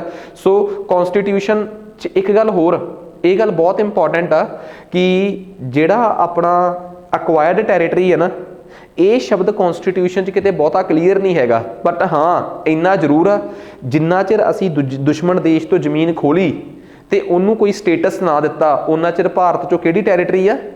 एक्वायर्ड टैरेटरी है। सो अगे उन्होंने आ गल लिखी है, तो उम्मीद करदा कि यह सारा कंसैप्ट जिहड़ा है समझ आ गया होगा, ठीक है। हुण जे कोई मैनूं पुछे कि सर दिल्ली नूं लैके की स्टेटस आ, तो मैं तुहानूं कुछ गल्लां जरूर दसदा। दिल्ली भी 1990 तो पहला नॉर्मल यूनीअन टैरेटरी सीगा। दिल्ली नूं कॉन्स्टिट्यूशनल अमेंडमेंट करनी पई। तुहाडे चों बड़े लोकां दा होऊगा कि दिल्ली नूं लैजिस्लेचर देण वास्ते कॉन्स्टिट्यूशनल अमेंडमेंट क्यों करनी पई, क्योंकि दिल्ली के केस ना बहुत कुछ लिखना सीगा। की लिखिया गया भला दिल्ली च? दिल्ली के केस च लिखिया कि तुहानूं स्टेट लिस्ट देवांगे, की देवांगे? तुहानूं स्टेट लिस्ट देवांगे पर विच 3 सबजैक्ट नहीं देने। तो दिल्ली के केस तो बहुत कुछ स्पैशल है। तो याद रखियो दिल्ली वास्ते जिहड़ी अमेंडमेंट हुई है उस 69th कॉन्स्टिट्यूशनल अमेंडमेंट हुई है। तो दिल्ली के मुखी नूं प्रेजिडेंट कहा जाता है, तो दिल्ली का मुखी दिल्ली च जिहड़ा एडमिनिस्ट्रेटर भेजदा है उन्होंने लैफ्टीनेंट गवर्नर। दिल्ली दे विच एक लैजिस्लेचर आ, ते दिल्ली दे विच एक काउंसिल ऑफ मिनिस्टर्स आ। दिल्ली च 70 मैंबरां दी स्ट्रेंथ आ, ते दिल्ली च जिवें अपना वैसे नॉर्मल हुंदा ना 91st कॉन्स्टिट्यूशनल अमेंडमेंट तो बाद कहा गया कि 15% तो वध मंत्री नहीं लग सकते। दिल्ली 69th अमेंडमेंट कहा गया है कि 10% तो बाद मंत्री नहीं लग सकते। 70 का 10% कितना होया? 7 सने मुख मंत्री। तो दिल्ली की लैजिस्लेचर च पब्लिक ऑर्डर, पुलिस ते लैंड, ये स्टेट लिस्ट च होने के बावजूद भी स्टेट कोल इन्हां दी कोई ताकत नहीं हैगी, ठीक है। इत्थों के जिहड़े मंत्री आ, इत्थों का जिहड़ा मुख मंत्री है तो मंत्री है, इन्हां नूं अपॉइंट लैफ्टीनेंट गवर्नर नहीं करता, बंदे नूं बड़ा भुलेखा पैंदा है। दिल्ली दे मुख मंत्री जिन्ना यूनीअन टैरेटरीज दे विच मुख मंत्री हैगा ना, उन्हां दी अपॉइंटमेंट राष्ट्रपति करदा है। क्योंकि एक गल दिमाग चों कढ दो कि ये कोई होर चीज़ आ, ये यूनीअन टैरेटरीज ने। तो यूनीअन टैरेटरीज का मतलब की है? केंद्र द्वारा शासित। तो केंद्र का मुखी इन्हां दा मुखी होऊगा, तो केंद्र का मुखी कौन आ? राष्ट्रपति, ठीक है। इस करके राष्ट्रपति ही इन्हां नूं सौं खवाउंदा है। हाँ, जो तुसीं गूगल सर्च करके देखियो, जो केजरीवाल नूं सौं खवा रहा है वो दिल्ली का लैफ्टीनेंट गवर्नर खवा रहा। तुसीं कहोगे यार कमाल दी गल आ, फोटो च तां लिखिया है दिल्ली दे देश के राष्ट्रपति कोल टाइम ना होवे तां वो भेज दिंदा है कि जां तां वो ओथ आप एडमिनिस्टर कराऊगा जाके दिल्ली के मुख मंत्री नूं, जां अपने द्वारा कोई बंदा भेजूगा। सो ਇਹਦਾ मतलब ये थोड़ा है कि दिल्ली के मुख, अच्छा जी मैं फोटो देखा सी कि दिल्ली के मुख मंत्री ने तो सौं लैफ्टीनेंट गवर्नर खवा रहा है, टिक ला दो पेपर च ना। सौं कौन खवाउंदा है? प्रेजिडेंट जां अपने द्वारा भेजिया कोई बंदा उहदा, ठीक है। सो इत्थे तुसीं बहुत कन्फ्यूज नहीं रहना। तो ये मंत्री उन्ना चिर ही रहिंदे आ दफ्तर च जिन्ना चिर प्लैजर ऑफ प्रेजिडेंट आ। हुण ये तो तुहानूं पता ही है कि इत्थे प्लैजर का मतलब प्लैजर नहीं। जे तुसीं इत्थे हुण मेरे तो state and council of ministers वाला चैप्टर नहीं पढ़िया तो माड़ी गल आ। ये तो मैं साफ कह रहा ना कि ये प्लैजर उदों तक आ जिन्ना चिर तुहाडा किहड़ा विश्व प्रस्ताव पिया है, कॉन्फिडेंस मोशन। सो ये उदों तक ही सारी कहानी है, ठीक है। सो उम्मीद करना कि यह सारी समझ आ गई होगी गल, ठीक है। हुण सब तो इंपॉर्टेंट गल इत्थों बहुत वड्डी कुंडी है कि जे दिल्ली दे मतलब कि केस च, ठीक आ, किसी भी केस च ਲੈਫਟੀਨੈਂਟ ਹੁਣ ਮੰਨ ਲਓ ਦਿੱਲੀ ਦੇ ਮੁੱਖ ਮੰਤਰੀ ਆਪਣੇ ਦਿੱਲੀ ਦੇ ਮੁੱਖ ਮੰਤਰੀ ਦਾ ਰੌਲਾ ਕੀ ਚੱਲ ਰਿਹਾ ਭਲਾ, ਇਹ ਕਹਿੰਦਾ ਜੀ ਮੈਂ ਲੈਫਟੀਨੈਂਟ ਗਵਰਨਰ ਨੂੰ ਕੋਈ ਸਿਫਾਰਿਸ਼ ਭੇਜੀ ਆ, ਉਹਨਾਂ ਨੇ ਮੰਨੀ ਨਹੀਂ। ਪੰਜਾਬ ਦੇ ਕੇਸ ਤਾਂ ਮੈਂ ਕਹਿ ਸਕਦਾ ਕਿ ਦਿੱਲੀ ਪੰਜਾਬ ਇੱਕ ਸਟੇਟ ਆ ਤੇ ਇੱਥੇ ਅਕੋਰਡਿੰਗਲੀ ਕੰਮ ਕਰਨਾ ਪਊਗਾ ਗਵਰਨਰ ਨੂੰ, ਪਰ ਦਿੱਲੀ 'ਚ ਐਵੇਂ ਦੀ ਕੁੰਡੀ ਨਹੀਂ।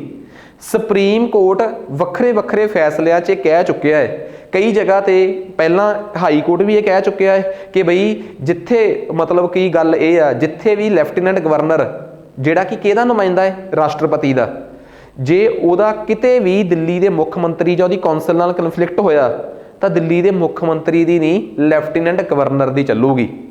ਉਹਦੀ ਵਜ੍ਹਾ ਕੀ ਆ, ਜਦ ਕਿ ਵੈਸੇ ਇਹ ਅਨਐਥੀਕਲ ਆ ਇੱਕ ਹਿਸਾਬ ਨਾਲ, ਕਿਉਂ ਦਿੱਲੀ ਦਾ ਮੁੱਖ ਮੰਤਰੀ ਚੁਣਿਆ ਹੋਇਆ ਹੈ। ਪਰ ਸੁਪਰੀਮ ਕੋਰਟ 'ਚ ਬੜਾ ਸੀਰੀਅਸਲੀ ਇਹ ਕੇਸ ਸੁਣਿਆ ਗਿਆ। ਸੁਪਰੀਮ ਕੋਰਟ ਕਹਿੰਦੀ ਕਿ ਅਸਲ 'ਚ ਜਿਹੜਾ ਲੈਫਟੀਨੈਂਟ ਗਵਰਨਰ ਆ ਨਾ, ਉਹ ਹੈਗਾ ਰਾਸ਼ਟਰਪਤੀ ਦਾ ਨੁਮਾਇੰਦਾ। ਤੇ ਦਿੱਲੀ ਇੱਕ ਸਟ੍ਰੈਟੇਜਿਕਲੀ ਬਹੁਤ ਇੰਪੋਰਟੈਂਟ ਪੋਜੀਸ਼ਨ ਆ, ਕਿਉਂਕਿ ਦਿੱਲੀ ਦੇਸ਼ ਦੀ ਰਾਜਧਾਨੀ ਆ। ਜੇ ਦਿੱਲੀ ਦੇਸ਼ ਦੀ ਰਾਜਧਾਨੀ 'ਚ ਆਪਾਂ ਕਿਤੇ ਕੋਈ ਗੜਬੜ ਕਰੀ ਤਾਂ 19-21 ਹੋ ਗਈ ਫੇਰ। ਇਸ ਕਰਕੇ ਦਿੱਲੀ ਦੇ ਮੁੱਖ ਮੰਤਰੀ ਦੇ ਬਜਾਏ ਉੱਥੇ ਲੈਫਟੀਨੈਂਟ ਗਵਰਨਰ ਜਾਨੀ ਕਿ ਰਾਸ਼ਟਰਪਤੀ ਦੇ ਬੰਦੇ ਦੀ ਚੱਲਣੀ ਜ਼ਿਆਦਾ ਜ਼ਰੂਰੀ ਚਾਹੀਦੀ ਆ, ਕਿਉਂਕਿ ਦੇਸ਼ ਦੀ ਜ਼ਿੰਮੇਵਾਰੀ ਦੇਸ਼ ਦੇ ਰਾਸ਼ਟਰਪਤੀ ਤੇ ਉਹਦੇ ਪ੍ਰਧਾਨ ਮੰਤਰੀ ਤੇ ਆ। ਇਸ ਕਰਕੇ ਦਿੱਲੀ ਵਰਗੇ ਕੇਸ 'ਚ ਅਸੀਂ ਨਹੀਂ ਕਹਿ ਸਕਦੇ ਕਿ ਉੱਥੋਂ ਦੇ ਮੁੱਖ ਮੰਤਰੀ ਦੀ ਜ਼ਿਆਦਾ ਚੱਲੇ। ਸੋ ਸੁਪਰੀਮ ਕੋਰਟ ਦੇ ਕੇਸ 'ਚ ਵੀ ਕਿਹਾ ਗਿਆ ਕਿ whenever a situation arises in which administration of cannot be carried on by president, ਉੱਥੋਂ ਦੀ ਅਸੈਂਬਲੀ ਨੂੰ ਸਸਪੈਂਡ ਕਰ ਸਕਦਾ ਹੈ। ਤੇ ਜਿੱਥੇ ਓਪੀਨੀਅਨ ਹੋਊਗਾ lieutenant governor is to refer to matter to president, ਤੇ ਪ੍ਰੈਜ਼ੀਡੈਂਟ ਹੀ ਫਾਈਨਲ ਤੈਅ ਕਰੂਗਾ। ਤਾਂ ਓਬਵੀਅਸ ਜੀ ਗੱਲ ਆ, ਲੈਫਟੀਨੈਂਟ ਗਵਰਨਰ ਤਾਂ ਉੱਥੇ ਬਿਠਾਇਆ ਗਿਆ ਹੈ ਕਿ ਦਿੱਲੀ ਦੇ ਮੁੱਖ ਮੰਤਰੀ ਨਾਲ ਕੋਆਰਡੀਨੇਟ ਕਰਕੇ ਚੱਲ। ਪਰ ਹਾਂ, ਦਿੱਲੀ ਦੇ ਲੋਕਾਂ ਦੇ ਹਿੱਤ 'ਚ ਜੇ ਫੈਸਲਾ ਗਵਰਨਰ ਦਾ, ਉਹਦਾ ਸਟੇਟ ਦੀ ਕੌਂਸਲ ਦਾ ਸਹੀ ਆ, ਤੇ ਗਵਰਨਰ ਨੂੰ, ਲੈਫਟੀਨੈਂਟ ਗਵਰਨਰ ਨੂੰ ਮੰਨਣਾ ਚਾਹੀਦਾ ਹੈ। ਇਹ ਵੀ ਸੁਪਰੀਮ ਕੋਰਟ ਕਹਿ ਗਈ ਇਹ ਗੱਲ, ਪਰ ਇੰਨੀ ਕਿੱਥੇ ਪ੍ਰਵਾਹ ਮੰਨਦੇ ਆ ਦਿੱਲੀ। ਓਬਵੀਅਸ ਜੀ ਗੱਲ ਆ, ਦਿੱਲੀ 'ਚ ਅਗਲਿਆਂ ਦੇ, ਪੰਜਾਬੀ 'ਚ ਨਹੀਂ ਆਪਾਂ ਕਹਿ ਦਿੰਦੇ ਕਿ ਅਗਲੇ ਨੇ ਹਿੱਕ 'ਚ ਪਿੱਪਲ ਲਾਇਆ ਹੋਇਆ ਹੈ, ਠੀਕ ਆ, ਕਿ ਦਿੱਲੀ ਦਾ ਮੁੱਖ ਮੰਤਰੀ ਇਸ ਟਾਈਮ ਭਾਰਤ 'ਚ ਆਮ ਆਦਮੀ ਪਾਰਟੀ ਦਾ ਮੇਨ ਲੀਡਰ ਆ, ਕਨਵੀਨਰ ਆ, ਤੇ ਉਹ ਦਿੱਲੀ ਆਮ ਆਦਮੀ ਪਾਰਟੀ ਨੂੰ ਇੰਡੀਆ ਦੀ ਨੈਸ਼ਨਲ ਪਾਰਟੀ ਬਣਵਾ ਗਿਆ। ਨੈਸ਼ਨਲ ਪਾਰਟੀ ਮਤਲਬ ਉਹਦੀਆਂ 4 ਸਟੇਟਾਂ 'ਚ ਸਟੇਟ ਪਾਰਟੀ ਆ। ਮੈਂ ਪੋਲੀਟੀਕਲ ਪਾਰਟੀਜ਼ ਤੇ ਇੱਕ ਬਹੁਤ ਡਿਫਰੈਂਟ ਲੈਕਚਰ ਆ ਜਿਹੜਾ ਆਪਾਂ ਤਿਆਰ ਕਰਾਂਗੇ, ਠੀਕ ਆ, ਨੈਸ਼ਨਲ ਪਾਰਟੀਜ਼ ਦਾ ਕਨਸੈਪਟ। ਤੇ ਨੈਸ਼ਨਲ ਪਾਰਟੀ ਹੋਣ ਤੋਂ ਬਾਅਦ ਉਹ ਪੂਰੇ ਇੰਡੀਆ 'ਚ ਬੜੀ ਛੇਤੀ ਪ੍ਰਫੁੱਲਤ ਹੋ ਸਕਦੀ ਹੈ ਪਾਰਟੀ, ਜਿਹੜੀ ਆਮ ਆਦਮੀ ਪਾਰਟੀ ਆ। ਬੀਜੇਪੀ ਨੂੰ ਸਭ ਤੋਂ ਵੱਡਾ ਖਤਰਾ ਹੈ। ਕੇਜਰੀਵਾਲ ਜੀ ਦੀ ਪੋਲਿਟਿਕਸ ਕਈ ਵਾਰੀ ਥੋੜੀ ਬੀਜੇਪੀ ਦੇ ਨਾਲ ਮੈਚ ਕਰ ਜਾਂਦੀ ਹੈ ਕਈ ਜਗ੍ਹਾ ਤੇ ਜਾ ਕੇ, ਠੀਕ ਆ। ਜਿਵੇਂ ਬੀਜੇਪੀ ਬਹੁਤ ਜ਼ਿਆਦਾ ਪ੍ਰੋ ਹਿੰਦੂ ਪਾਰਟੀ ਆ, ਤੇ ਕੇਜਰੀਵਾਲ ਜੀ ਵੀ ਕਹਿਣ ਲੱਗੇ ਕਈ ਵਾਰੀ ਨਹੀਂ ਸੋਚਦੇ ਕਿ ਜੀ ਸਾਰੇ ਨੋਟਾਂ ਤੇ ਗਣੇਸ਼ ਜੀ ਦੀ ਪੂਜਾ ਫੋਟੋ ਲਾ ਦਿਓ, ਸੋ ਉਹਦੇ ਨਾਲ ਲక్ష్ਮੀ ਜੀ ਦੀ ਫੋਟੋ ਲਾ ਦਿਓ, ਉਹਦੇ ਨਾਲ ਕੀ ਹੈ, ਇਕਨੋਮੀ ਇੰਡੀਆ ਦੀ ਟਰੈਕ ਤੇ ਚੜ ਜੂਗੀ। ਦੇਖੋ ਕੇਜਰੀਵਾਲ ਜੀ ਇੱਕ ਬਹੁਤ IIT 'ਚੋਂ ਪੜ੍ਹੇ ਹੋਏ ਆ, ਠੀਕ ਆ, ਤਾਂ ਸਾਇੰਸ ਪ੍ਰਤੀ ਉਹਨਾਂ ਦੀ ਸਮਝ ਨੂੰ ਅਸੀਂ ਚੈਲੰਜ ਨਹੀਂ ਕਰ ਸਕਦੇ। ਇਹ ਤਾਂ ਸਾਨੂੰ ਵੀ ਪਤਾ ਹੈ ਕਿ ਉਹ ਇਸ ਗੱਲ ਨੂੰ ਚੰਗੀ ਤਰ੍ਹਾਂ ਜਾਣਦੇ ਆ ਕਿ ਜੋ ਉਹ ਕਹਿ ਰਹੇ ਆ ਉਹ 'ਚ ਕੁਛ ਸੱਚ ਨਹੀਂਗਾ। ਇਹ ਉਹਨਾਂ ਨੂੰ ਚੰਗੀ ਤਰ੍ਹਾਂ ਪਤਾ ਹੈ ਇਸ ਚੀਜ਼ ਦਾ, ਠੀਕ ਆ, ਕਿ ਇਹਦੇ ਨਾਲ ਬੇਅਦਬੀ ਵੱਧ ਹੋਊਗੀ, ਇਹ ਵੀ ਉਹਨਾਂ ਨੂੰ ਪਤਾ ਹੈ। ਪਰ ਉਹਨਾਂ ਨੂੰ ਇਹ ਵੀ ਚੰਗੀ ਤਰ੍ਹਾਂ ਪਤਾ ਹੈ ਕਿ ਲੋਕਾਂ ਦੇ ਸੈਂਟੀਮੈਂਟਸ ਨੂੰ ਕਿਵੇਂ ਛੇੜਿਆ ਜਾ ਸਕਦਾ ਹੈ। ਉਹ ਬੀਜੇਪੀ ਦੇ ਉੱਪਰ ਦੀ ਹੋ ਕੇ ਬੀਜੇਪੀ ਦੀ ਪੋਲਿਟਿਕਸ ਕਰ ਲੈਂਦੇ, ਤੇ ਬੀਜੇਪੀ ਨੂੰ ਉਹਨਾਂ ਤੋਂ ਸਭ ਤੋਂ ਵੱਧ ਖਤਰਾ ਹੈ, ਠੀਕ ਆ। ਸੋ ਕਹਾਣੀ ਮੇਨ ਕੀ ਆ, ਬੇਸਿਕਲੀ ਜਿਹੜੀ ਸਾਡੀ ਕਹਾਣੀ ਆ ਉਹ ਇਹ ਆ ਕਿ ਨਹੀਂ ਚਾਹੁੰਦੀ ਸੈਂਟਰ ਸਰਕਾਰ ਕਿ ਦਿੱਲੀ ਦਾ ਮੁੱਖ ਮੰਤਰੀ ਇੰਨਾ ਪੋਪੂਲਰ ਲੀਡਰ ਬਣੇ, ਤਾਂ ਉਹ ਦਿੱਲੀ 'ਚ ਉਹਨਾਂ ਦੀ ਪੋਲਿਟਿਕਸ ਨੂੰ ਫੇਲ ਕਰਨ ਦੀ ਹਰ ਪ੍ਰਯਾਸ ਕਰ ਰਹੇ ਆ, ਹਰ ਕੋਸ਼ਿਸ਼ ਕਰ ਰਹੇ ਆ, ਠੀਕ ਆ। ਤੇ ਓਬਵੀਅਸ ਜੀ ਗੱਲ ਆ, ਤਾਂ ਹੁਣ ਇਸ ਕੇਸ 'ਚ ਤੇ ਦਿੱਲੀ 'ਚ ਰੂਲ ਕਰਨਾ ਬੜਾ ਆਸਾਨ ਆ, ਛੋਟੀ ਜਿਹੀ ਟੈਰੀਟਰੀ ਆ, ਤੇ ਉੱਥੇ ਉਹ ਆਪਣਾ ਮਾਡਲ ਸਟੇਟ ਬਣਾ ਕੇ ਪੂਰੇ ਇੰਡੀਆ ਦੀਆਂ ਸਟੇਟਾਂ 'ਚ ਉਹਦਾ ਪ੍ਰਚਾਰ ਕਰਨਾ ਚਾਹੁੰਦੇ ਆ। ਸੋ ਇਹ ਬੜਾ ਵੱਡਾ ਮਸਲਾ ਹੈ। ਇਸ ਕਰਕੇ ਦਿੱਲੀ ਦਾ ਕੇਸ ਇੱਕ ਆਈਡੀਅਲ ਕੇਸ ਆ conflict between centre and union territory the.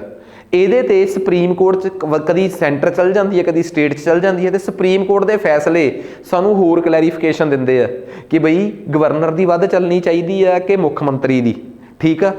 Status ਦੇ ਕੇਸ 'ਚ ਕੀ ਸੀਨ ਹੁੰਦਾ ਹੈ ਤੇ ਯੂਨੀਅਨ ਟੈਰੀਟਰੀਜ਼ ਦੇ ਕੇਸ 'ਚ ਕੀ ਸੀਨ ਹੁੰਦਾ ਹੈ। ਸੋ ਐਵੇਂ ਦੇ ਮਸਲੇ ਉੱਭਰਦੇ ਰਹਿੰਦੇ ਆ ਤੇ ਸਾਨੂੰ ਇਹਨਾਂ ਤੋਂ ਬਹੁਤ ਜ਼ਿਆਦਾ ਕਲੈਰੀਫਿਕੇਸ਼ਨ ਜਿਹੜੀ ਆ ਹੋ ਜਾਂਦੀ ਆ। ਠੀਕ ਆ, ਸੋ ਕੁੱਲ ਮਿਲਾ ਕੇ ਆ ਸਾਰਾ ਕੁਝ ਮੈਂ ਤੁਹਾਨੂੰ ਇਹਦੇ ਚ ਕਲੀਅਰ ਕਰਤਾ। ਠੀਕ ਆ, ਸੋ ਅਸਲ ਚ ਕੀ ਆ, ਇੱਥੋਂ ਤੱਕ ਇਹ ਮੇਨ ਟੌਪਿਕ ਸੀਗਾ ਆਪਣਾ। ਠੀਕ ਆ, ਤਾਂ ਮੈਂ ਤੁਹਾਨੂੰ ਇੱਕ ਗੱਲ ਦੱਸਦਾ ਕਿ ਯੂਨੀਅਨ ਟੈਰੀਟਰੀਜ਼ ਤੇ ਜਿਹੜੀ ਯੂਨੀਅਨ ਟੈਰੀਟਰੀਜ਼ ਦਾ ਜਿਹੜਾ ਮੇਨ ਰੱਖ ਰਖਾਵ ਆ ਨਾ, ਉਹ ਸਾਡੀ ਹੋਮ ਮਿਨਿਸਟਰੀ ਨੇ ਕਰਨਾ ਹੁੰਦਾ ਹੈ। ਕਿਉਂ? ਜਿਹੜੀਆਂ ਯੂਨੀਅਨ ਟੈਰੀਟਰੀਜ਼ ਕੋਲ ਆਪਣੀ ਵਿਧਾਨ ਸਭਾ ਹੀ ਹੈ ਨਹੀਂ, ਉੱਥੇ ਸਾਰਾ ਮੇਨ ਕੰਮ ਜਾਂ ਸਾਰਾ ਕੁਝ ਸਾਂਭਣ ਦੀ ਜ਼ਿੰਮੇਵਾਰੀ ਬੇਸਿਕਲੀ ਹੈ ਕਿਹਦੀ ਹੈ? ਹੋਮ ਮਿਨਿਸਟਰੀ ਦੀ। ਕਿਉਂ? ਜਿੱਥੇ ਤਾਂ ਚਲੋ ਯੂਨੀਅਨ ਟੈਰੀਟਰੀਜ਼ ਕੋਲ ਅਸੈਂਬਲੀ ਹੈਗੀ ਆ, ਉਹਨਾਂ ਨੂੰ ਤਾਂ ਬਜਟ ਮਿਲਦਾ ਵੀ ਆ, ਸਾਰਾ ਕੁਝ ਚੱਲਦਾ ਹੈ, ਪਰ ਜਿਨ੍ਹਾਂ ਕੋਲ ਅਸੈਂਬਲੀ ਹੈ ਨਹੀਂ, ਉੱਥੇ ਸਾਰਾ ਸਿਸਟਮ ਕੌਣ ਦੇਖਦਾ ਹੈ? Home ministry. So home ministry ਜਿਹੜੀ ਆ ਬੇਸਿਕਲੀ ਯੂਨੀਅਨ ਟੈਰੀਟਰੀਜ਼ ਦੇ ਸਾਰੇ ਮਸਲੇ ਜਿਹੜੇ ਆ ਉਹ ਸਭ ਕੁਝ ਇਹੀ ਦੇਖਦੇ ਆ। ਇਹਦੇ ਵਾਸਤੇ ਹੋਮ ਮਿਨਿਸਟਰੀ ਨੇ ਇੱਕ ਗੱਲ ਯਾਦ ਰੱਖਿਓ, ਮੈਂ ਤੁਹਾਨੂੰ ਇੱਕ ਸਟੋਰੀ ਦੱਸਦਾ, ਛੋਟੀ ਜੀ ਗੱਲ। ਭਾਰਤ ਦੇ ਵਿੱਚ ਨਾ ਕੋਈ ਵੀ ਕੰਮ ਹੋਣਾ ਹੋਵੇ ਤਾਂ 1961 ਚ ਬਣੇ ਇਹਨਾਂ ਰੂਲਸ ਦੇ ਤਹਿਤ ਹੋਊਗਾ, government of India rules 1961। Suppose ਕਰੋ ਇਸ ਟਾਈਮ ਭਾਰਤ 'ਚ ਨਾ ਹੋਮ ਮਿਨਿਸਟਰੀ ਆ, ਕੀ ਪਤਾ ਭਾਰਤ ਨੂੰ ਕੱਲ ਨੂੰ ਟੈਲੀਫੋਨ ਮਿਨਿਸਟਰੀ ਚਾਹੀਦੀ ਹੋਵੇ, ਤਾਂ ਕੋਈ ਵੀ ਨਵੀਂ ਮਿਨਿਸਟਰੀ ਬਣਨੀ ਆ, ਕੇਂਦਰ 'ਚ ਕੁਝ ਵੀ ਬਣਨਾ ਹੈ, ਕੁਝ ਵੀ, ਜੇ ਕਿਸੇ ਨੂੰ ਪਾਵਰਾਂ ਵੀ ਐਲੋਕੇਟ ਕਰਨੀਆਂ ਹੈ ਤਾਂ ਕਿਹੜੇ ਰੂਲਸ ਚੱਲਦੇ ਆ? Government of India allocation of business rules. ਇਸੇ ਰੂਲਸ ਦੇ ਤਹਿਤ ਯੂਨੀਅਨ ਟੈਰੀਟਰੀਜ਼ ਨੂੰ ਦੇਖਣ ਦਾ ਤੇ ਰੱਖ ਰਖਾਵ ਦਾ ਜਿਹੜਾ ਸਿਸਟਮ ਆ ਉਹ ਸਾਰਾ ਕਿਹੜੀ ਮਿਨਿਸਟਰੀ ਦੇ ਅੰਡਰ ਆ? ਹੋਮ ਮਿਨਿਸਟਰੀ ਦੇ। ਤੇ ਅਮਿਤ ਸ਼ਾਹ ਨੇ ਉਹ ਸਾਰਾ ਕੁਝ ਦੇਖਣਾ ਹੁੰਦਾ ਹੈ। ਤੇ ਯਾਦ ਰੱਖਿਓ ਇਹਦੀ ਜਿਹੜੀ ਪ੍ਰਧਾਨਗੀ ਆ, ਜਿਹੜੀ ਇਹ ਪੂਰੀ ਦੀ ਪੂਰੀ ਐਡਵਾਈਜ਼ਰੀ ਕਮੇਟੀ ਆ, ਯੂਨੀਅਨ ਹੋਮ ਜਿਹੜੀ ਕਮੇਟੀ ਆ, ਇਹਦੀ ਪ੍ਰਧਾਨਗੀ ਜਿਹੜੀ ਆ, ਜਿਹਨੂੰ ਆਪਾਂ ਕਹਿ ਦਿੰਦੇ ਹਾਂ ਹੋਮ ਮਿਨਿਸਟਰਸ ਐਡਵਾਈਜ਼ਰੀ ਕਮੇਟੀ, ਇਹਦੀ ਪ੍ਰਧਾਨਗੀ ਖੁਦ ਕੇਂਦਰ ਦੇ ਹੋਮ ਮਿਨਿਸਟਰ ਕਰਦੇ ਆ। ਤੇ ਜਿਹੜੀ ACC ਆ, ਐਡਵਾਈਜ਼ਰੀ ਕਮੇਟੀ ਆਉਣ ਆ ਵਾਲੀ ਆ, advisory committee of union territories ਆ। ਠੀਕ ਆ, ਬੇਸਿਕਲੀ ਇਹਨੂੰ ਸ਼ੋਰਟ ਕਹਿ ਦਿੰਦੇ ਆ ਐਡਮਿਨਿਸਟ੍ਰੇਟਰਸ ਐਡਵਾਈਜ਼ਰੀ ਕਮੇਟੀ। ਇਹਨਾਂ ਦੀ ਪ੍ਰਧਾਨਗੀ ਹਰ ਇੱਕ ਯੂਨੀਅਨ ਟੈਰੀਟਰੀ ਦਾ ਐਡਮਿਨਿਸਟ੍ਰੇਟਰ ਕਰਦਾ ਹੈ। ਸੋ ਇਹ ਦੋ ਕਮੇਟੀਆਂ ਮਿਲ ਕੇ ਪੂਰੀ ਦੀ ਪੂਰੀ ਉਹਨੂੰ ਸਿਸਟਮ ਨੂੰ ਚਲਾਉਂਦੀਆਂ ਤੇ ਯੂਨੀਅਨ ਟੈਰੀਟਰੀਜ਼ ਦੇ ਰੱਖ ਰਖਾਵ ਦਾ ਪੂਰਾ ਪ੍ਰਬੰਧ ਕਰਦੀਆਂ। ਠੀਕ ਆ, ਸੋ ਅੱਜ ਜਿਹੜਾ ਬੇਸਿਕਲੀ ਲੈਕਚਰ ਸੀਗਾ ਉਹ ਇਸੇ ਦੇ ਸੀਗਾ ਆਪਣਾ ਕਿ ਬਈ ਸਾਡੀਆਂ ਯੂਨੀਅਨ ਟੈਰੀਟਰੀਜ਼ ਸ਼ਬਦ ਕਿੱਥੋਂ ਆਇਆ, 18ਵੀਂ ਅਮੈਂਡਮੈਂਟ ਦੇ ਨਾਲ ਯੂਨੀਅਨ ਟੈਰੀਟਰੀਜ਼ ਤੇ ਕੀ ਫਰਕ ਪਿਆ, ਤੇ ਯੂਨੀਅਨ ਟੈਰੀਟਰੀਜ਼ ਜਿਹੜੀਆਂ ਨੇ ਉਹ ਕਿਵੇਂ ਹੋਂਦ ਚ ਆਈਆਂ, ਕਲਚਰਲ ਡਿਸਟਿੰਕਸ਼ਨ ਕੀ ਚੀਜ਼ ਆ, ਸਟ੍ਰੈਟੇਜਿਕ ਲੋਕੇਸ਼ਨ ਕੀ ਚੀਜ਼ ਆ, ਉਹਨਾਂ ਦੀ ਆਪਣੀ ਲੋਕੇਸ਼ਨ ਜਾਂ ਪੋਜੀਸ਼ਨ ਕੀ ਚੀਜ਼ ਆ। ਤੇ ਮੈਂ ਤੁਹਾਨੂੰ ਦੱਸਦਾ ਕਿ ਸਟੇਟਸ ਵਾਈਜ਼ ਅੱਜ 8 ਯੂਨੀਅਨ ਟੈਰੀਟਰੀਜ਼ ਨੇ। ਅੰਡੇਮਾਨ ਨਿਕੋਬਾਰ ਲੈਫਟੀਨੈਂਟ ਗਵਰਨਰ ਦੇ ਹੱਥ 'ਚ ਆ ਤੇ ਕਲਕੱਤਾ ਹਾਈ ਕੋਰਟ ਆ ਉੱਥੇ, ਚੰਡੀਗੜ੍ਹ ਐਡਮਿਨਿਸਟ੍ਰੇਟਰ ਆ ਤੇ Punjab and Haryana high court ਆ, ਦਾਦਰਾ ਨਗਰ ਹਵੇਲੀ ਤੇ ਦਮਨ ਦੀਊ ਐਡਮਿਨਿਸਟ੍ਰੇਟਰ ਆ ਤੇ ਬੰਬੇ ਹਾਈ ਕੋਰਟ ਦੇ ਦਾਇਰੇ 'ਚ। ਦਿੱਲੀ 'ਚ ਲੈਫਟੀਨੈਂਟ ਗਵਰਨਰ ਵੀ ਆ, CM ਵੀ ਆ, ਉਹਦੀ ਅਸੈਂਬਲੀ ਵੀ ਆ ਤੇ ਉਹਦੀ ਆਪਣੀ ਸੈਪਰੇਟ ਹਾਈ ਕੋਰਟ ਆ। ਠੀਕ ਆ, ਲਕਸ਼ਦਵੀਪ 'ਚ ਐਡਮਿਨਿਸਟ੍ਰੇਟਰ ਆ ਤੇ Kerala high court Kochi high court ਦੇ ਅੰਡਰ ਆ। ਪੁਡੂਚੇਰੀ ਲੈਫਟੀਨੈਂਟ ਗਵਰਨਰ ਵੀ ਆ, CM ਵੀ ਆ ਤੇ ਆਪਣੀ ਅਸੈਂਬਲੀ ਵੀ ਆ ਤੇ ਉਹ ਚੇਨਈ ਯਾਨੀ ਕਿ ਮਦਰਾਸ ਹਾਈ ਕੋਰਟ ਦੇ ਅੰਡਰ ਆ। ਜੰਮੂ ਕਸ਼ਮੀਰ 'ਚ ਲੈਫਟੀਨੈਂਟ ਗਵਰਨਰ ਆ, ਆਪਣੀ ਹਾਈ ਕੋਰਟ ਉਹਨਾਂ ਦੀ ਤੇ ਲੈਜਿਸਲੇਟਿਵ ਅਸੈਂਬਲੀ ਵੀ ਆ। ਲਦਾਖ ਦੀ ਗੱਲ ਕਰੀਏ ਤਾਂ ਲੈਫਟੀਨੈਂਟ ਗਵਰਨਰ ਆ ਤੇ ਇਸ ਹਾਈ ਕੋਰਟ ਦੇ ਅੰਡਰ ਆ। ਠੀਕ ਆ, ਸੋ ਜੇ ਕੋਈ ਮੈਨੂੰ ਪੁੱਛੇ ਕਿ ਸਰ ਆਰਟੀਕਲ ਦੱਸੋ ਕਿਹੜੇ ਕਿਹੜੇ ਆ, ਮੈਂ 239, 40 ਤੇ 41 ਤਿੰਨ ਆਰਟੀਕਲਸ ਦਾ ਜ਼ਿਕਰ ਕੀਤਾ ਸੀਗਾ। ਆਰਟੀਕਲ 239 ਕਹਿੰਦਾ ਹੈ ਐਡਮਿਨਿਸਟ੍ਰੇਸ਼ਨ ਆਫ ਯੂਨੀਅਨ ਟੈਰੀਟਰੀਜ਼, ਕਿ ਯੂਟੀਜ਼ ਦਾ ਐਡਮਿਨਿਸਟ੍ਰੇਸ਼ਨ ਕਿਵੇਂ ਚੱਲੂਗਾ। ਆਰਟੀਕਲ 239 ਤੋਂ ਅੱਗੇ 239 ਇਹ ਕਹਿੰਦਾ ਹੈ ਕਿ ਜੇ ਕੋਈ ਯੂਨੀਅਨ ਟੈਰੀਟਰੀ ਕਵੇ ਕਿ ਮੈਨੂੰ ਮੰਤਰੀ ਪਰਿਸ਼ਦ ਚਾਹੀਦੀ ਆ ਤਾਂ ਉਹ ਆਰਟੀਕਲ 239 ਦੱਸੋ ਕਿਹੜਾ ਹੋ ਗਿਆ ਭਲਾ, ਕਿਹੜੀ ਯੂਨੀਅਨ ਟੈਰੀਟਰੀ ਦੀ ਗੱਲ ਹੋ ਗਈ? ਪੁਡੂਚੇਰੀ ਤੇ ਦਿੱਲੀ। ਪਰ ਦਿੱਲੀ ਵਾਸਤੇ 239 ਦੇ ਅੱਗੇ ਵੀ 239 ਆ। ਉਹ ਕੀ ਕਹਿੰਦਾ ਭਲਾ? ਉਹ ਕਹਿੰਦਾ ਹੈ ਕਿ ਦਿੱਲੀ ਦੇ ਕੇਸ 'ਚ ਉਹ ਜਿਹੜੇ 3 ਸਬਜੈਕਟ ਨਹੀਂ, ਜਿਹੜੇ ਪੁਡੂਚੇਰੀ ਤੋਂ ਵੀ ਐਕਸੈਪਸ਼ਨ ਆ ਕਿ ਲਾਅ ਐਂਡ ਆਰਡਰ, ਪੁਲਿਸ ਤੇ ਲੈਂਡ, ਉਹ 3 ਸਟੇਟ ਕੋਲ ਨਹੀਂ ਰਹਿਣਗੇ। ਜਿਹੜੇ ਕਿ ਪੁਡੂਚੇਰੀ ਦੇ ਕੇਸ 'ਚ ਤਾਂ 239 ਲੱਗ ਗਿਆ, ਦਿੱਲੀ ਦੇ ਕੇਸ 'ਚ 239 ਨਹੀਂ, ਸਪੈਸ਼ਲ 239 ਲੱਗਦਾ ਹੈ ਕਿਉਂਕਿ ਦਿੱਲੀ ਦਾ ਇੱਕ ਹੋਰ ਐਕਸੈਪਸ਼ਨ ਕੇਸ ਆ ਕਿ ਇਹਦੀ ਸਟੇਟ ਲਿਸਟ 'ਚੋਂ ਪੁਡੂਚੇਰੀ ਨਾਲੋਂ ਵੀ 3 ਸਬਜੈਕਟ ਘੱਟ ਨੇ। ਤੇ 239 ਜੇ ਯੂਨੀਅਨ ਟੈਰੀਟਰੀਜ਼ ਦੇ ਵਿੱਚ ਪ੍ਰੈਜ਼ੀਡੈਂਟ ਰੂਲ ਲਾਉਣਾ ਪੈ ਜੇ ਫੇਰ ਭਾਈ, ਆਪਾਂ ਨਾਰਮਲ ਸਟੇਟਾਂ 'ਚ ਤਾਂ ਪ੍ਰੈਜ਼ੀਡੈਂਟ ਰੂਲ ਪੜ੍ਹਦੇ ਵੀ ਆ ਤੇ ਮੈਂ ਪੜ੍ਹਾਇਆ ਵੀ ਆ ਤੇ ਮੈਂ ਪੜ੍ਹਾਊਂਗਾ ਵੀ, ਆਰਟੀਕਲ 356। ਪਰ ਯੂਨੀਅਨ ਟੈਰੀਟਰੀਜ਼ ਦੇ ਵਿੱਚ ਪ੍ਰੈਜ਼ੀਡੈਂਟ ਰੂਲ ਕਿਉਂ ਲਾਉਣਾ ਪਊਗਾ? ਪਹਿਲਾਂ ਨਹੀਂ ਸੀ ਲਾਉਣਾ ਪੈਂਦਾ ਕਿਉਂਕਿ ਯੂਨੀਅਨ ਟੈਰੀਟਰੀਜ਼ ਦੀ ਅਸੈਂਬਲੀ ਨਹੀਂ ਸੀ ਹੁੰਦੀ, ਹੁਣ 2-3 ਦੀ ਹੈਗੀ ਆ। ਜੇ ਉੱਥੇ ਪ੍ਰੈਜ਼ੀਡੈਂਟ ਰੂਲ ਲਾਉਣਾ ਪੈ ਜੇ ਤਾਂ 239 ਇਹ ਬਹੁਤ ਇੰਪੋਰਟੈਂਟ ਗੱਲ ਆ। ਫਿਰ ਆ ਗਿਆ 239 ਖਤਮ ਹੋ ਗਿਆ, 239 ਕਿ ਜਿਹੜੀਆਂ ਯੂਨੀਅਨ ਟੈਰੀਟਰੀਜ਼ ਨੇ ਜੇ ਆਪਣੇ ਨਾਰਮਲ ਪ੍ਰੈਜ਼ੀਡੈਂਟ ਹੁੰਦਾ ਉਹ ਆਰਡੀਨੈਂਸ ਨਹੀਂ ਇਸ਼ੂ ਕਰ ਦਿੰਦਾ, ਆਰਡੀਨੈਂਸ ਸਮਝਦੇ ਹੋ ਨਾ, ਆਰਡੀਨੈਂਸ ਜੇ ਐਮਰਜੈਂਸੀ 'ਚ ਕਿਸੇ ਲਾਅ ਦੀ ਲੋੜ ਹੋਵੇ ਤਾਂ ਉਦੋਂ ਲੈਜਿਸਲੇਚਰ ਨਾ ਬੈਠੀ ਹੋਵੇ, ਠੀਕ ਆ, ਇਹਦੇ ਵਾਸਤੇ ਕਨਸਟੀਟਿਊਸ਼ਨ 'ਚ ਇੱਕ ਆਰਟੀਕਲ ਆ 123 ਕਿ ਪਾਰਲੀਮੈਂਟ ਆਰਡੀਨੈਂਸ ਬਣਾ ਸਕਦੀ ਹੈ, ਤੇ ਇੱਕ 213 ਕਿਸੇ ਸਟੇਟ ਦਾ ਗਵਰਨਰ ਆਰਡੀਨੈਂਸ ਬਣਾ ਸਕਦਾ ਹੈ। ਯੂਨੀਅਨ ਟੈਰੀਟਰੀਜ਼ ਦਾ ਆਰਡੀਨੈਂਸ ਆ 239B, ਤੇ 240 ਕੀ ਕਹਿੰਦਾ ਹੈ ਕਿ ਰਾਸ਼ਟਰਪਤੀ ਯੂਨੀਅਨ ਟੈਰੀਟਰੀਜ਼ ਦਾ ਮੁਖੀ ਹੁੰਦਾ ਹੈ ਤੇ ਉਹ ਆਪਣੀ ਯੂਨੀਅਨ ਟੈਰੀਟਰੀਜ਼ ਨੂੰ ਲੈ ਕੇ ਕੋਈ ਵੀ ਪਾਵਰ ਯੂਜ਼ ਕਰ ਸਕਦਾ ਰੂਲ ਬਣਾਉਣ ਲਈ। 241 ਜਿਹੜਾ ਹੈਗਾ ਹੈ ਕਿ ਯੂਨੀਅਨ ਟੈਰੀਟਰੀਜ਼ ਦੀਆਂ ਹਾਈ ਕੋਰਟਸ ਬਣਾਉਣ ਦੀ ਪਾਵਰ ਕਿਹਦੇ ਕੋਲ ਆ? ਪਾਰਲੀਮੈਂਟ ਕੋਲ। ਐ ਨਾ ਕਹਿ ਦੋ ਕਿਹਦੇ ਕੋਲ ਆ? ਪਾਰਲੀਮੈਂਟ ਕੋਲ, ਅੰਡਰ ਆਰਟੀਕਲ 241। 242 ਰਿਪੀਲ ਹੋ ਗਿਆ। ਪਹਿਲਾਂ ਇੱਕ ਯੂਨੀਅਨ ਟੈਰੀਟਰੀ ਹੁੰਦੀ ਸੀ ਕਰਨਾਟਕਾ ਦੇ ਕੋਲ, ਕੁਰਗ, ਉਹਦੇ ਵਾਸਤੇ ਇੱਕ ਐਕਸੈਪਸ਼ਨਲ ਜਿਹਾ ਕੇਸ ਸੀਗਾ ਜਿਹਨੂੰ ਇਗਨੋਰ ਕਰ ਦਿੱਤਾ, ਹੁਣ ਖਤਮ ਕਰਤਾ ਹੈ। ਉਮੀਦ ਕਰਦਾ ਕਿ ਜੇ ਤੁਸੀਂ ਮੈਨੂੰ ਕਹੋ ਕਿ ਸਰ ਯੂਨੀਅਨ ਟੈਰੀਟਰੀਜ਼ ਸ਼ਬਦ ਜਿਹੜਾ ਹੈ ਹੁਣ ਸਾਡੀ ਸਮਝ 'ਚ ਚੰਗੀ ਤਰ੍ਹਾਂ ਆ ਗਿਆ ਤੇ ਅਸੀਂ ਬੜੀ ਥੋਰੋਲੀ ਯੂਨੀਅਨ ਟੈਰੀਟਰੀਜ਼ ਸ਼ਬਦ ਨੂੰ ਸਮਝ ਲਿਆ ਤੇ ਇਹਦੇ 'ਚੋਂ ਪੇਪਰ, ਇੱਕ ਗੱਲ ਦੇਖੋ, ਜਦੋਂ ਅਸੀਂ ਸਬਜੈਕਟਿਵ ਪੇਪਰਾਂ ਦੀ ਗੱਲ ਕਰਦੇ ਹਾਂ ਤਾਂ ਠੀਕ ਆ, ਸਬਜੈਕਟਿਵ ਦੇ ਮੁਕਾਬਲੇ ਇਹ ਲੈਕਚਰ ਆਬਜੈਕਟਿਵ ਲੈਕਚਰ ਹੀ ਸੀਗਾ। ਸਬਜੈਕਟਿਵ ਦੇ ਕੇਸ 'ਚ ਤਾਂ ਮੈਂ ਉੱਥੇ ਕੀ ਅੜ ਜਾਣਾ ਸੀਗਾ ਕਿ ਵੀ ਕੌਣ ਪਾਵਰਫੁਲ ਜ਼ਿਆਦਾ ਹੁੰਦਾ ਹੈ, ਗਵਰਨਰ ਕਿ CM, ਲੈਫਟੀਨੈਂਟ। ਇਹ ਚੀਜ਼ਾਂ ਮੇਨਸ ਦੇ ਐਂਗਲ ਤੋਂ ਵੱਖਰੀ ਦਿਸ਼ਾ 'ਚ ਪੜ੍ਹਾਈਆਂ ਜਾਣੀਆਂ, ਪਰ ਇੱਕ ਭੂਮਿਕਾ ਜਿਹੜੀ ਆ ਪ੍ਰੀ ਓਰੀਐਂਟਡ ਜਿਹਨੂੰ ਆਪਾਂ ਕਹਿ ਦਿੰਦੇ ਆ, ਜਿਹਦੇ ਲਈ ਆਪਾਂ ਨੂੰ ਇੱਕ ਸਮਝ ਬਹੁਤ ਵੱਡੇ ਪੱਧਰ ਤੇ ਚਾਹੀਦੀ ਹੈ। ਤੁਹਾਨੂੰ ਪਤਾ ਤਾਂ ਲੱਗਿਆ ਅੱਜ ਜੇ ਤੁਸੀਂ ਯੂਨੀਅਨ ਟੈਰੀਟਰੀਜ਼ ਵੀ ਪੜ੍ਹਿਆ ਨਾ ਤਾਂ ਤੁਹਾਨੂੰ ਪਤਾ ਤਾਂ ਲੱਗ ਗਿਆ ਕਿ ਅੱਛਾ ਕਨਸਟੀਟਿਊਸ਼ਨ ਐਵੇਂ ਬਣਿਆ ਹੈ, ਕਨਸਟੀਟਿਊਸ਼ਨ ਫਰੇਮ ਐਵੇਂ ਹੋਇਆ ਹੈ। ਸੋ ਇੱਕ ਬੜਾ ਸਟ੍ਰੈਟੇਜਿਕਲੀ ਇੰਪੋਰਟੈਂਟ ਲੈਕਚਰ ਆ, ਠੀਕ ਆ। ਸੋ ਬੇਸਿਕਲੀ ਇੱਕ ਗੱਲ ਯਾਦ ਰੱਖਿਓ, ਮੈਂ ਸਿੰਪਲ ਫਾਰਮੂਲਾ ਦੱਸਦਾ ਕਿ ਪੋਲਿਟੀ ਤੇ ਗਵਰਨੈਂਸ ਦੋ ਵਿਸ਼ੇ ਨੇ। ਪੋਲਿਟੀ ਪ੍ਰੀ ਓਰੀਐਂਟਡ ਆ ਤੇ ਗਵਰਨੈਂਸ ਮੇਨਸ ਓਰੀਐਂਟਡ ਆ। ਜਿਹੜੇ ਬੰਦੇ ਨੂੰ ਪੋਲਿਟੀ ਨਹੀਂ ਆਉਂਦੀ ਉਹ ਸਾਰੀ ਉਮਰ ਗਵਰਨੈਂਸ ਨਹੀਂ ਕਰ ਸਕਦਾ, ਬਿਕੋਜ਼ ਪੋਲਿਟੀ ਜੇ ਤੁਹਾਨੂੰ ਪਤਾ ਹੋਊਗਾ ਕਿ ਗਵਰਨਰ ਕੀ ਆ ਤੇ ਲੈਫਟੀਨੈਂਟ ਗਵਰਨਰ ਕੀ ਆ, ਫੇਰ ਹੀ ਜਾ ਕੇ ਤੁਸੀਂ ਗਵਰਨੈਂਸ 'ਚ ਮੇਰੇ ਲੈਕਚਰ 'ਚ ਬੈਠੋਗੇ, ਫੇਰ ਹੀ ਜਾ ਕੇ ਆਪਾਂ ਡਿਬੇਟਸ ਕਰ ਸਕਦੇ ਹਾਂ ਕਿ ਅੱਛਾ ਜੇ ਤੁਹਾਨੂੰ ਫੰਡਾਮੈਂਟਲ ਰਾਈਟਸ ਦਾ ਬੇਸਿਕ ਹੀ ਨਹੀਂ ਪਤਾ ਕਿ ਆਰਟੀਕਲ 14 ਕੀ ਆ ਤੇ 15 ਕੀ ਆ, ਫਿਰ ਅਦਰਵਾਈਜ਼ ਤੁਸੀਂ ਉਹਨੂੰ ਕਰ ਹੀ ਨਹੀਂ ਪਾਓਗੇ, ਠੀਕ ਹੈ। ਸੋ ਉਮੀਦ ਕਰਦਾ ਕਿ ਇਹ ਕਹਾਣੀ ਜਿਹੜੀ ਆ ਤੁਹਾਨੂੰ ਸਾਰੀ ਚੰਗੀ ਤਰ੍ਹਾਂ ਸਮਝ ਆਉਣੀ ਚਾਹੀਦੀ ਹੈ, ਠੀਕ ਆ। ਬੜਾ ਇੰਟਰਸਟਿੰਗ ਚੈਪਟਰ ਸੀਗਾ ਇੱਕ ਕਲੀਅਰ ਹੋਣ ਤੋਂ ਬਾਅਦ, ਠੀਕ ਆ। ਸੋ ਮਿਲਦੇ ਆਪਾਂ ਨੈਕਸਟ ਲੈਕਚਰ 'ਚ।